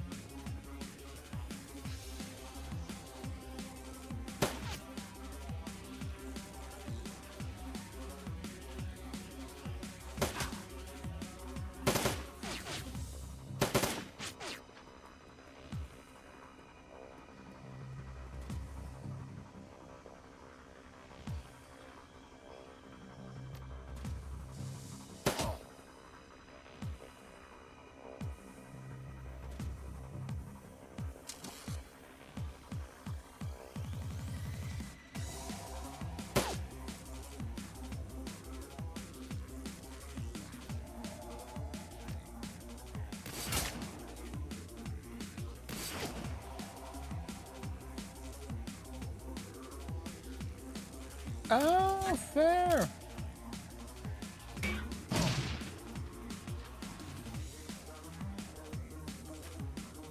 If you want to, by all means. If you would find it fun to do.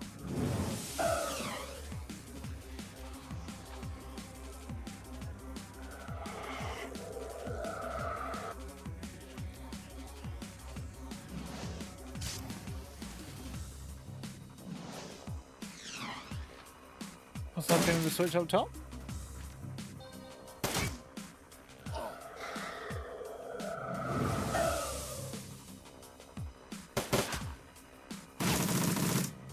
What?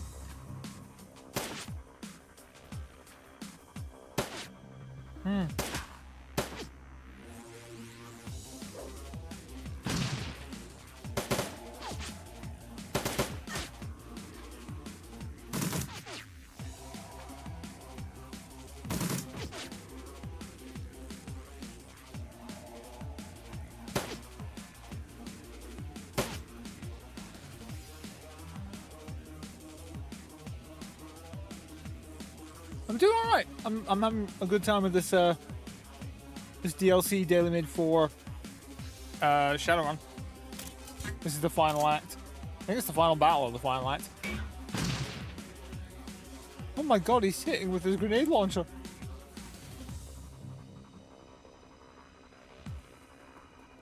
It's truly a miracle.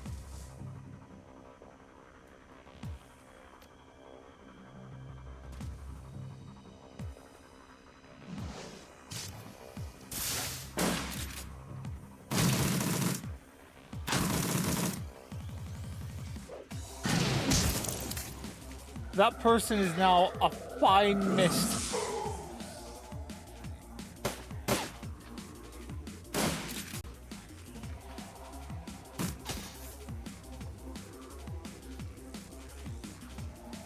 If I could get a grenade right there, that'd be dope. Conjurer right.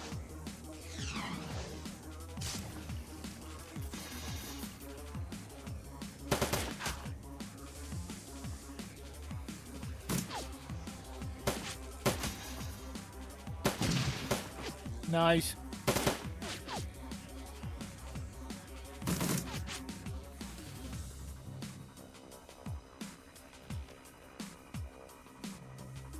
The little drone that could. Fire!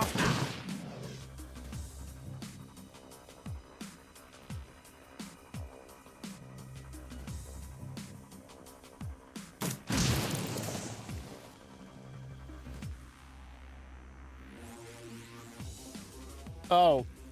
Oh, the password that Matey would have given us. Shit.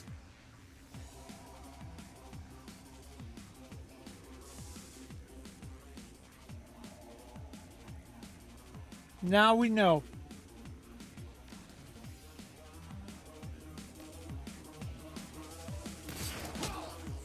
Now we know. You'd think I know the password, but alas. God can't have all the answers, otherwise life would be easy.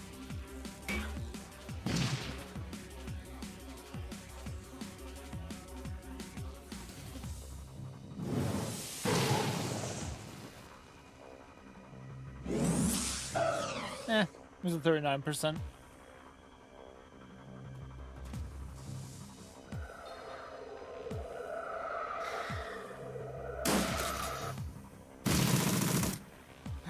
Drone friend.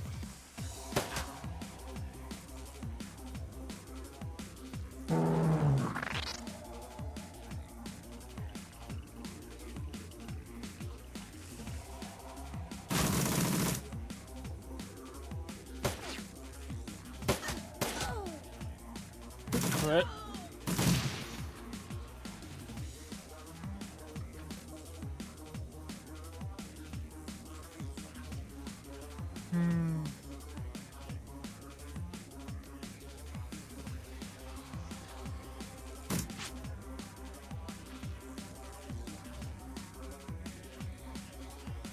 Oh, she needs to reload. Shit. So does he. Must be a good setup. Where was that too? Fucking trying to fire that into Shadowrun fucking Returns.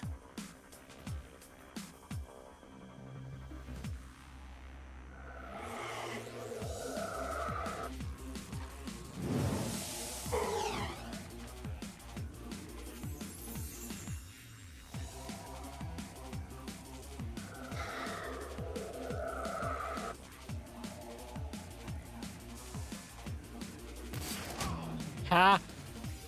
I know you bullshit conjurers.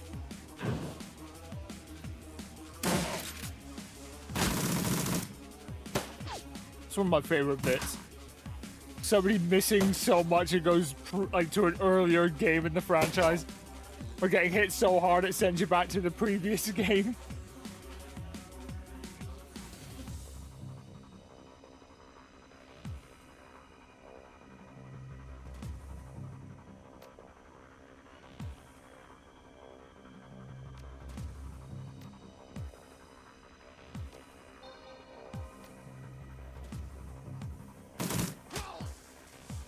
Crit friend.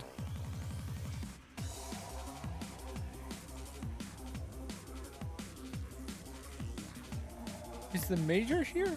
No, there's a mage. 99% and you missed?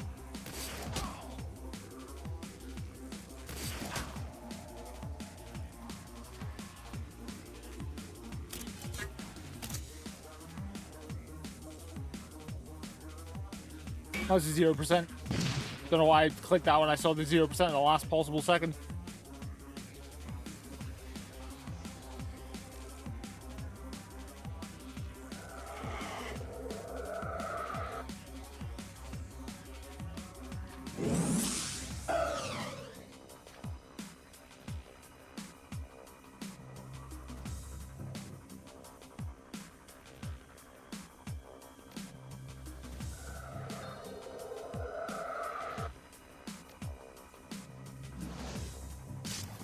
Nice.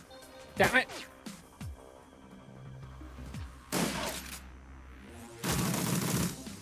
Gorgeous. I knew him for like 2 minutes.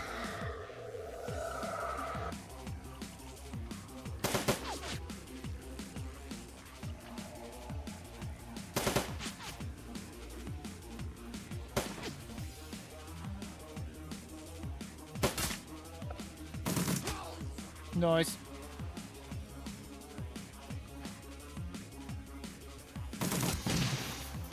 Woof.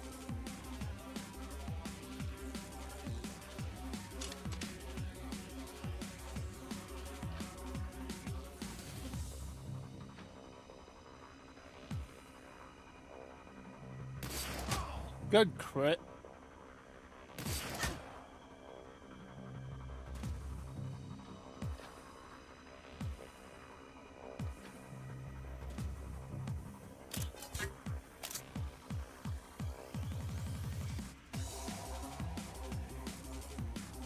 My guy.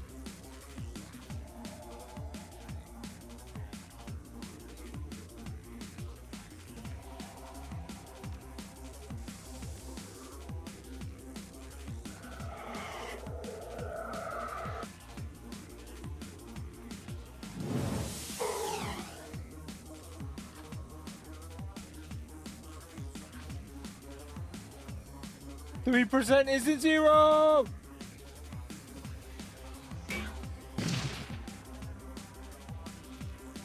But okay then.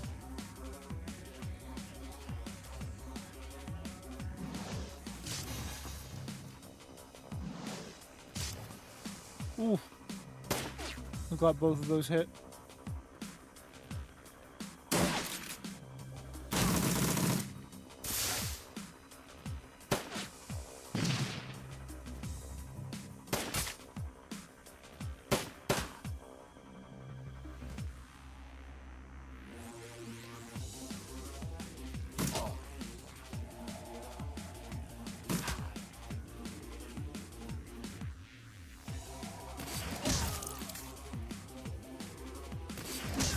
Ha!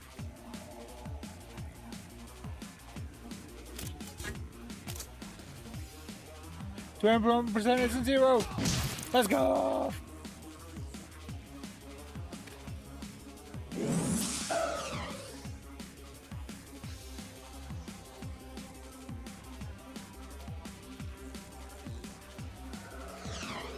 Missed. Fuck.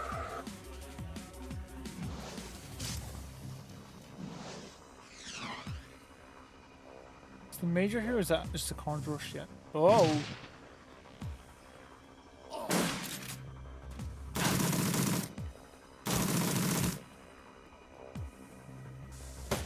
Is that the major there?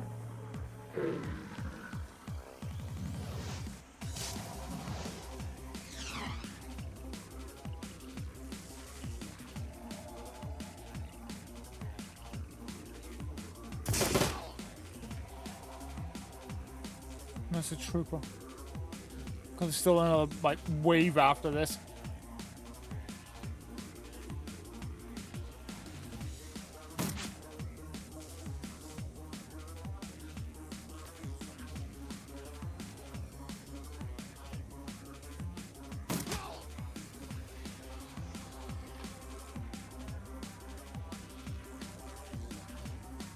Oh.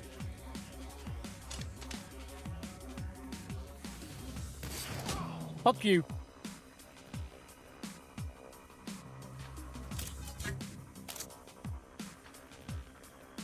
%3 isn't zero.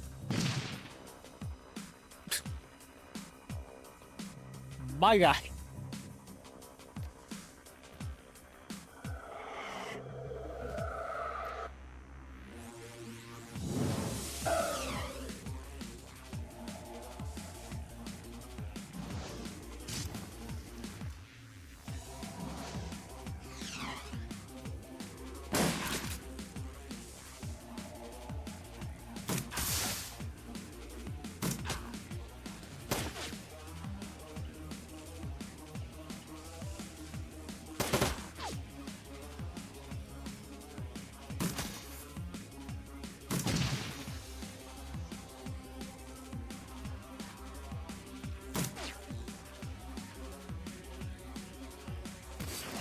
Dead. Dead. Oh, not dead. No.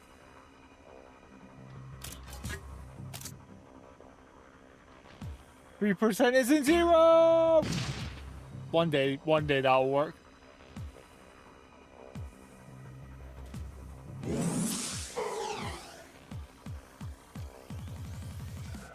One day. It's the new one day.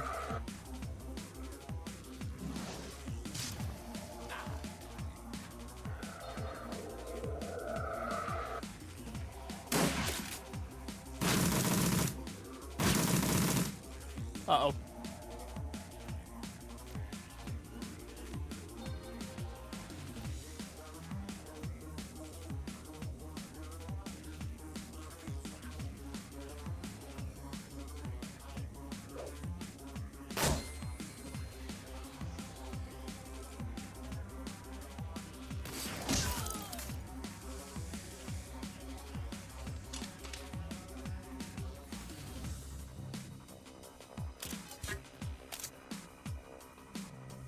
Very far from it. 16% isn't zero.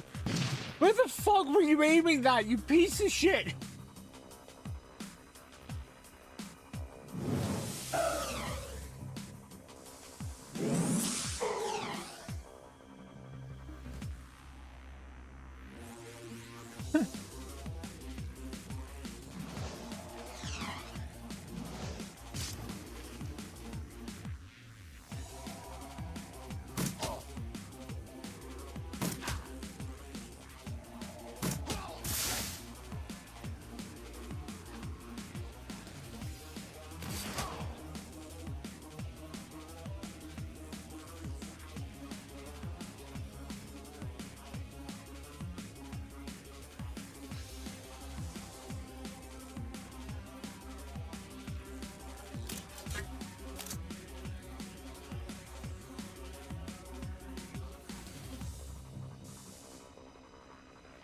This should be the last wave, I think.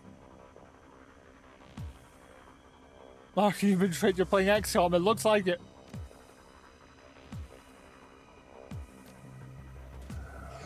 Damn it.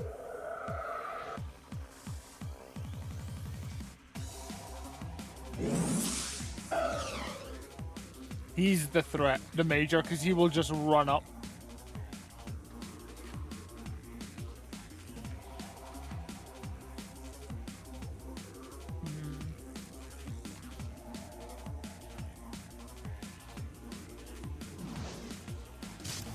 Nice.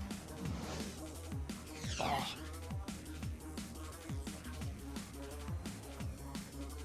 And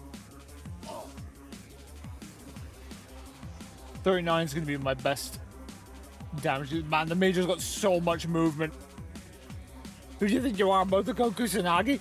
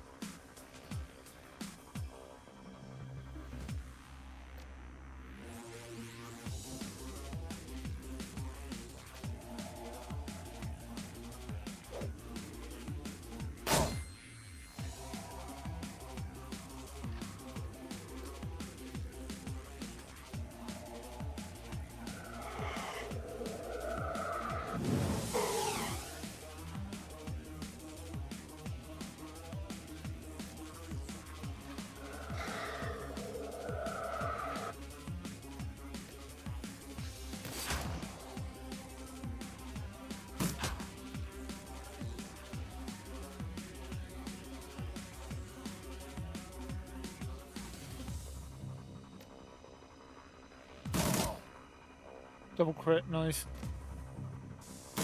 Shit.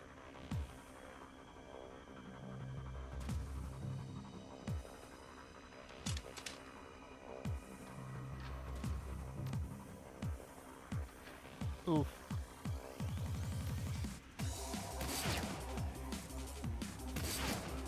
Uh-oh. My guy. Do it again. My dude. My boy. My friend. The fuck?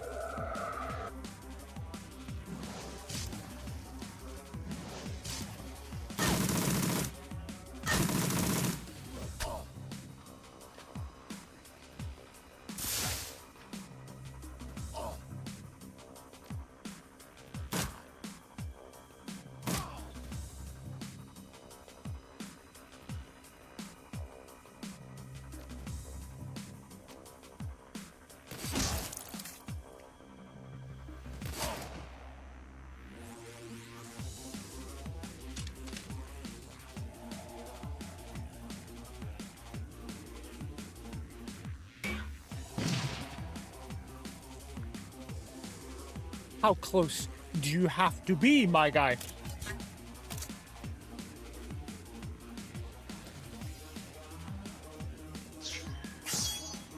Fuck you.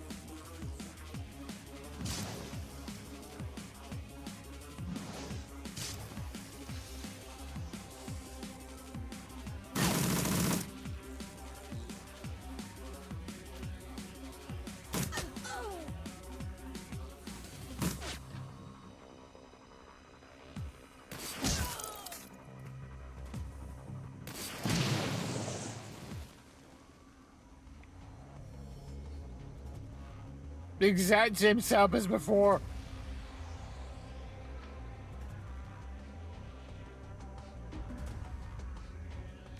Hit that save motherfucking button.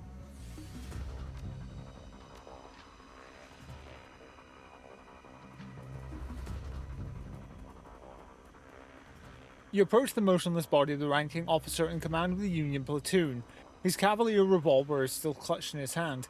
Picking the firearm away from the body, you kneel down and check for a pulse. He's definitely dead. There will be no more reinforcements. Time to check on the wounded.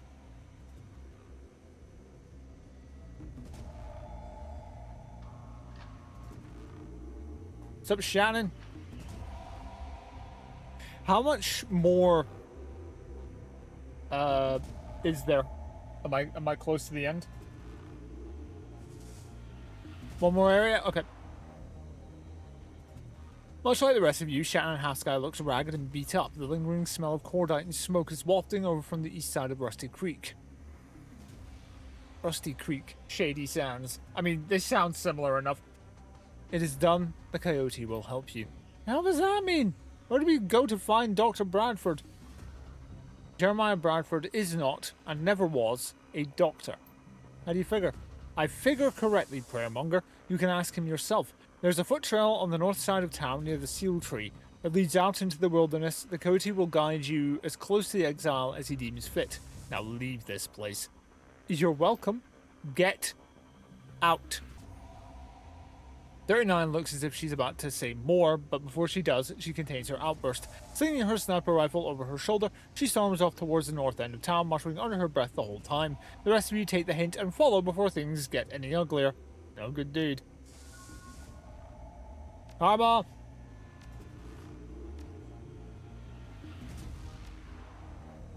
Overwatch. Sure.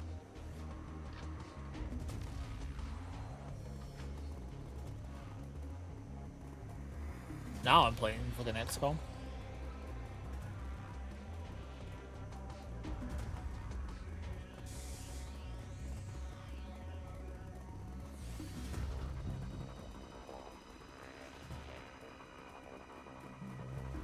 Got an XCOM playthrough brewing. Brewing. It is the storm that is approaching. Provoking. Leading the reservation compound behind, the three vessels and their missionary begin a long trek in the thick wilderness. A vision of a wounded coyote stays just ahead of them at every turn, never speaking, always limping, forever ahead of their peripheral. The deeper they go, the less habitable things become. Eventually, the terrain is so rocky and the bush so dense, every step becomes a duck under or a climb over some natural obstacle. Jeremiah Bradford did not want to be found. Finally, they emerge from the thickets into a small clearing at the base of a mountain made of dark, foreboding stone. Over the course of their trek, they have ascended to a much higher altitude, and the cold is beginning to set in. The wounded coyote is nowhere to be seen. What can be seen, however, is a small pack of wild hounds, and beyond them, an entrance, formed into the face of the black rock.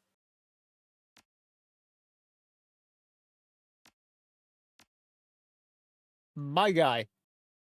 Get rid of this shit.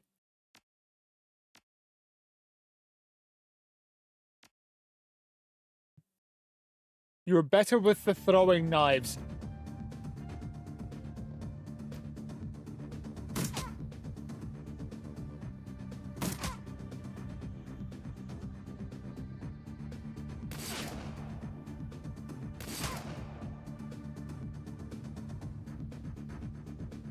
$32 is a 0. Why am I not surprised? My guy.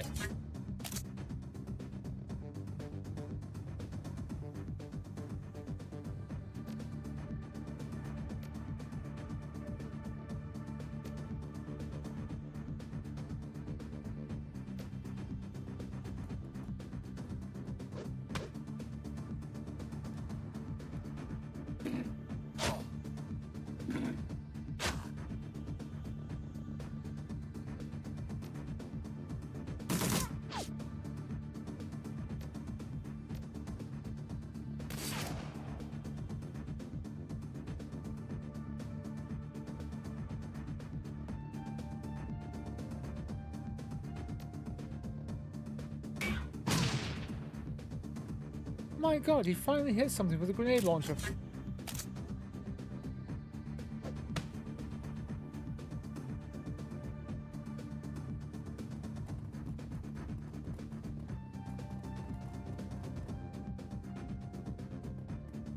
We're taking the drink now, be ready for anything.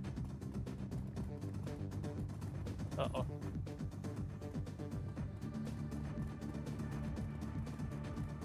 Sounds of clicking, scattering, and growing echo throughout the very walls of the mountain.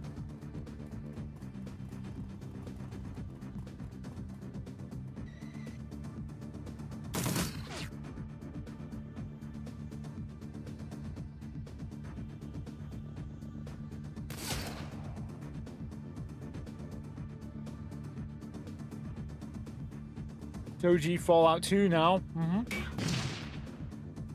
You're like, what the?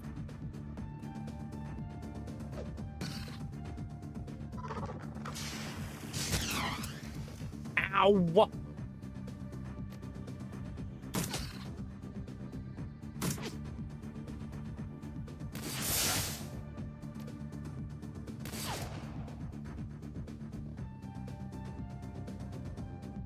You know what? You have an axe. If you miss with this axe, I was gonna slap you.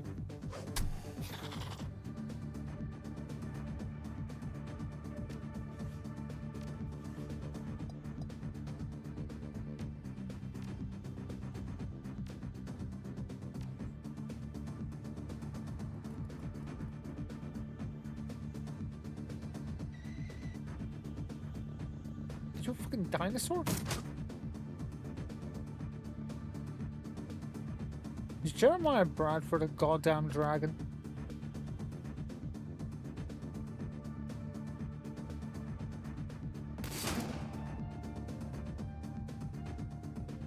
Yeah, no, I know this is a basilisk.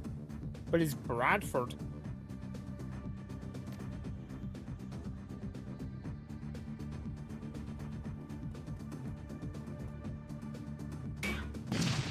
Oh, you messed with the grenade launcher. I'm not at all surprised.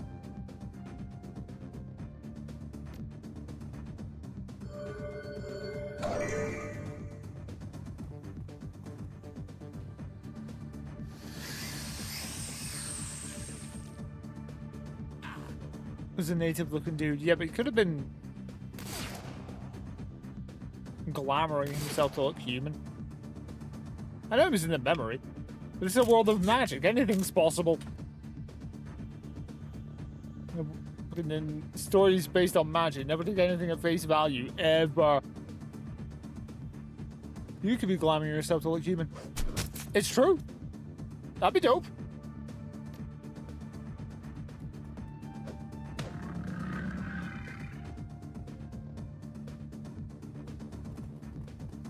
The end of this thing turns around and says, hey, by the way, 26 is a dragon? I'd be like, sweet. Ah.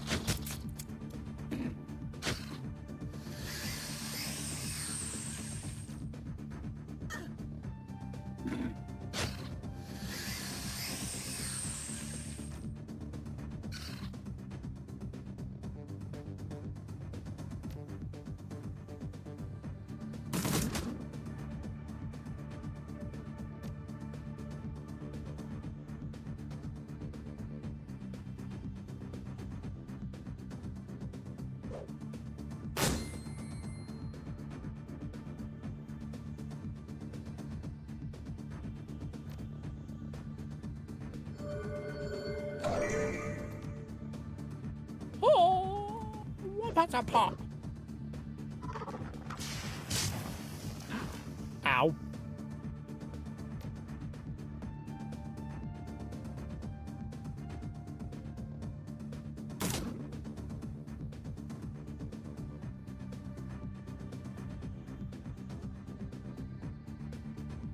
Good night, Elwolf. Take care and thanks for hanging out.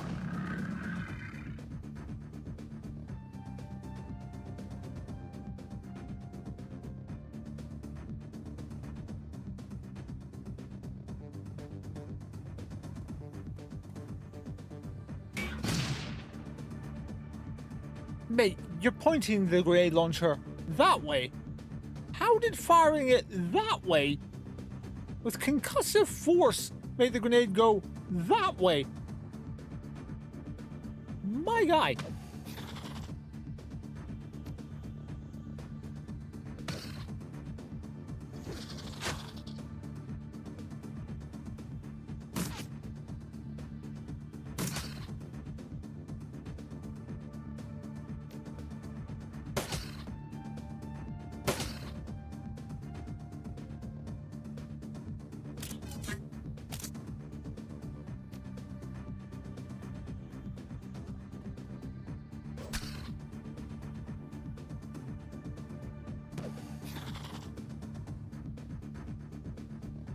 What's Testament doing on the old HP? 56, 50, 60, 28 out of 60. Okay, who's got a healing item? Who wants to use it? Testament.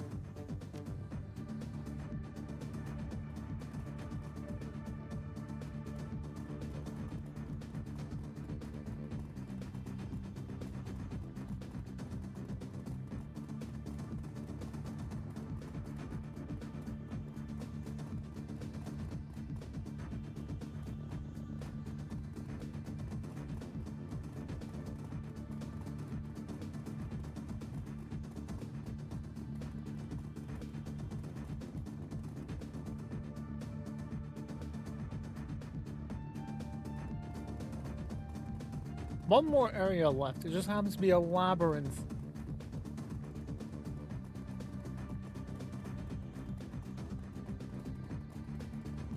Final dungeon, yeah.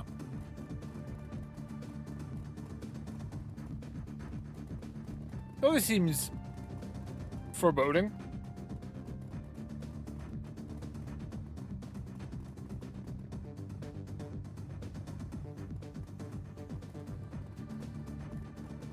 Jeremiah Bradford, and here you are. Before you stands a human shaman. The man's presence is defined by an air of arcane wisdom. One can tell at a glance that he has spent much time with one foot heavily in the spirit world. Jeremiah Bradford, I take it? I recognize the other three, but who are you, friend? My name is Testament. We have come a long way to find you, Jeremiah. So you have. I would say I hope it was not too difficult, but that would be a lie. I'm not a man who wishes to be found. Shit right about that, you hermit bastard. Settle down, 39. She's right. This was too much. I apologize. Making your way up this mountain is a challenge indeed. Believe me, I know, and for good reason. I assume you met my people at the compound. Sister Halfsky, is she... She's alive, though the same can't be said for the rest of the compound residents. Union came for the people there, but you were already expecting that, weren't you? It is true. I went through many extremes to hide myself from them, but it should have been obvious that such a state would not last forever. That's why Shannon referred to you as the exile so often. Insightful. In 22, that is correct. I removed myself from my own people and secrete myself away here to protect as many as possible. That was tactic, have you asked me? 39. No, fuck that. 26. While he's been hiding away here, everyone else has been left to deal with this mess. Myself, you, 22 Testament now, and not the least of which Dr. Sparrow. You have spoken with Hannah? How is she? Is she okay? I'm afraid she's dead. Suicide. Go ahead, 39. Tell him. He needs to hear it. An accusing finger is pointing like a bullet between the eyes. She blew her damn brains out, Jeremiah, put a gun to her head because she was forced to handle this whole situation alone. Spirits protect her, Don't you dare shed a single fragging tear for her. If you really gave half a shit, you wouldn't be hiding away in the depths of your own self-pity. Show an effing spine. Wait. Before you get too carried away, back up a moment. You know my name, or rather my number, designation, whatever. How? That is... Wait. Hannah and I worked together on Project Omen. We saw to the testing and installation of each of your pain jacks. That is until we learned about the harvesting of the twins. The harvesting? This all comes back to them. For Hannah and I, yes, it was the crux upon which our involvement ended. Where there was a passive presence before, there is now a steely resolve deep within the shaman's eyes. Jeremiah, please, we wish to be rid of the twins. This is what we came here seeking your help for. It's time for you to take some responsibility to get these phantoms out of our minds. Has it truly become so terrible? You and 39, you catch 39 in mid-stride before she can lay Jeremiah out on the floor. Leave me, Charmer, you don't want to know. I am sorry. I do not presume to understand what it has been like for you. When Hannah created her plan for your early awakening, there was no way we could know exactly what the consequences would be. Well, there were damn sure consequences, so it seems. I suppose we could attempt an exorcism. That would be impossibly dangerous, though. The forces brought to bear during the binding of the twins to the blood martyr data chips are incredibly unpredictable. What do you mean? Basically, Testament, I am saying I do not know what will happen should we attempt to draw the twins out. What we are talking about is a mix of the foulest blood magics, technological mysteries, and dimensional arcana. It could even be fatal. Let's just get started. Fine, you seem determined. Remember that determination when the time comes. This will not be easy upon any of you. Or me. I will need you to collect an important component from the nearby lagoon before we can begin. Go back the way you came.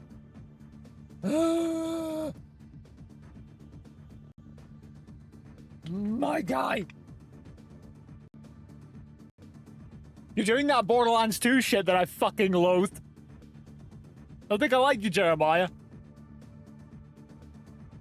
You're escalating to a final showdown. But first... Okay, cool. I did that. Okay, I'm here, man. Okay, but first... I'm like...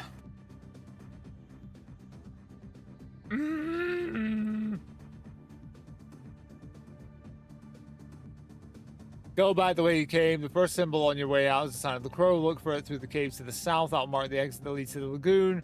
Go back. Go and bring one of the crystals that would grow there. Be on your guard. The wildlife here is less than friendly to strangers. Lagoon crystals. Got it. We'll be back. I have to get at least one MacGuffin.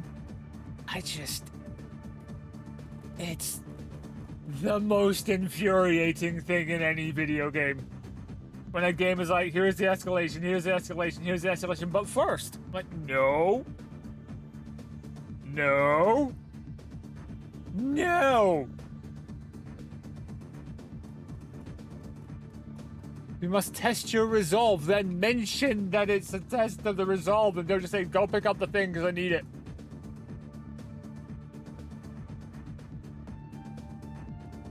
I don't need a test of my reflexes when the story is escalating.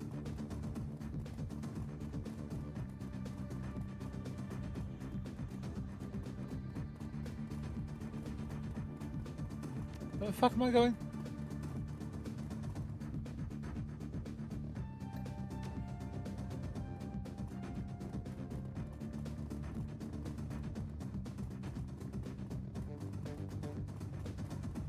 No? Okay. Wait, no, maybe. It said head south, so I'm just gonna go south as far as I can.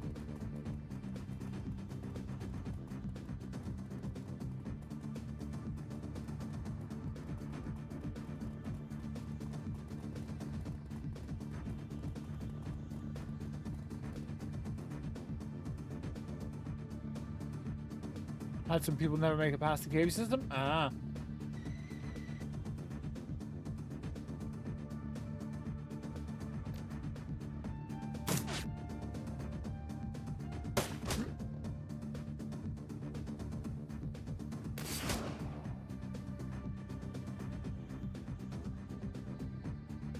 Should save soon. Oh, right, yeah.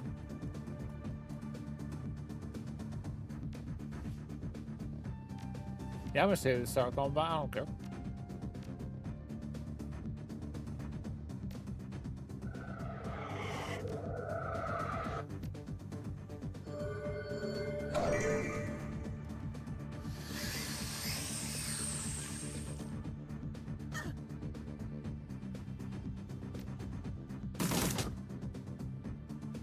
It's also like, I know it's the final act, but following a marathon combat sequence that is longer than most other combat sequences combined with a marathon dungeon that at the end of which tells you go back the way you came, potentially infuriating.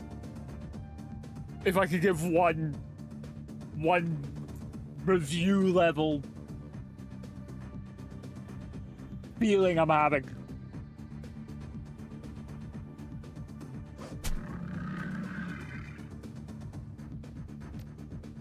That's it, I'm canceling Act 4. You do whatever feels right.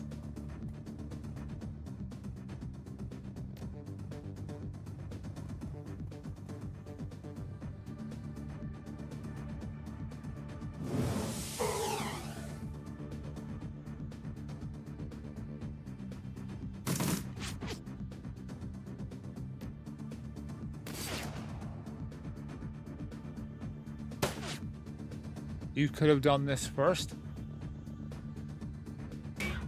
The story was escalating, though.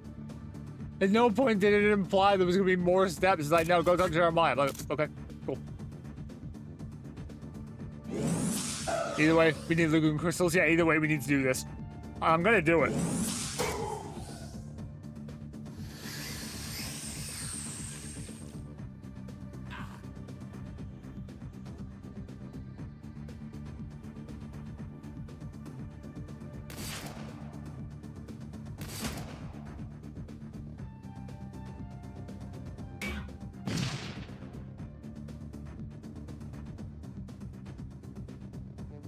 Beefy boys, yeah.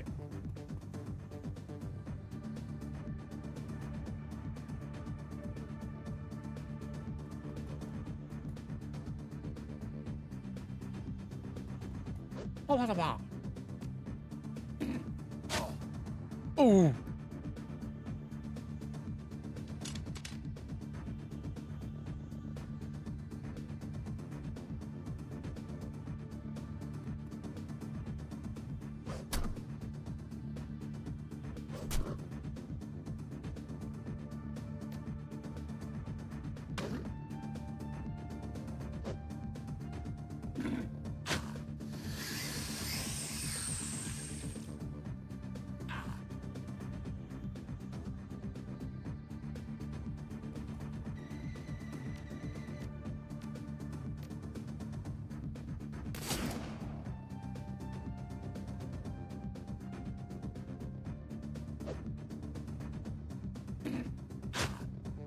Mm-hmm.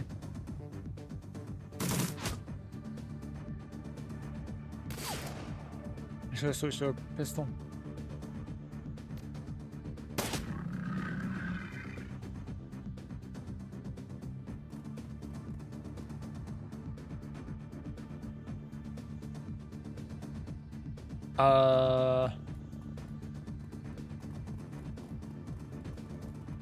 Nope.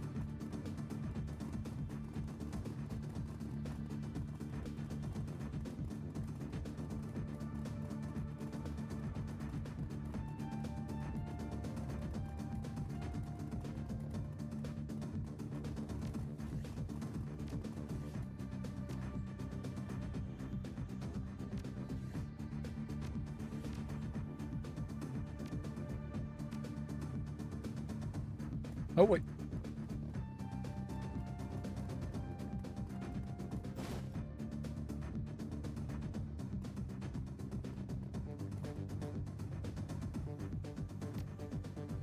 Hi, guy. How are you?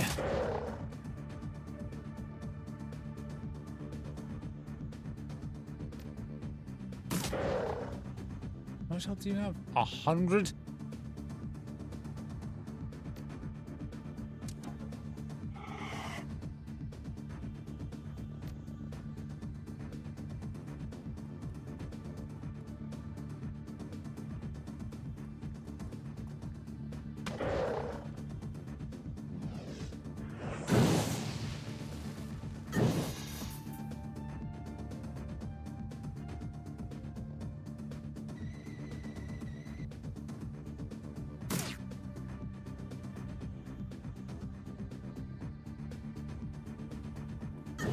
Oh, fire.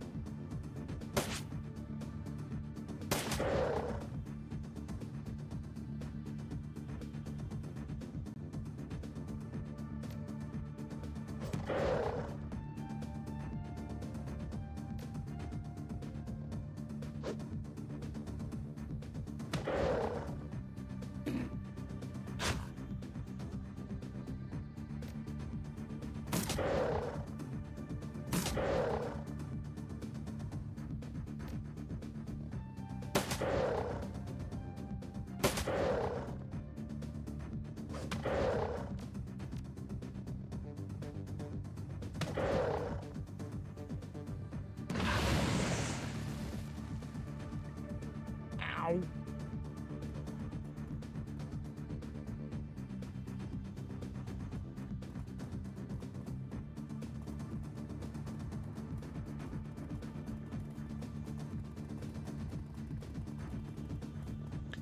Save.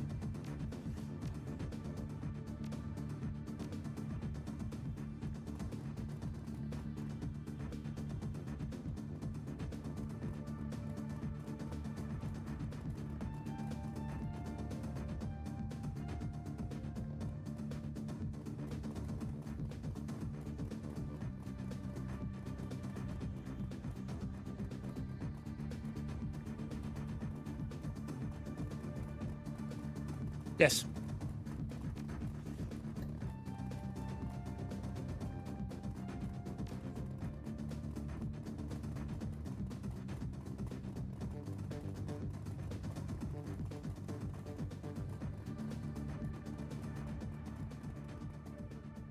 Crystal Regent. What does this Regent do exactly?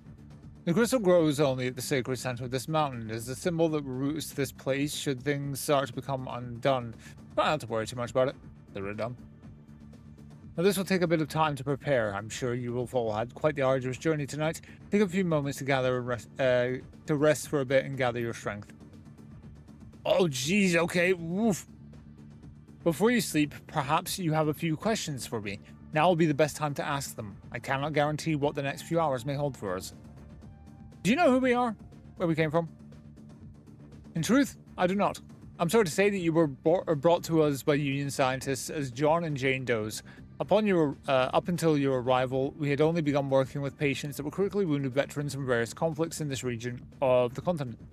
I can, however, tell you that while you show no signs of physical trauma, you were each in a comatose state, the cause unknown. Union was not forthcoming with answers. What was your role in Project Omen? Ah yes, I performed the role of inscription and filigree upon the pain jacks themselves. Micro-inscription takes a very fine and experienced hand. It is a skill I have honed since my earliest years as a child in the compound decades ago. I do not regret it. The inscriptions upon the pain jacks were my finest work. I don't regret what happened to you. Sorry, I regret what happened afterwards. But man, those pain jacks were fire! Dr. Sparrow's logs mentioned 3 of you were assigned to the Project Omen team. You had a brother, Jacob. She mentioned Jacob, did she? I suppose she would. He was part of the team as much as she or I. Jacob's role in the project, like myself, was also micro-inscription. We learned the craft together while growing up on the reservation. He worked his skills upon the blood martyr chips. He betrayed the spirit of the project, however, lied to Hannah, lied to his own brother. I do not wish to talk about this any longer. What was Project Omen's original purpose? That's a complex question. A visual aid would help. 22, step over here, please. Yeah? Lean over and let's see your pain jack. Okay. I'll look closely, 26. At its prototype stage, Hannah Sparrow would install the inscribed pain jack and martyr data chip into the cranium of a subject. The subject would always be suffering from a near-fatal injury. Up until the vessels began to arrive, we worked solely on wounded soldiers or corporate-employed shock troops. When a subject would receive a surge of critical pain, the kind that would cause shock or death, the runes here and here on the pain jack would contain that pain and then funnel it into the martyr chip. Now see here. The mark for duplicity and reversal. The martyr chip would then transmute the flux of lethal pain and transmute it into an equally potent surge of healing. This was truly an inspiring mix of cutting-edge technology and modern mysticism, its potential barely even tapped. Turning pain into power? But that's all changed when I found out Union's intention for our research. Dr. Sparrow's journal mentioned a plan for myself in 39, but why were 22 and 33 awakened early as well? That? I don't know, 26. When Hannah had me inscribe runes of awakening onto the 2 pain jacks belonging to yourself in 39, we were moving into unknown territory. That set things off the rails, as the saying goes. It could be that the twins bound to the blood martyrs called out to the nearby others bound within 22 and 33's data chips. It could be that there was a resonant presence playing between the 4 of you, amplifying the cloak's proximity. We may never know. I certainly do not. What exactly happened to the twins? Who were they? Who they were, or how Union came to have them in their possession, I do not know. What I do know is that the Primes murdered 1 pair of innocent children each, binding their souls into martyr chips. Henceforth, the data chips were named blood martyrs. Oh god, so every fucking denomination has their own set of twins. Oh. Oh no. You know much, Jeremiah tells the rest of it. No, do not press me further on this issue. I will not speak of it. To do so is to invoke them, and we'll have our hands full in that context soon enough. We can speak of it later. No more questions, Jeremiah. Wake us when you're ready to begin the exorcism. Don't even talk about them, yeah? Uh-oh. You managed to rest for a couple of hours surprisingly well. In fact, a dreamless recuperative sleep is something you haven't had in days, and your body uses it to the fullest extent. However, it's not meant to last, as you are woken by a harsh voice in your ear. 26, wake up, we've got a problem. Fuck! That's what I said. The 13th Prime stands before you, completely imposing, aura shimmering and smiling from ear to ear. Oh, don't look surprised! Who do you think Jeremiah's inside source was within Union? I don't know why I give this guy, like, such a sort of happy-go-lucky, oh, well, would you look at the chances? What's happening, guys? Don't be so surprised. It's me. It's your boy, the 13th Prime. How you doing?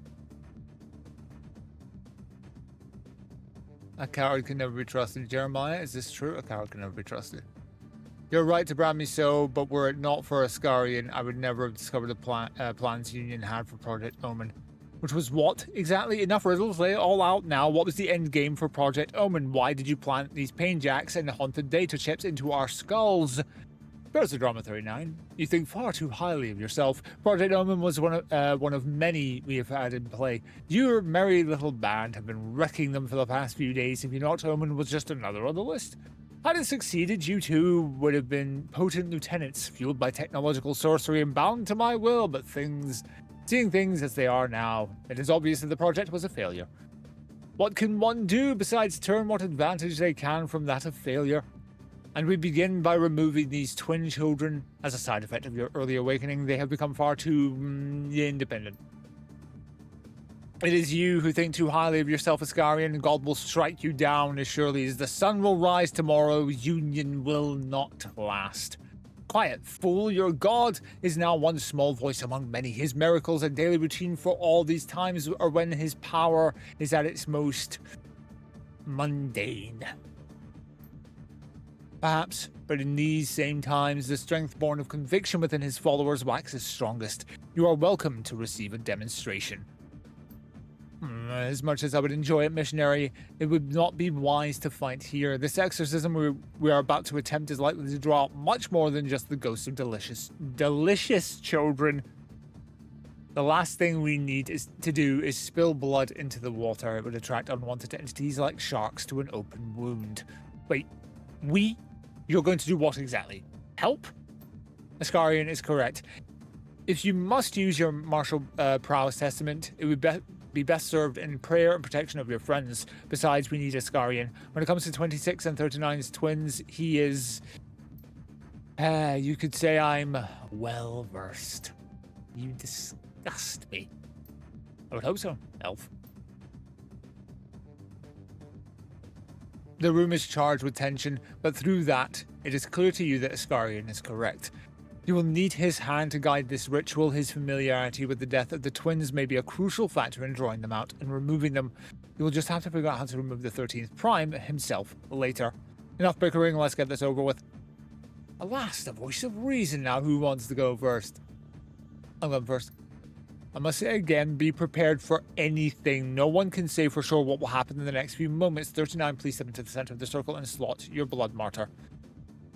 Jeremiah, Bradford, and Ascarian move into position, then begin to chant in a low voice. Here we go.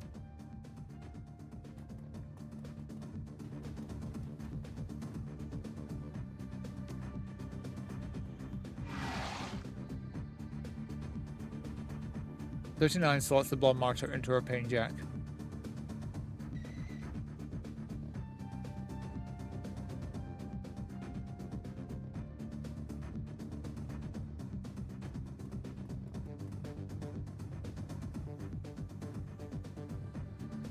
Take a place around the circle. Oh.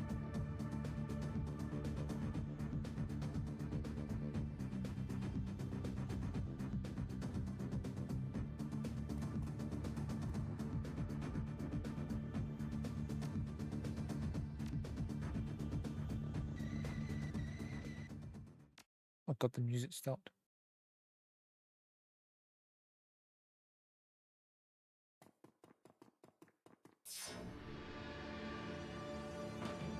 Dimensional intruders. Defend the vessel.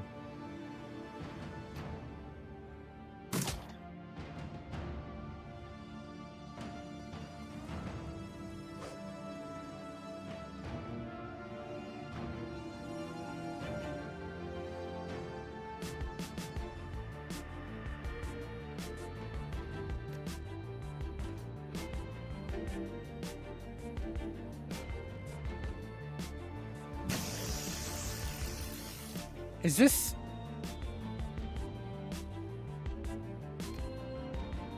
like the main theme? It's a bop, whatever it is.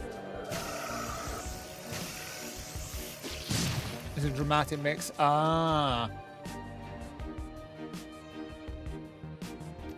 This is cool.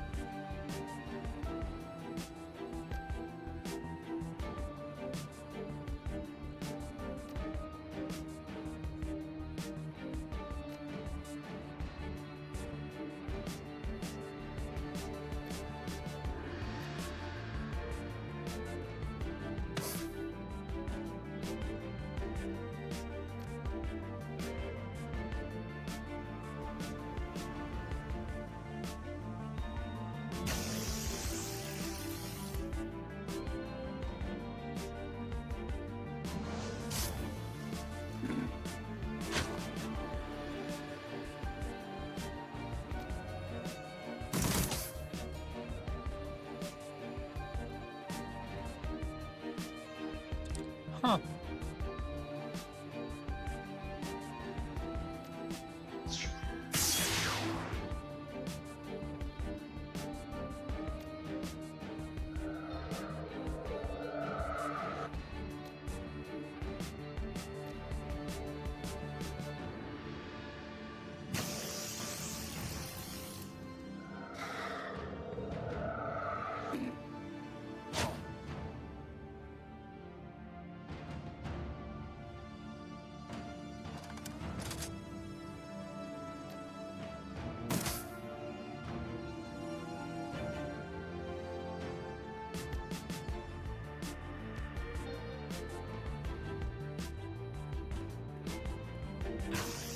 Oh, whoops.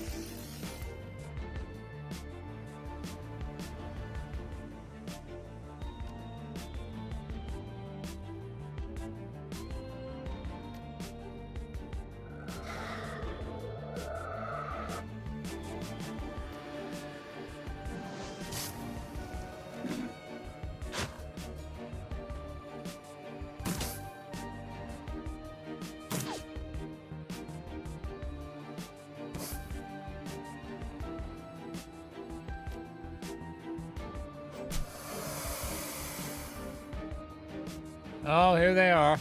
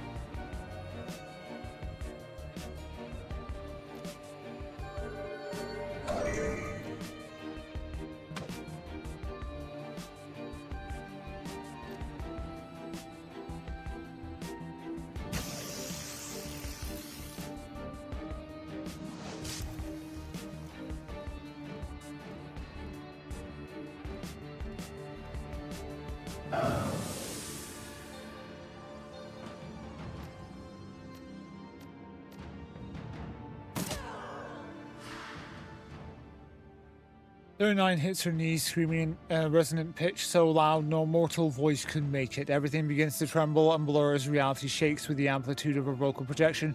Then finally, just as it appears that the mountain itself will split at the seams, he pitches forward face first into the dirt, silent and unmoving. No, God damn it!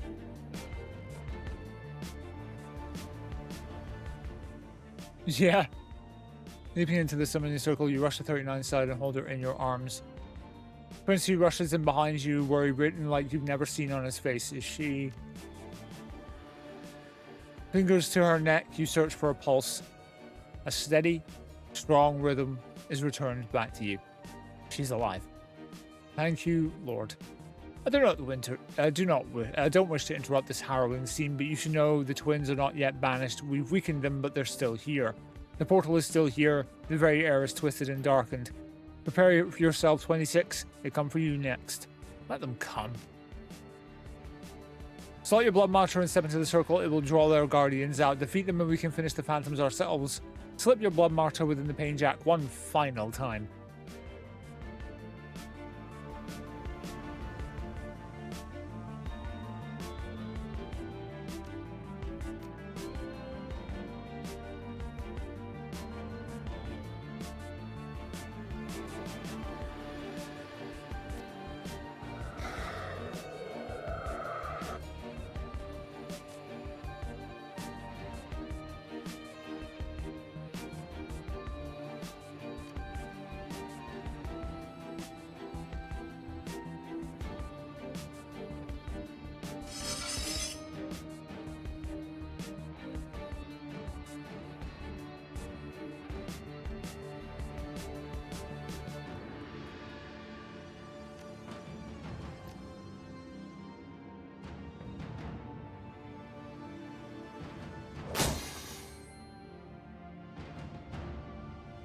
Yes, I did that on purpose.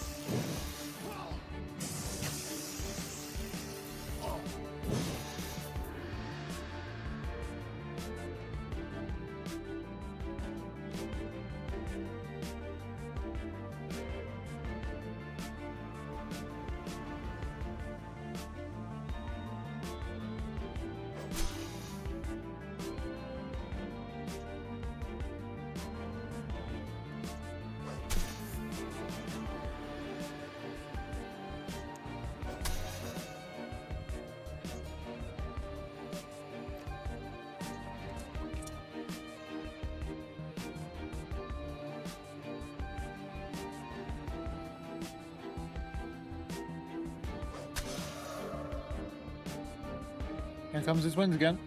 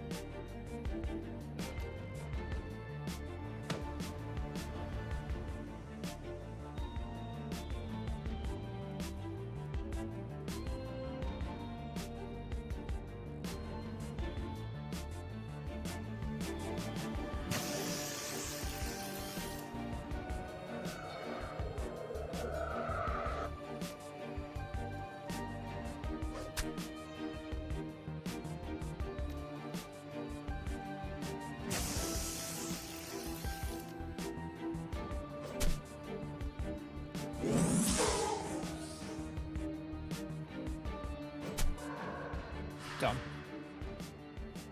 The twins are powerful entities fueled by rage of their ghastly murder at the hands of Iskarian. However, this fact is not enough to sustain them as your party tears at them with metal and magic. Their corporeal substance shredded, they begin to fade into strips of energy and pass on to wherever the curse go when they die. That is, until Iskarian steps in amongst the swirling remains of their essence. Not quite yet, my friends. There is still so much I can show you now that you've been brought to heal again. The 13th Prime opens his mouth, his jaw extending low to his chest like a snake consuming a meal. His lungs expand and he inhales the wretched souls with one deep breath, closing his mouth when the deed is done. What have you done, Iskarian? Truly mortal, did you want them to haunt the steps of your friends forever? It is too late for regrets. See to your companions as they become the next victim. You watch this happen, barely able to stand. Since stepping into the circle, the synapses of your brain have refused to fire properly. Your grey matter has been slow and sluggish. You feel as if you may black out at any moment. Everything is beginning to fade, but you see something through the portal. It is looking back at you.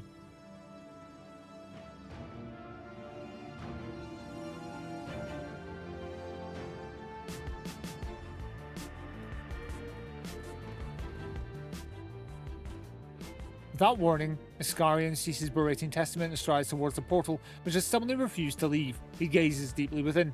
Someone is still there. No. A voice reaches out from across the nether. It is familiar. You have heard it before. The smell of flowers fills the cave. Iskarian, we have endured our fill of your disobedience, and we will suffer it no more.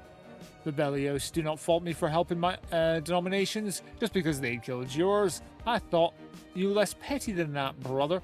A voice, I remember now. It's the disembodied voice that spoke to 21 back in the alleys. The girl was kind enough to let me borrow her machete, the bitch. She was speaking to this voice. 22 is beaming like he just solved the crime of the century. How could I hold such a thing against my own kin, Iskarian, and the rest of these fools, however? Your final sight is a blast erupting from the portal, destroying it, and impacting into Jeremiah, Testament, and 22. The dark nothing overtakes you.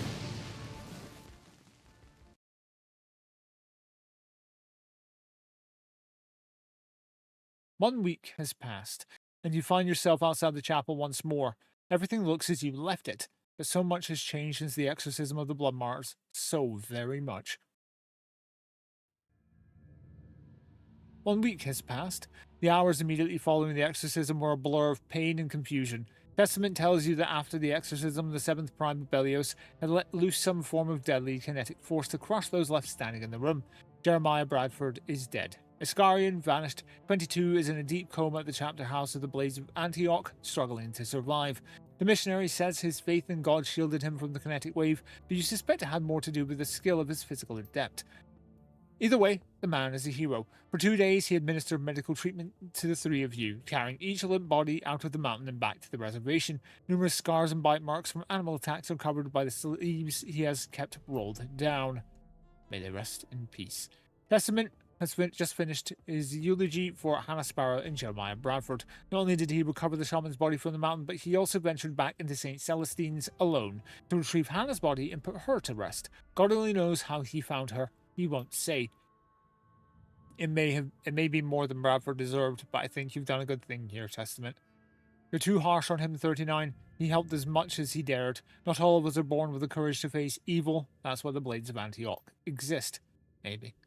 Project Omen, the Pain Jacks, and Martyr Chips, as Hannah Sparrow envisioned it, is realized fully within 39's flesh. She is no longer elf, but is genetically complete human. Can't believe you aren't a meta-human anymore. She turns and looks at you. It's hard to read her expression. It's been a few days now, but neither can I. My body feels so much more thick. I'm having problems walking straight sometimes, but I'm adjusting. Testament told the tale of her hair growing back within the first day while she was still unconscious, and during the following hours, her body began to slowly revert to a human state. Huh. You know, I've come to Matrix for every scrap of information I could on UGE reversal. She runs her hand over her head, a habit she still carries from when she had been shaved. Decades of research says it is just as impossible to roll back the UGE as it is impossible for it to have even occurred in the first place during the Time of Awakening. What is the UGE? UGE is the acronym for Unexplained Genetic Event. It is the term given to define the changing of events into trolls, orcs, dwarves, and elves. It has been occurring since magic returned to the world during the Awakening, some say even before. The record of that time are hazy. Imagine the chaos. Time of tribulation, to be sure, until now. Testament shakes his head, sharing his thoughts on the subject. I don't believe so. While the potential of Dr. Sparrow's work may have eventually led there, it was not at that stage yet. The forces at play during the exorcism surely created a vast and potent mixture of technological and arcane variables. It was total anarchy in there, at least what I saw of it. Recreating something like that would be impossible, and even if you did, who could say what would happen? I mean, we were both there, standing on the same circle, in the same circumstance, and something completely different happened to you. Something different indeed, 39. The conversation is brought to an immediate halt as a powerful explosion rings in the distance. The hell was that? The distance... Smoke. It sounded like a bomb going off not too far away. It's hard to tell, but it's close, as if coming from somewhere close to Blue Pier. It's coming from the chapter house. Oh shit, 22. He's defenseless in there. It's your call, Larkin. How do we do this? Larkin, they called you Larkin, and you ran the shadows. You knew people capable of people no one else would dare know. You knew how to get things done, things no one else would dare do, and now you will bring that knowledge and skill to bear. You will humble Union and make the Prime suffer for their arrogance. Funeral is over, the dead are buried. Grab your gear and load up. We leave immediately. Bye, Victus. Woe to the conquered. Well then.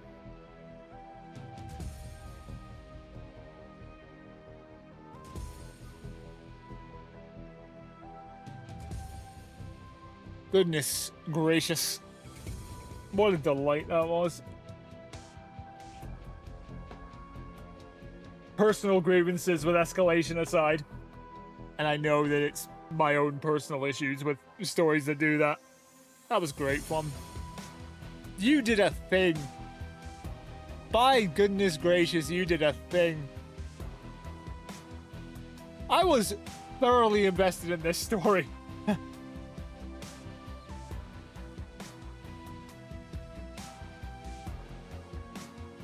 This was a treat. Thank you for making it.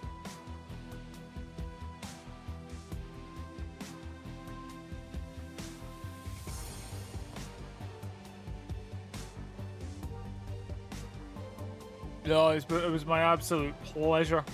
Like I said, I always intended to do it end of last year, but stuff. I did the thing. I played it. And I enjoyed it. Act 3 is so much better than Act 1 and 2.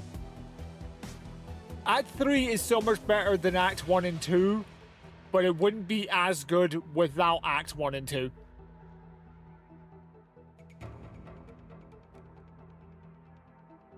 Like, it's the definition of a sequel that is better in every way to the previous parts, but you need to have played the previous parts. Because Part 3 makes Act 1 and 2 better by association. It literally grabs Act 1 and 2 says, nope, you two are coming with me.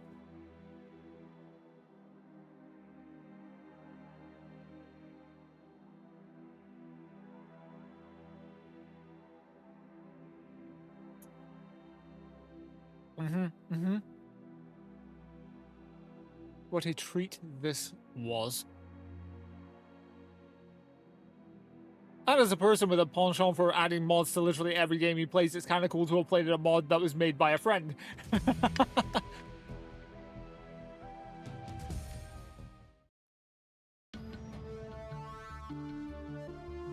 That's it.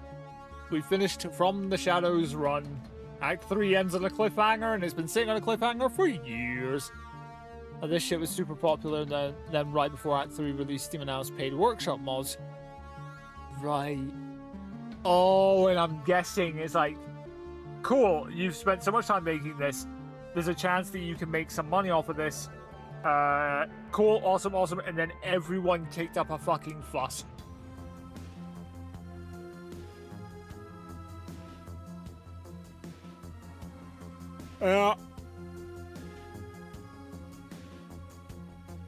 God forbid we live in a world where people can make mods the same way we make streams, where you can have them for free, but if you want to make a little bit of money on them, people are well within the rights to say, here's a couple dollars, here's however much money, here's whatever.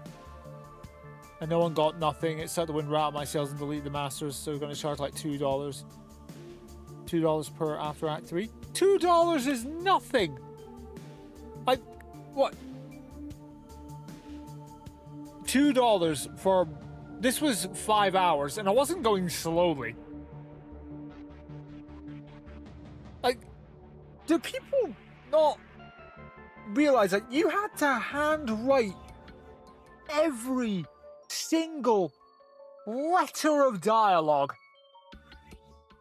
And that's before planning every combat encounter, taking into account balancing, the gear shops, the dialogue choices, all of that for $2.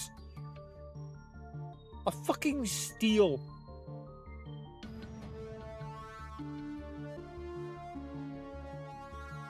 Like, I cannot fathom writing that amount of dialogue.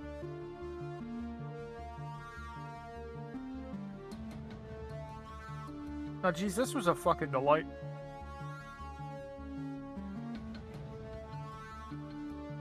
If you ever saw my notebook, you'd think I was a madman. It's probably the same as my notebook from my VTuber lore.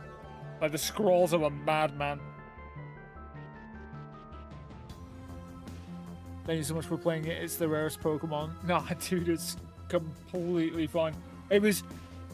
When I first saw your stream, I saw it underneath, and I didn't really quite know what it was. Even though it says there, it sort of didn't click in my head that it was something you made. But then as time went on, I kept seeing it and going, huh, I wonder if I could. And you know me, if ever I get the thought, what if I could? I usually push it to the nth degree until a point goes, oh shit, I can. Like, I was planning to play this for fucking months.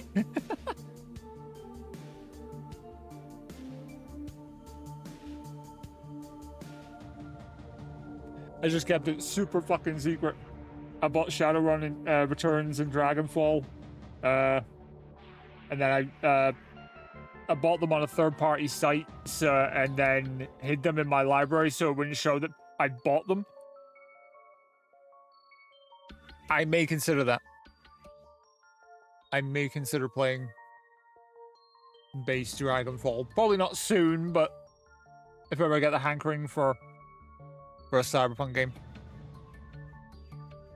It's one thing is that as a streamer, is like, I would love to sit and stream this game, but at the same time, I would have to read out every single line of dialogue.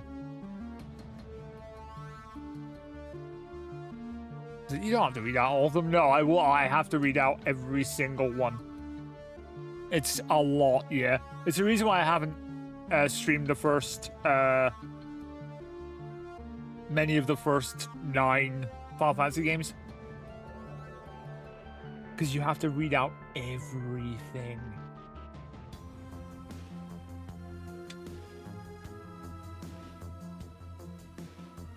Tis the price we pay.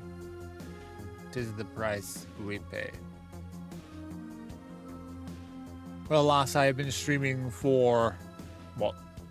Can you publish a bot? I absolutely can, yeah. As soon as the stream is over, I will hit that publish button, and by that I mean now. Because it is now 12:34 a.m. at night. I've been streaming for 5 hours, 20 minutes. I'm gonna call it an evening. My voice is tired. I loved every minute of it, but my voice is gonna be suffering tomorrow. Let's find somebody to raid, shall we? Twitch.tv.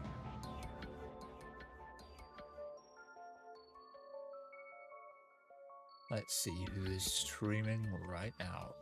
When are you starting streaming daily? Because I know you've got a collab this evening. Twix said it's 10 p.m. I don't know what that is in vampire time.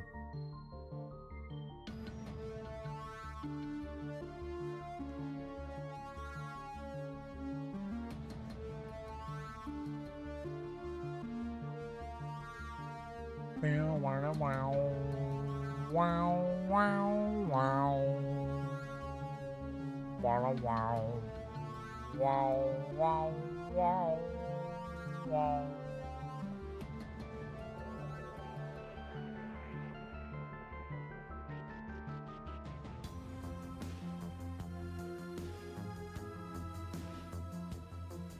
Bow, bow, bow, bow, bow. Bow, bow, wow. Bow, wow, wow. Leaving an hour and a half. If it was half an hour, I'd probably be like, I'll do a quick SSX, you know, all peak. But if it's an hour and a half, now I'm just gonna raid into someone. Might be 2.5. Yeah, I'll just raid into Ambi. Let's do that. Raid that ambitious guy. Boom. That's it. I'm done. I've played the things. Ambitious. Yeah, it's how I remember how to spell it. But thank you guys for hanging out this evening. I'll be back tomorrow for games of some variety. Gonna try and clear up some games off the backlog. And avoid all Code Vein 2 spoilers, because I won't be able to buy it the day of launch, and yes, I'm still mad about that, but anyways, whatever. Anywho, thank you so much for being here. I'll see you tomorrow. And until then, remember, to eat the food you like, drink the things you enjoy, do all the things that you love, because life is too short to fill your pages with anything else. My name is Larkin, this is my library. Before I know the doors are closing, you don't have to go home, but you can't stay here. I love you. Get out. Go get some up to Abby. And I'll see you tomorrow. Bye-bye.